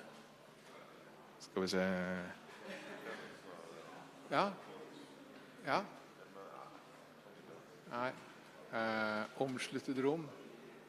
Fullskjerm. Fullskjerm. Ja, det tror jeg er det beste vi får, men det er ganske bra. This is good. So, as you see, Nikos, we are... there's still some people that want to come.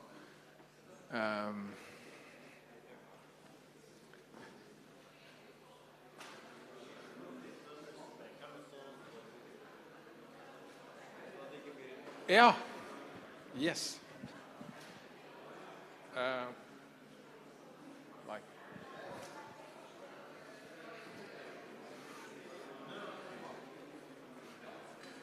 Kan du få folk inn, Fredrik? Kan du få folk inn? Så...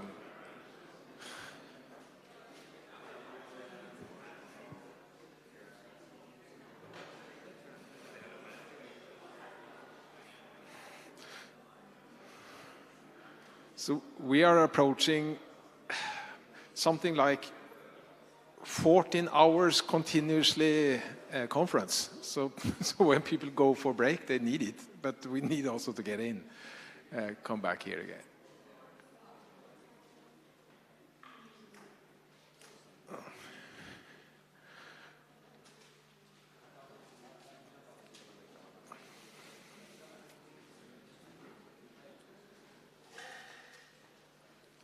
So the next speaker from Texas, directly in the morning in Texas, is giving his speech, non-modernist urban design. He's a fantastic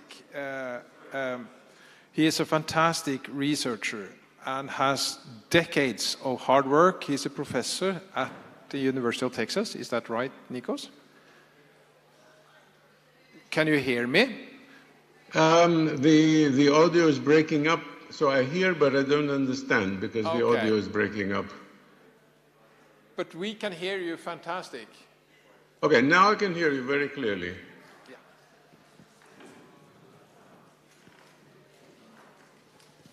So please start your talk.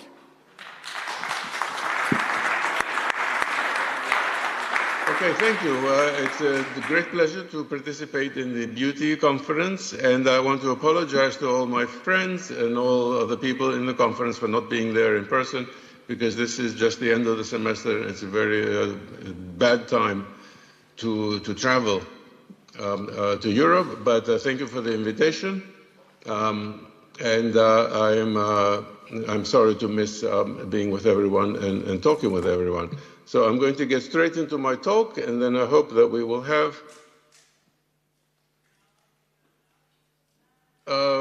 time after I go quickly through my talk, so we will have time to discuss.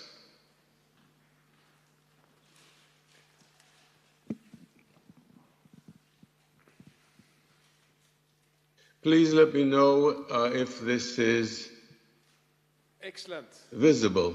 It's good. Yes. Okay, let me begin with a summary of the talk. The planet is urbanizing and is urbanizing very badly. And it's essential to use science to plan the human habitat. A combination of science and lessons from traditional settlements create the best urbanism, because the traditional settlements define evolved elements of architecture and urbanism, which means that over millennia, we have human beings have discovered solutions that are adapted to human biology.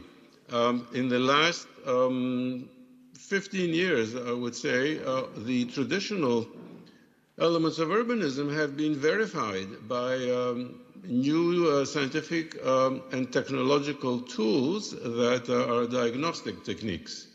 For example, eye tracking and neuroscience, and I believe Brandon Rowe is there presenting to talk about eye tracking, and other people are presenting neuroscience. This is a revolution in linking traditional urbanism with the latest scientific developments.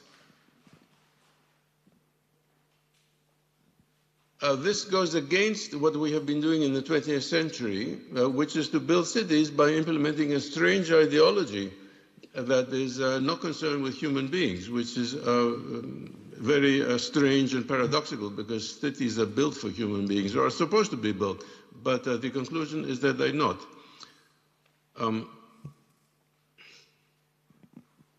Instead, we have had implementation of massive social engineering, trying to reshape humans into non-biological pawns or entities. And this approach to building our cities is generating an enormous amount of stress, and stress, of course, over the long term, body stress generates pathologies because it lowers the body's natural immune reaction. So this has nothing to do with architecture. It has nothing to do with ideology. It has nothing to do with commerce. It has to do with lowering the human health of people who have to live in cities. So we are facing cities where you have giant skyscrapers sitting in a vast expanse of lawn, which is proved to be unworkable because it makes cities inhuman and unwalkable. This has resulted in cutting down urban trees for parking roads, parking lots and roads, and places like India and Pakistan are facing a catastrophic possibility of losing a percentage of the population during the summer, because the heat island effect, after cutting down hundreds of thousands of trees, approved by the government, of course, everything is perfectly legal, approved by the government, it could lead to huge deaths of cities in hot climates. So what we want to do is transform the urban fabric towards the human scale and human connectivity. What are the emergency measures we can take? Well, first of all, stop cutting trees and stop planting trees. That should be done immediately, today, tonight. And then we have all these horrible, ugly buildings.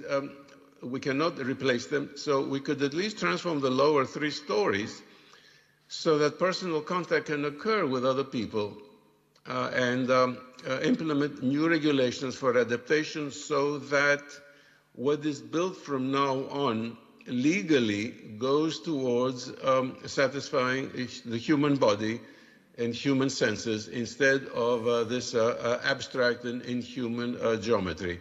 So one step at a time, this will be a long-term evolution towards a living urban fabric. And the worst interventions should be identified, and if when the opportunity arises and the funding is there, then we will have selective interventions to demolish and substitute these toxic designs. Now, concrete boxes breed alienation and depression, and I want to begin with the dimension of our young generation. Minimalist interiors are now known to lower the IQ of a baby. Therefore, we need to transform our living environments, which are usually in the cities, transform the ground floors and the high-rise residents to the interiors that they're exposed to in order to accommodate children. At the present time, children cannot connect to life. They're prisoners in a nightmare world, and their intellectual growth and physical growth is stunted by an inhuman environment. Here in the United States, everyone wants a not very pretty house in the suburbs because instinctively they feel that a city living in the modernist design paradigm is bad for their children. They feel, the parents feel this instinctively, yet they're faced by propaganda by the media that tells them otherwise. So this has spurred the growth of a very ugly suburbia, but still, suburbia offers the opportunity for children to have some contact with nature, which is not possible in post-war cities. And yes, modernist design lowers the children's intelligence, and we are gathering information. Michael Mahaffey and I published a paper, Intelligence in the Information Environment, in 2012, that gathered data on animals that showed that the brain is insufficiently wired and smaller in volume if the young are raised in minimalist environments without visual complexity of the correct kind, which spurs the growth of the brain and the development of the brain. Those experiments were done not on humans, but on fish and on mice. And of course, the corollary is very, very strong that the same thing occurs in humans. Well, this was 12 years ago. Nobody cared about this paper. Nobody did anything. The architectural establishment continued to build its minimalist environments, and the press continued to praise these minimalist environments. And so another generation of babies were raised in a horrible environment. Undeterred, my colleagues and I, Alexandros Lavdas and Marco Aresta, wrote 2 more papers because there was a shocking decrease in IQ development for children that were born during the COVID. And during the COVID, there was this discontinuity in the environment of children because they were stuck at home. And most houses today do not have enough complexity for the child's brain to develop. And many urban residents were unable even to go walking in nature because of their position. So we raised these questions. Again, these questions are not addressed by the establishment. Now let's go to see why this disconnect occurs. This is a philosophical disconnect. Architectural culture promotes disengaging environments, and special interests use technology to create conditions of sensory isolation. This is the opposite of what my friends and I are proposing, that is necessary for biology, for the well-being of adults and, as I just pointed out over the last 3 minutes, absolutely essential for the intellectual development of our children and therefore to guarantee the future of the human race. The profession is implementing typologies that do the opposite of what humans require for biology to continue in a healthy way. So we have here a huge contradiction, and this is what is creating a lot of conflict, professional conflict. So we need to transform the geometries that make us anxious into totally different geometries that keep us mentally and physically healthy. One positive development is biophilic design. People have always known that the human body responds viscerally and very positively to color surfaces and spaces that remind us of nature and living animals, plants. So biophilia is part of, but not all of the equation. Biophilic design is part of creating spaces of well-being and healing spaces. For example, biophilia gives rise to ornament, and everyone in the conference here knows how important ornament is, not because of some nostalgia for the past, but because of human biology.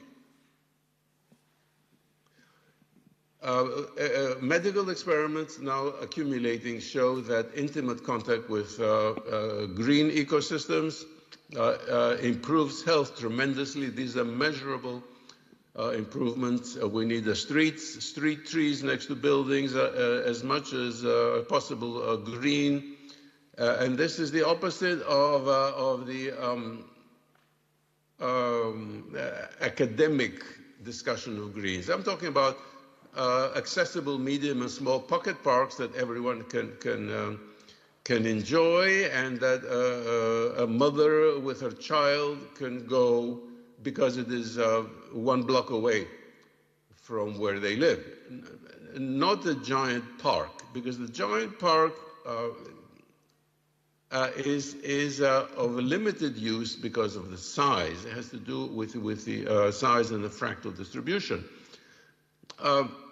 The government will go in and destroy native green and say they're going to build a giant park somewhere else, but nobody visits that park except for those who live right next to it. So there are totally unrealistic ideas because there's a misunderstanding of who uses green, what the green distribution is. Now, as I'm saying this, we have the design patterns of Christopher Alexander, which I will touch on later, that tell you exactly how to build urban parks and what the distribution should be, what their dimensions should be. So all of this is known, but it's not implemented. Well, what we need is a necklace of small, intense, and green spaces with bushes and trees. So the medical experiments that are connected with eye tracking, which is separate, a separate diagnostic tool, shows that the human body reacts unconsciously. So it is not obvious how we engage with the built environment, but this can be measured through, for example, the visual attention software, and there are about 10 other separate diagnostic tools that measure how we engage, but this goes far beyond the old surveys, because when you ask somebody, they don't know why they're engaging with something, whereas what I'm talking about is a collection of tools that measure unconscious engagement. So here is the facade of an award-winning building that's just a concrete block. It could be any number of stories high, and you see nothing. But the eye tracking, actually this is eye tracking software, which is even cheaper to use, shows that a person refuses to look at this building. There's nothing there to look at. The eye is drawn to the corner. So this huge building sitting in the middle of a city is just menacing. It has no engagement with the user, who has to either enter it somewhere or pass by it every day. So these geometries are just deadly, and they have to be transformed. And the way to transform it is to revalue our cultural heritage, which is different in every location, but it was tested in that location, and that will create engagement. It is, of course, a big fight with the established powers of architectural institutions to try to reintroduce cultural heritage in design. That's a separate matter. Getting into that. So back to the tools. So here is a nice solution to introduce some ornamentation that is not only just superficial ornament, but it goes along with the tectonics, because it reinforces the edges, it reinforces the possible opening with different materials. And look at what happens when we do the eye tracking. The eye engages, the person engages with the ornament, whereas the previous blank facade is totally alien. Now, if you ask any child, they will tell you this. But it is the architects who refuse to see what their eyes are telling them. So big money interest builds structures that we do not see, and they're just menacing when we are next to it, because we feel this giant thing next to us and we cannot engage with it. We have the eye tracking, and we have so many recent articles using eye tracking. I think this is just taking off exponentially, using eye tracking, both eye tracking as wearable glasses and visual attention software which mimics eye tracking. People working on this are Anne Sussman, Alexandros Lavdas, Brandon Rowe, who should be with you there. Many people are jumping in. These are two studies done by Alexandros Lavdas, where by serendipity, you have a nice old-fashioned building in front of a curtain glass wall in the back, and you see that the eye just fails to see this giant monster in the back. It doesn't exist. The eye engages with the building in front, because the building in front is human. That's it. Now, going on the scale of the street, we have had another entire set of mistakes created by favoring a fast traffic flow through the downtowns that have made cities hostile to pedestrian traffic. So there are solutions in design patterns and the network city, which are documented, and these can be implemented immediately. What I want to mention here, because I have limited time, is that the design of the facades is connected viscerally to the ability to use the open space. So this is anathema to the planning authorities. And even some of my friends who are new urbanists have made the mistake of saying that it doesn't matter what the facades are like, just make the roads very nice and the city will live. I disagree with them, because the city is a connecting mechanism, and a major part of the connection involves walking, which is a flow in a network of directions, but it also involves connecting visually through the eye and emotionally. So both of these mechanisms have to reinforce each other. Otherwise, you don't get the required feeling of ease into the city.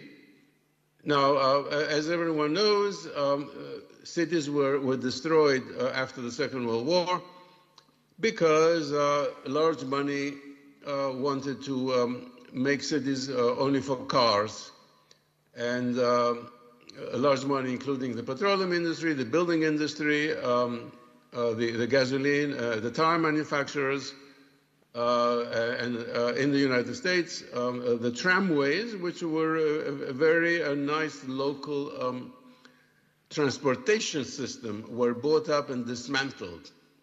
And this was the subject of a lawsuit in the United States. And the lawsuit, the United States versus National City Lines, the cartel of the big power and big money interests that destroyed the tramways was found guilty in federal court and was fined, I think, $100 or something ridiculous like this. So they were found guilty, and they went scot-free. So I think we're coming towards the end. Since World War II, we have been building in a manner disassociated from our body's needs. And architects use a toolkit that disconnects us from the world. It frustrates the human sensory system. The architectural industrial complex makes enormous amount of money by disengaging users from the city. Which causes anxiety and stress. And to find the roots of that, I mean, why would society accept this? Well, the conference is lucky to have James Stevens Curl there sitting in the front row. He explains the sinister philosophy and motivation of why this came to pass. And if you told somebody who has not read Professor Curl's book, they would say, this is ridiculous, you're making this up, this is just too evil. Well, please read Professor Curl's book. This is exactly what happened. So this is a scan that we made with a paper with Nir Buras, and to show how these award-winning pedestrian plazas, which, these are nice pedestrian plazas, open space, nice light, no cars, but nobody uses them because they're so ugly. They're ugly. Look at the scanning on the bottom. The eye picks out only the parking sign and the warning sign for the pedestrians.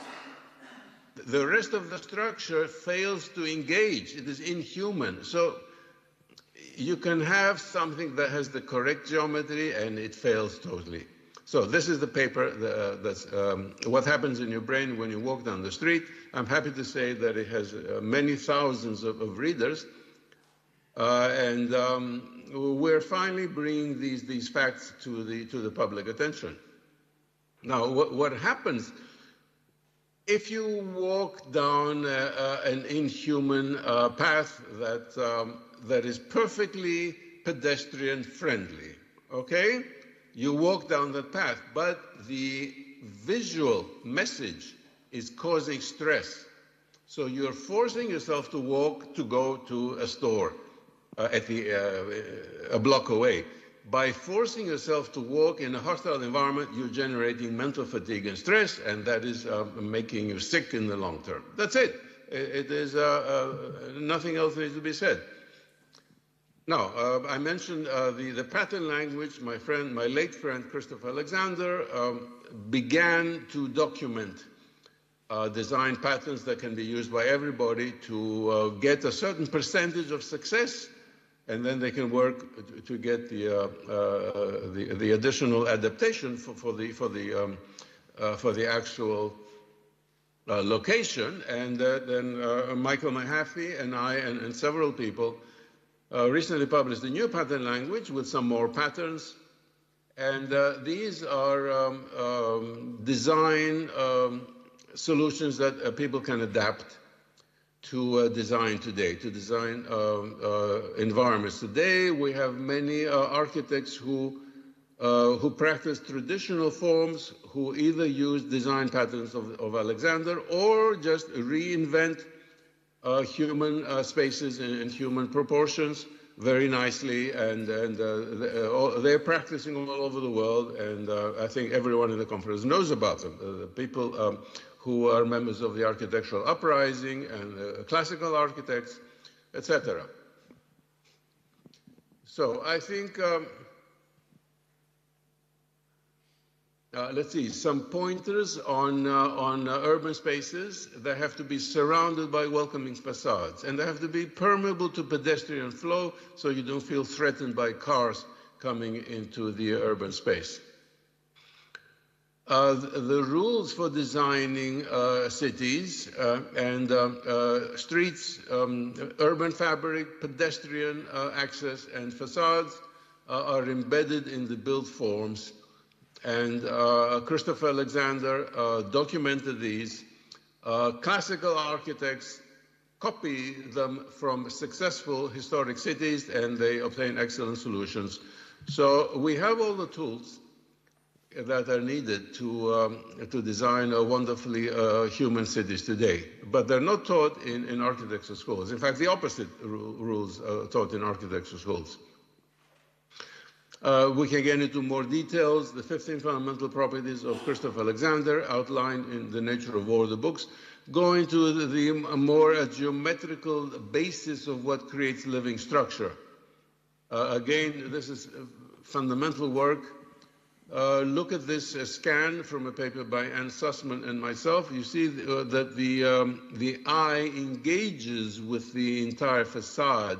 Totally, the blue glow, you see, covers the entire facade. This is not a particularly attractive facade, but it is human. It has the human scale. We look at the windows. We're supposed to look at the windows, and not the corners. If you remember the minimalist building, the eye goes to the corner, which is tectonically irrelevant. But here, you focus on all of the facade, and then you can focus on the windows. So we engage with the facade, and the reason is that we have these mathematical symmetries, and the symmetries reinforce each other. And this is the whole theory that we're developing, the mathematical description of coherence that ties into Alexander's work with the 15 properties.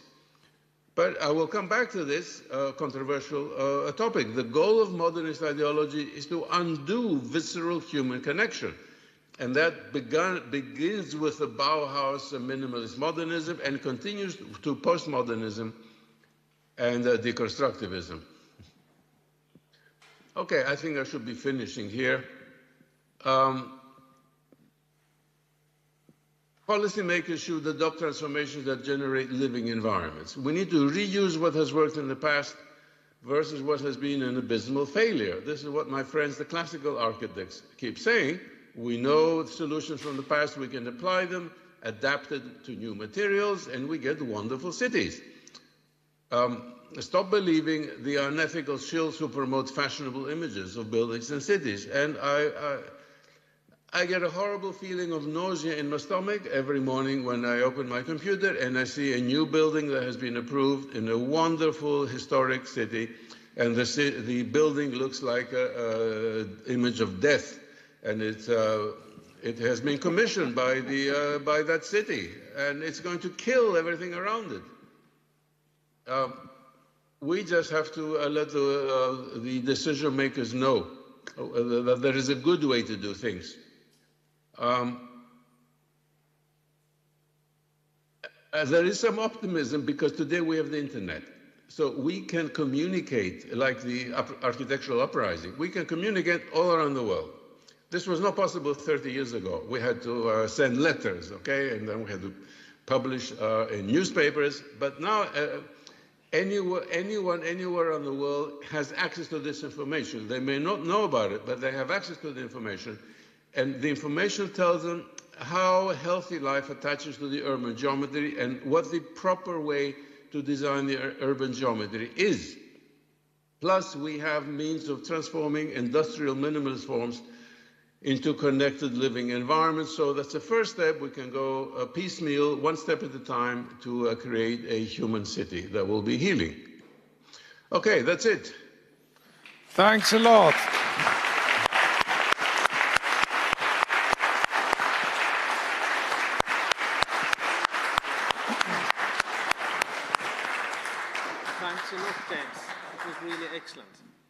So I know that you cannot hear the sound, so I just have to talk to the audience, okay?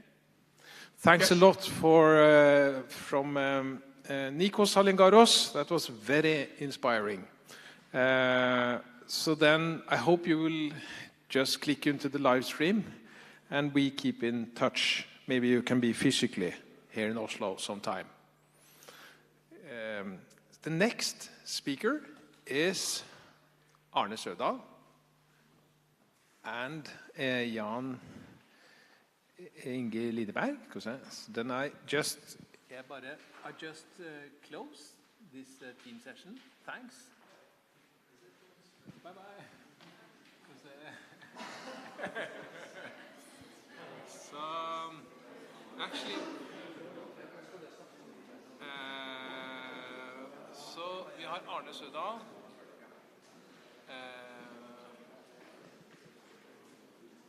This one and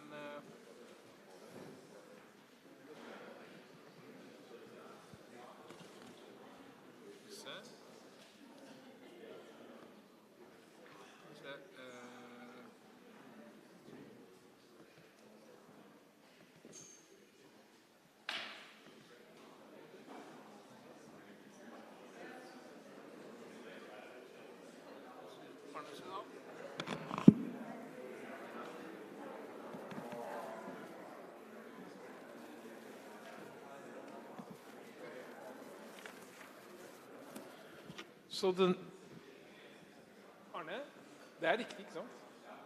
So next speakers will be a duo with a small yet significant new urban project in a traditional style in Norway. So both Arne Sødal, the leader of Intbau Norge, and the actual drawing architect will do this together, but they will split it in two parts. Pekeren den... Jeg vet ikke. Ja.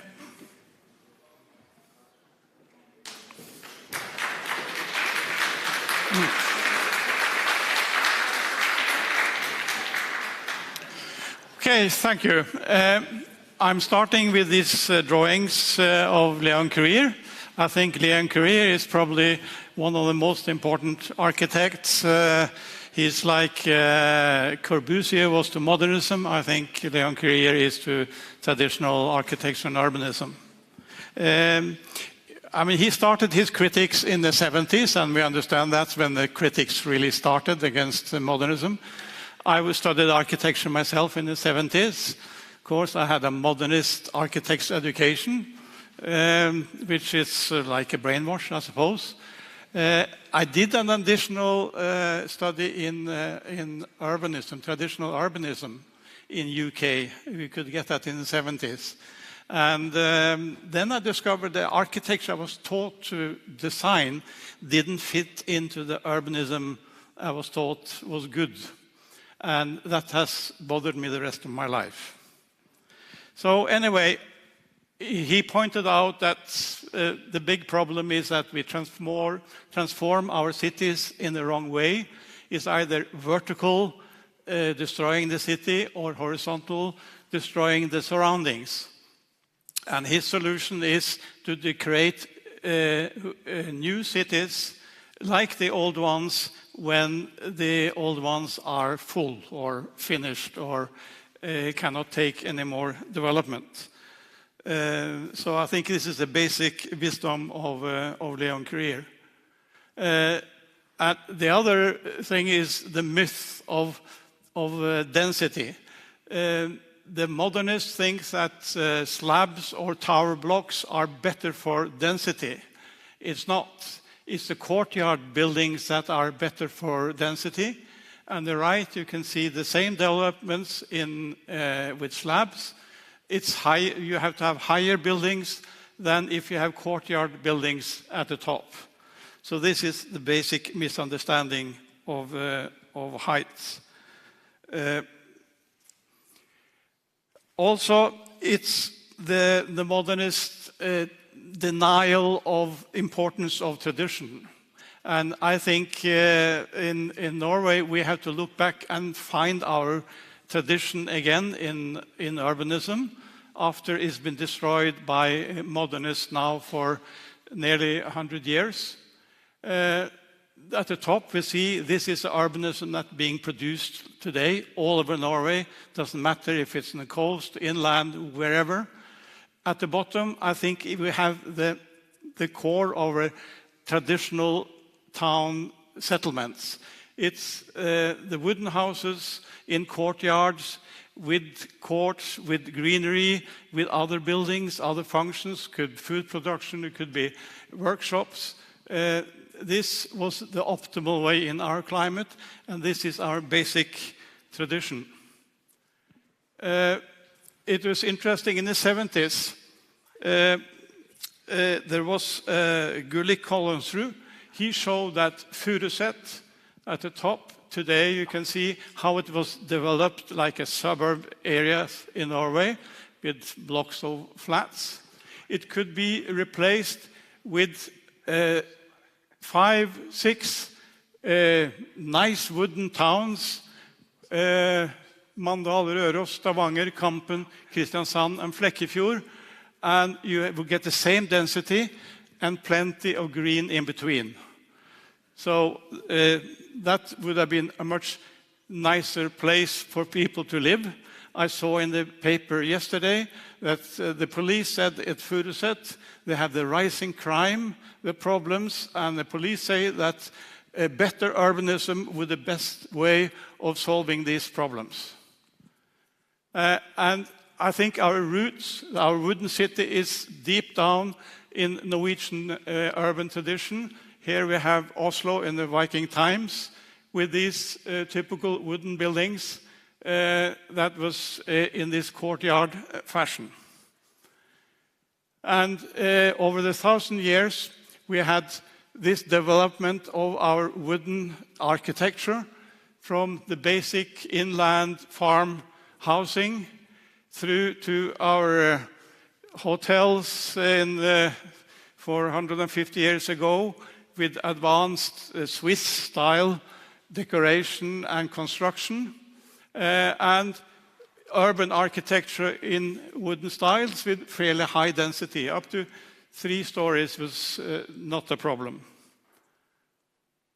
I myself, it so happened that I got this job of rebuilding Holmenkollen Chapel in dragon style. And that's the first time I had to really change my architectural practice and way of thinking. I had to explore dragon-style architecture. I had to re-educate myself. And in a way, it was kind of a rehab, architectural rehab. And I have been working on that ever since, especially being involved with INTPOW. We have been able to teach each other to think traditional architecture again. Then back to Leon Krier. He wasn't just a thinker, he was a doer.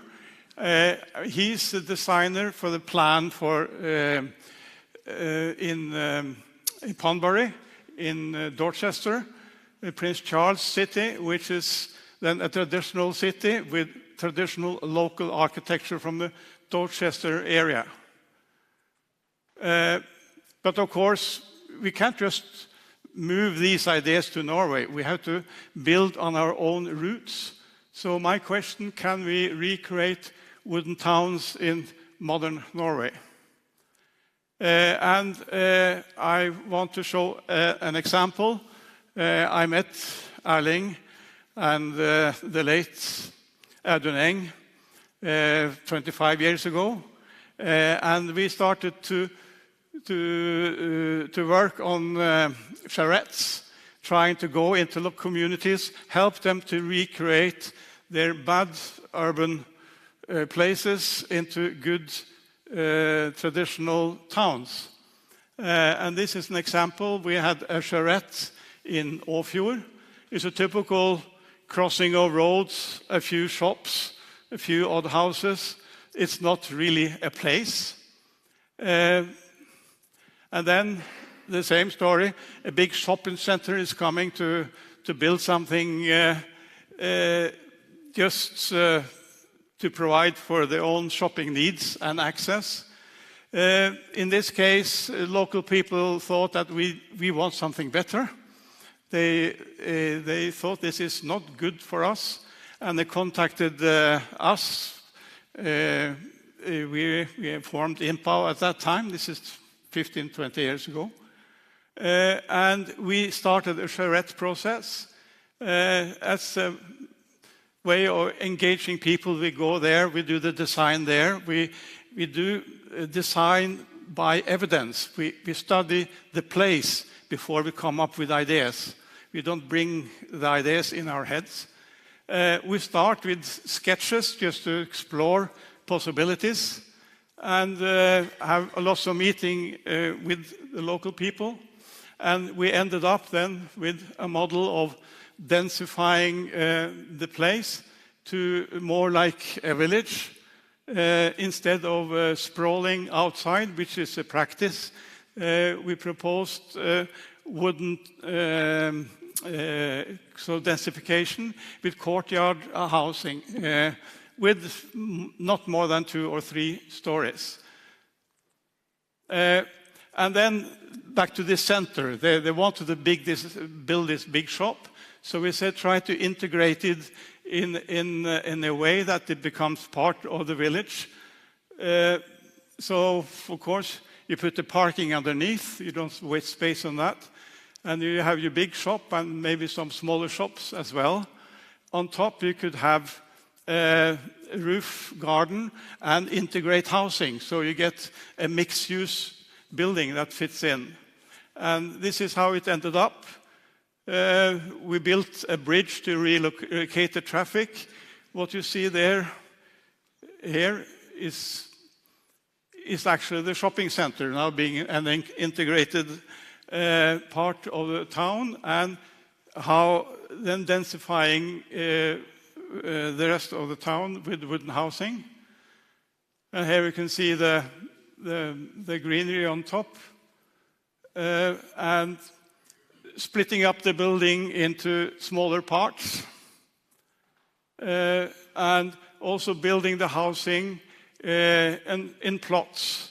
You can see it's a kind of a simple architecture from the 50s.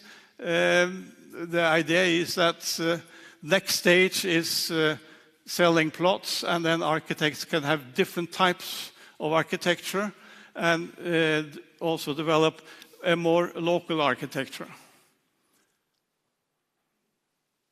And it ended up, we have a vote.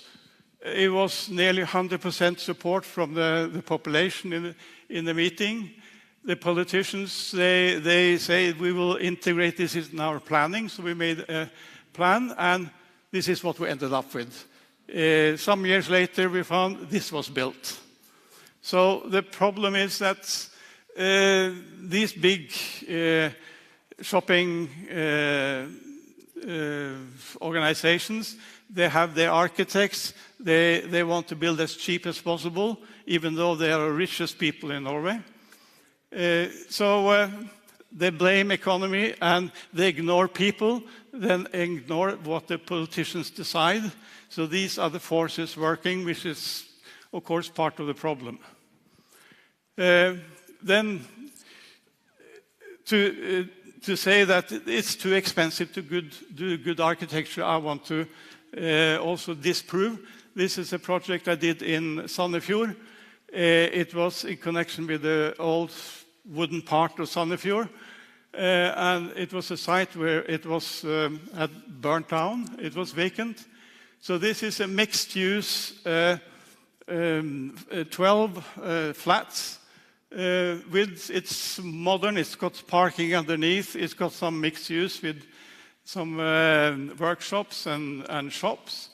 This is towards the street, using the Swiss-style typical Sandefjord architecture built by a local builder with wood from the local area, with a courtyard protecting, it was traffic outside, so they have their own courtyard, plenty of cycle parking, some shop, and this kind of backyard atmosphere. So this is, instead of this typical ubus, it's 12 flats as well. And the owner said that the price for my project was 32,000 kroner per square meter. That's the same as ubus have for their typical blocks. So this is proving that it's not more expensive to build good traditional wooden architecture. And then, of course, this is our solution, Snøhetta, our most famous architecture. This is their solution in Oslo for densification. And I think this illustrates this typical attitude of Snøhetta. They have to invent the wheel again, but the invention doesn't work. So then I will leave the word to Jan Inge, because he had actually managed to build a new wooden city. So this is a good example.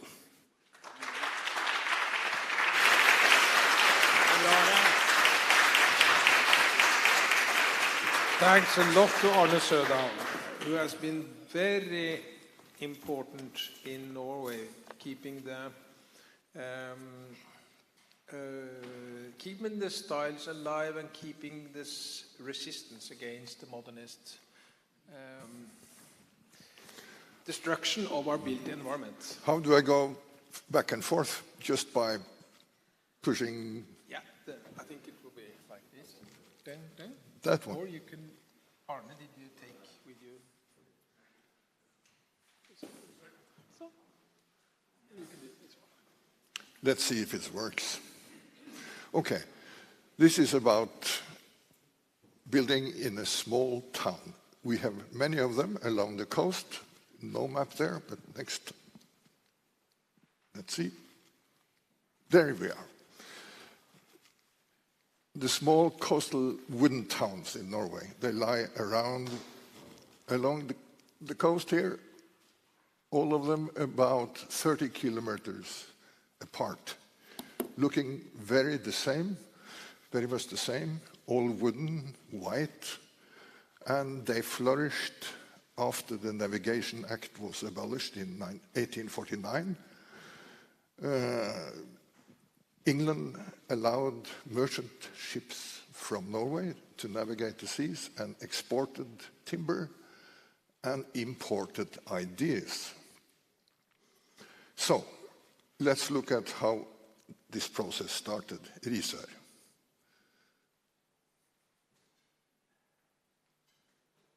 There. Risør flourished because of the trade, because of the ships. You can see one in the left corner there. It was one of the really richest towns in Norway for a long time. I think they had more than 100 ships sailing abroad. And you can see the little island, almost in the center of the harbor. This was for a long time like a fortress. And then it became a shipbuilding place. And it took many years before someone thought maybe it would be nice to have buildings for living out there. So around 25 years ago, they engaged Snøhetta in an architectural test. You should visit this town to see Snøhetta, yes, and the white wooden town. It failed totally. Then they made a competition with 5 clever architect colleagues from all over Norway. The winner was this krit you can see on the right top. And then no one bought it. Architect bought 1 flat, and the builder bought the second. And they gave up. For 4 or 5 years, the process was stalled, And then they engaged a clever architect, Mr. Bogan, to make flats like a copy of buildings he had made many times before. And then they sold 3 flats. And they gave up a third time. And then a wise guy said to me, I think you architects, you are all wrong. The secret is very simple. It's a word. It's 2 words, actually. More research. Very simple. And it turned out to be another story. I think it's about timing, understanding local and political and cultural history and climate.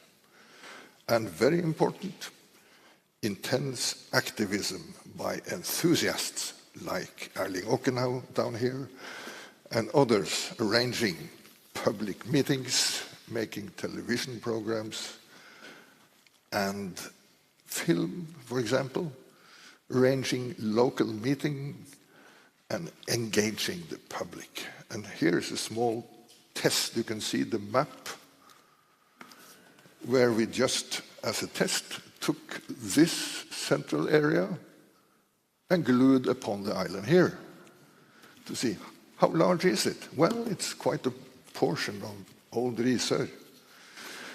So here is a plan as it is being executed now after 25 years long process. I'm getting old. So, and you see from the famous white spot above research, the navigation mark, you could enter the town or the harbor from far out on the sea there. And here is the building process started. The ochre building closest to us is an, well, existing one he had to keep. And from the other side, you can see the old town. One trick here is to remove cars from the surface. So they are put underneath with lifts and so on. So the different flats, many of them have direct access by lift from the parking garage. Others may be they have a 2-story flat or a house, 3-story house, and it's selling. That's interesting. So now it's finished, the last 2 or 3 houses, they are being built as we speak. And they are both for living permanently and also, of course, for vacation. And many start their vacation life there and then later on move to be permanent residents. And mostly sell for between 5 and 8 millions. Interestingly, the first developer or builder, he went bankrupt last year. They started with a new one. It looks like it's going okay. So, and people who sell now, they have doubled the price. So it's really profitable to own it for a while. Let's see. Yeah, there you see the kind of summer ambience. Very nice, of course, and all of them, if they want, they have a private place for the boat, more or less tied to the door. So it's occupied mostly during the year. Let's see if I have more interesting pictures coming up. Yeah, close up. 3-story houses with a loft. One building may have 3 flats above each other, so different types. The architecture is not spectacular. It's quite cheaply made, I must say. But even though they cost a lot to build because of the foundations, because of so many things had to be done along the perimeter. But actually, it's very attractive, even for the children living in the central old town. They come here to bath and swim. Here you can see each house has its kind of own quality, privacy, a nice interior, many of them with a wonderful view looking out towards the sea. The privacy, very important, and you recognize the size of the flat, quite ordinary, but functioning. Now, a very short trip to my hometown, part of the year, Lillesand, very similar to Risør, white and based on originally the seafaring merchant ships. My latest restaurant from 1818 with a new addition, popular in winter even, and even more in summer, of course. This is a very interesting building, late 1700, with a portico in front with a nice proportioned square columns, and then the more or less independent flat wall behind it with the function determining places and sizes of window. I used this as a learning tool, designing the school in Lillesand, which actually has become quite an interesting experience. Now it's 45 years old.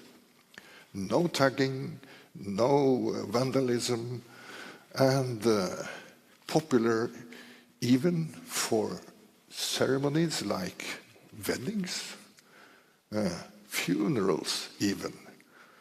So, to me, to design a serenity sort of building tells me that even a modernism that tries to communicate with the old town, and actually we have been, no criticism has been said about this building. Very interesting to me, at least. Let's see. Thanks a lot, Jan Inge. Det var sista. I have some very... It will not go further, no. But I think maybe I have used my allotted time. Okay. Thanks a lot. Yeah. See you, Jan Inge.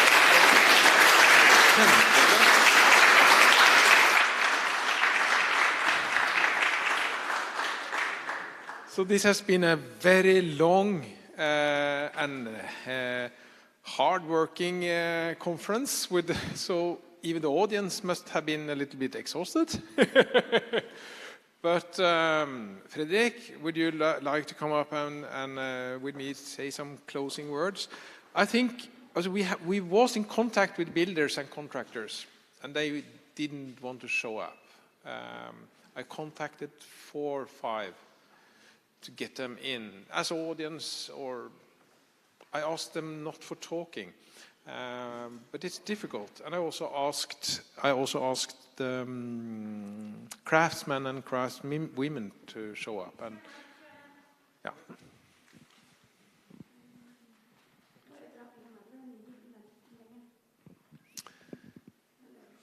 Yeah.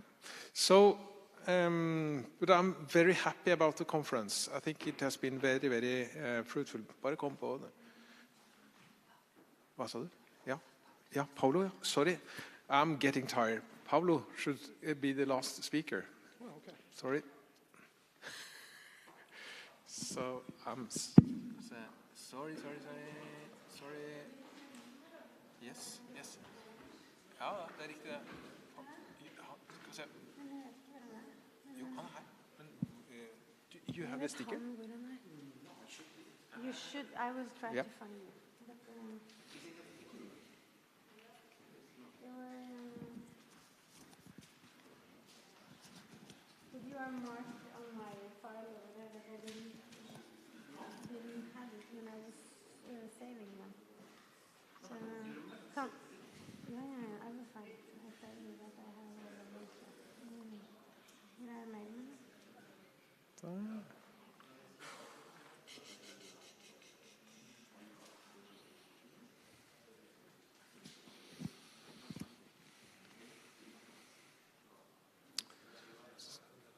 Hæ? Ja da, det Ja.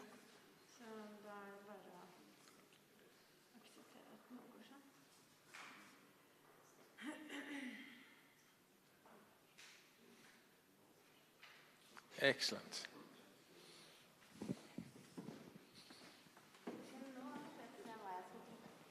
Kontroller. Ah.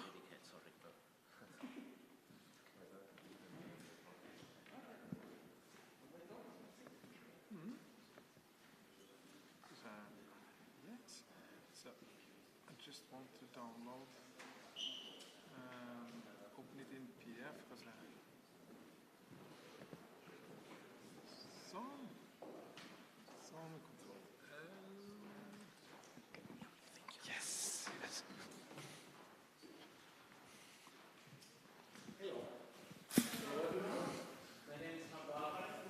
I am Spanish born, British classical architect, and also the director of studies of the Classic Planning Academy. And in this quick presentation, the last one, I find funny that we started with the Classic Planning Institute. We are almost ending with the Classic Planning Academy. This is our logo, and I'm bringing it because it has two symbols that represent the profession of the architects, the compass and the rose. The compass represents the precision, and the rose represents beauty, because that's what architects do. We design beauty in a precise way. I want to make a small homage here to one of the greatest Spanish classicist architects, who is Rafael Manzano Martos, who obtained the Driehaus Prize. And I think that this is also to encourage every country to find their own classical architect who continued the tradition. UK has a big mythology on the continuation of tradition, and it's important. This man restored half of Spain and received the Driehaus Prize in 2010. In honor of him, there is a prize in Spain called the Rafael Manzano Martos Prize for New Traditional Architecture, which is quite a strong competition where villages will apply to get the chance of being part of the competition, and then architects will represent it. I'm bringing all this because I think it's ideas that you are making here a big revolution, and it will be and I thought that it's things that you can implement very easily in your country. This is something that we have been talking about the whole lecture, about the importance of craft. Without craft, we wouldn't be here. We need craft to create beauty, and that's basically it. And sometimes we think we are told that there are no craft. I mean, we have here this wonderful painter that has shown us this wonderful paint, and sometimes we don't know if those artisans, they are here. They may be just next door. So this initiative, this network of traditional building mastercraft, is something that my colleague Alejandro Garcia Armida started in Spain, and it's basically a huge database of all the craftsmen available in Spain. It's a live list, so whenever they discover new ones, they are added. Because sometimes something that happens is that craftsmen don't want to get much involved with the architects. They feel that we architects, we belittle them, and on the contrary, we need the craft because they are the executors of the beauty, and sometimes they have more knowledge than we do.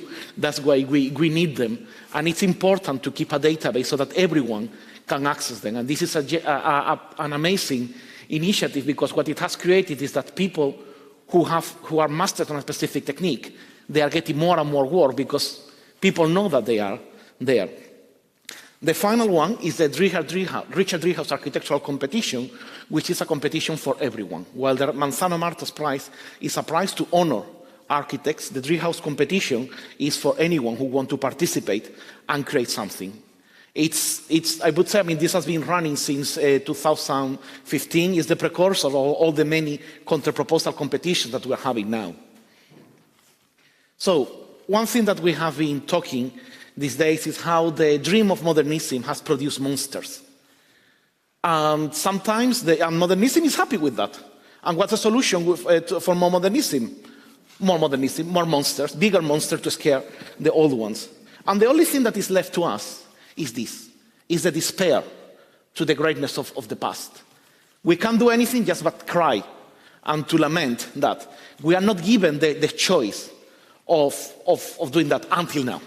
Here in Norway, you are leading a wonderful initiative, and you are being leaders on a big revolution, as we have been seeing these days, to make that lady stop crying and be happy, because now we can emulate the past. And I'm going to talk a little bit about what we do at the Classic Planning Institute and our commitment to beauty and the creation of beautiful places that will last centuries.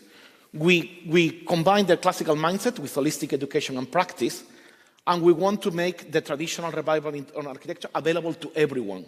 We are international. I mean, we are friends and colleagues of all the main architectural uprisings and summer schools. But one of the things that we offer, I mean, you know all very well my colleague Nir, who has been introducing this lecture, we offer courses at graduate level that are highly accessible and entirely online. So these courses allow you to learn classical architecture from the comfort of your house.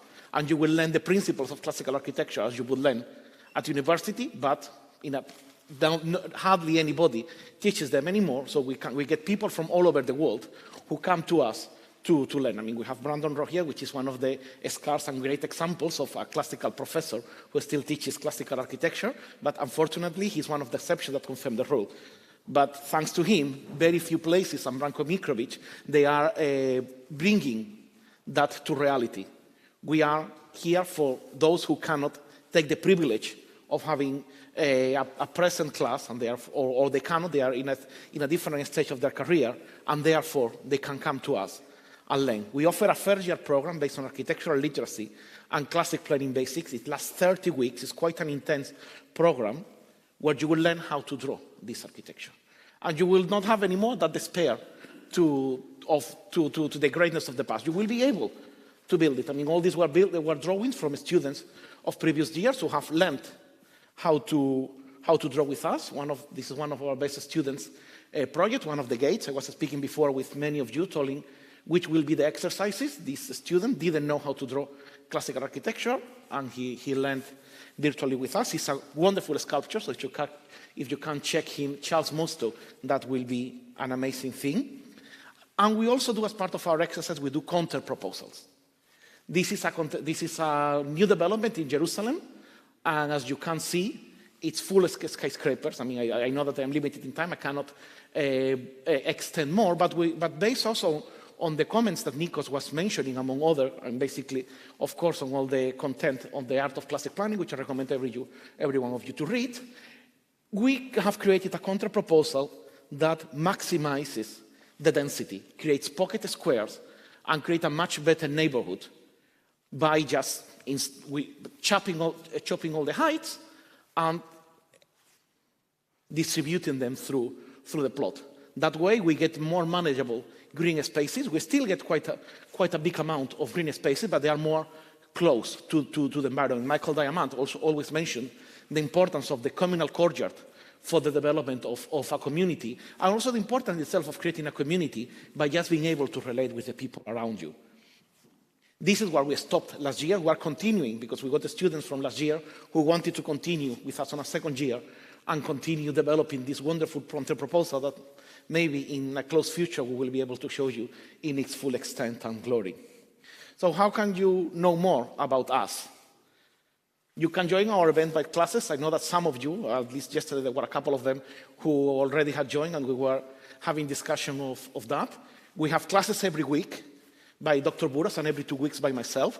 Join us, and if you have done before, no two classes are the same. Join our courses that you can check in the classicplanning.org. And finally, the presentation was a bit about Norway. So Spain and Norway have a long relationship. In the 10th century, you sacked several ports in Spain, so we know you from long ago. But in 13th century, things were a bit better, and this lady, Christine of Norway, she came and married a Spanish prince. The poor lady couldn't support Spain, and she died of nostalgia of her beloved Norway. But she made the prince make a promise, which was build a chapel to St. Olaf. The prince didn't build the chapel, but unfortunately, I mean, this is her tomb in the city of Covarrubias, but unfortunately in 2010, the abilities. Yeah, yeah. So what I am asking you is please come back and invade us again with the beautiful architecture that you are designing here. Thank you very much. Thanks a lot. Thanks a lot. Sorry for forgetting everything, but I'm So, this is the end of the conference. What a beautiful conference. I really liked it, but I really hope that, I know that many of you really have benefited from it. And I also think that it's very important, come along, Fredrik, to meet physically. We have the opportunity of virtual collaborating, electronic collaboration, but it's very important to have arenas like this. So we keep in touch, and I think there will be a Beauty and Ugliness 2025. What do you think?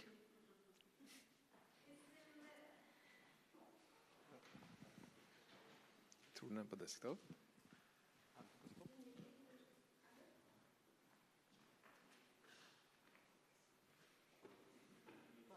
Ja.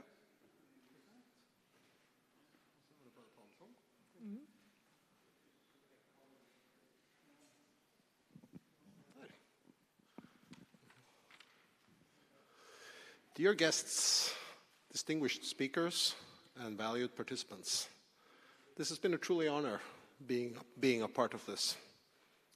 As we draw the curtains on the Beauty and Ugliness conference this year, here in the beautiful city of Oslo, I stand before you with a brimming heart of admiration and, wow, how should I say it? And gratitude. This gathering has been a testament to the power of collective wisdom, shared vision, and unwavering commitment to shaping the future of our world. First and foremost, I want to extend my deepest gratitude to the Beauty and Ugliness Committee 2024, all those great people you see here. I mean, their tireless efforts, working hard and dedication in making this conference possible. Without your passion, yeah. Give them a great applause.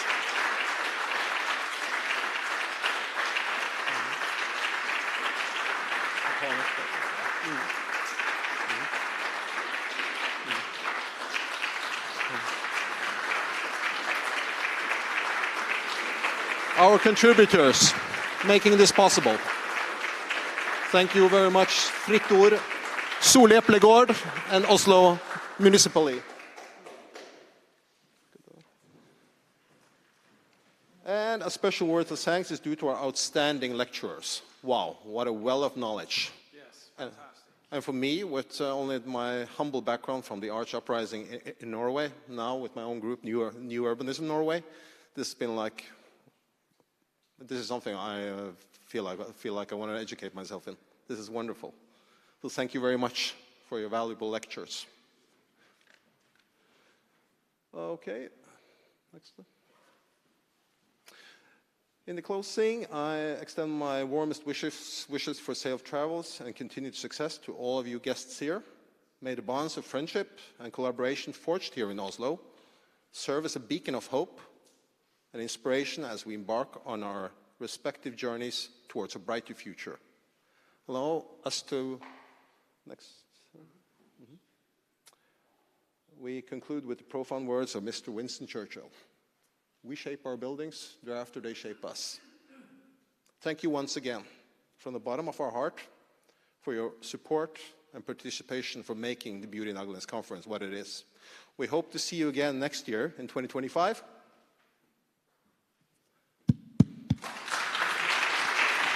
Yeah. Thank you, Fredrik.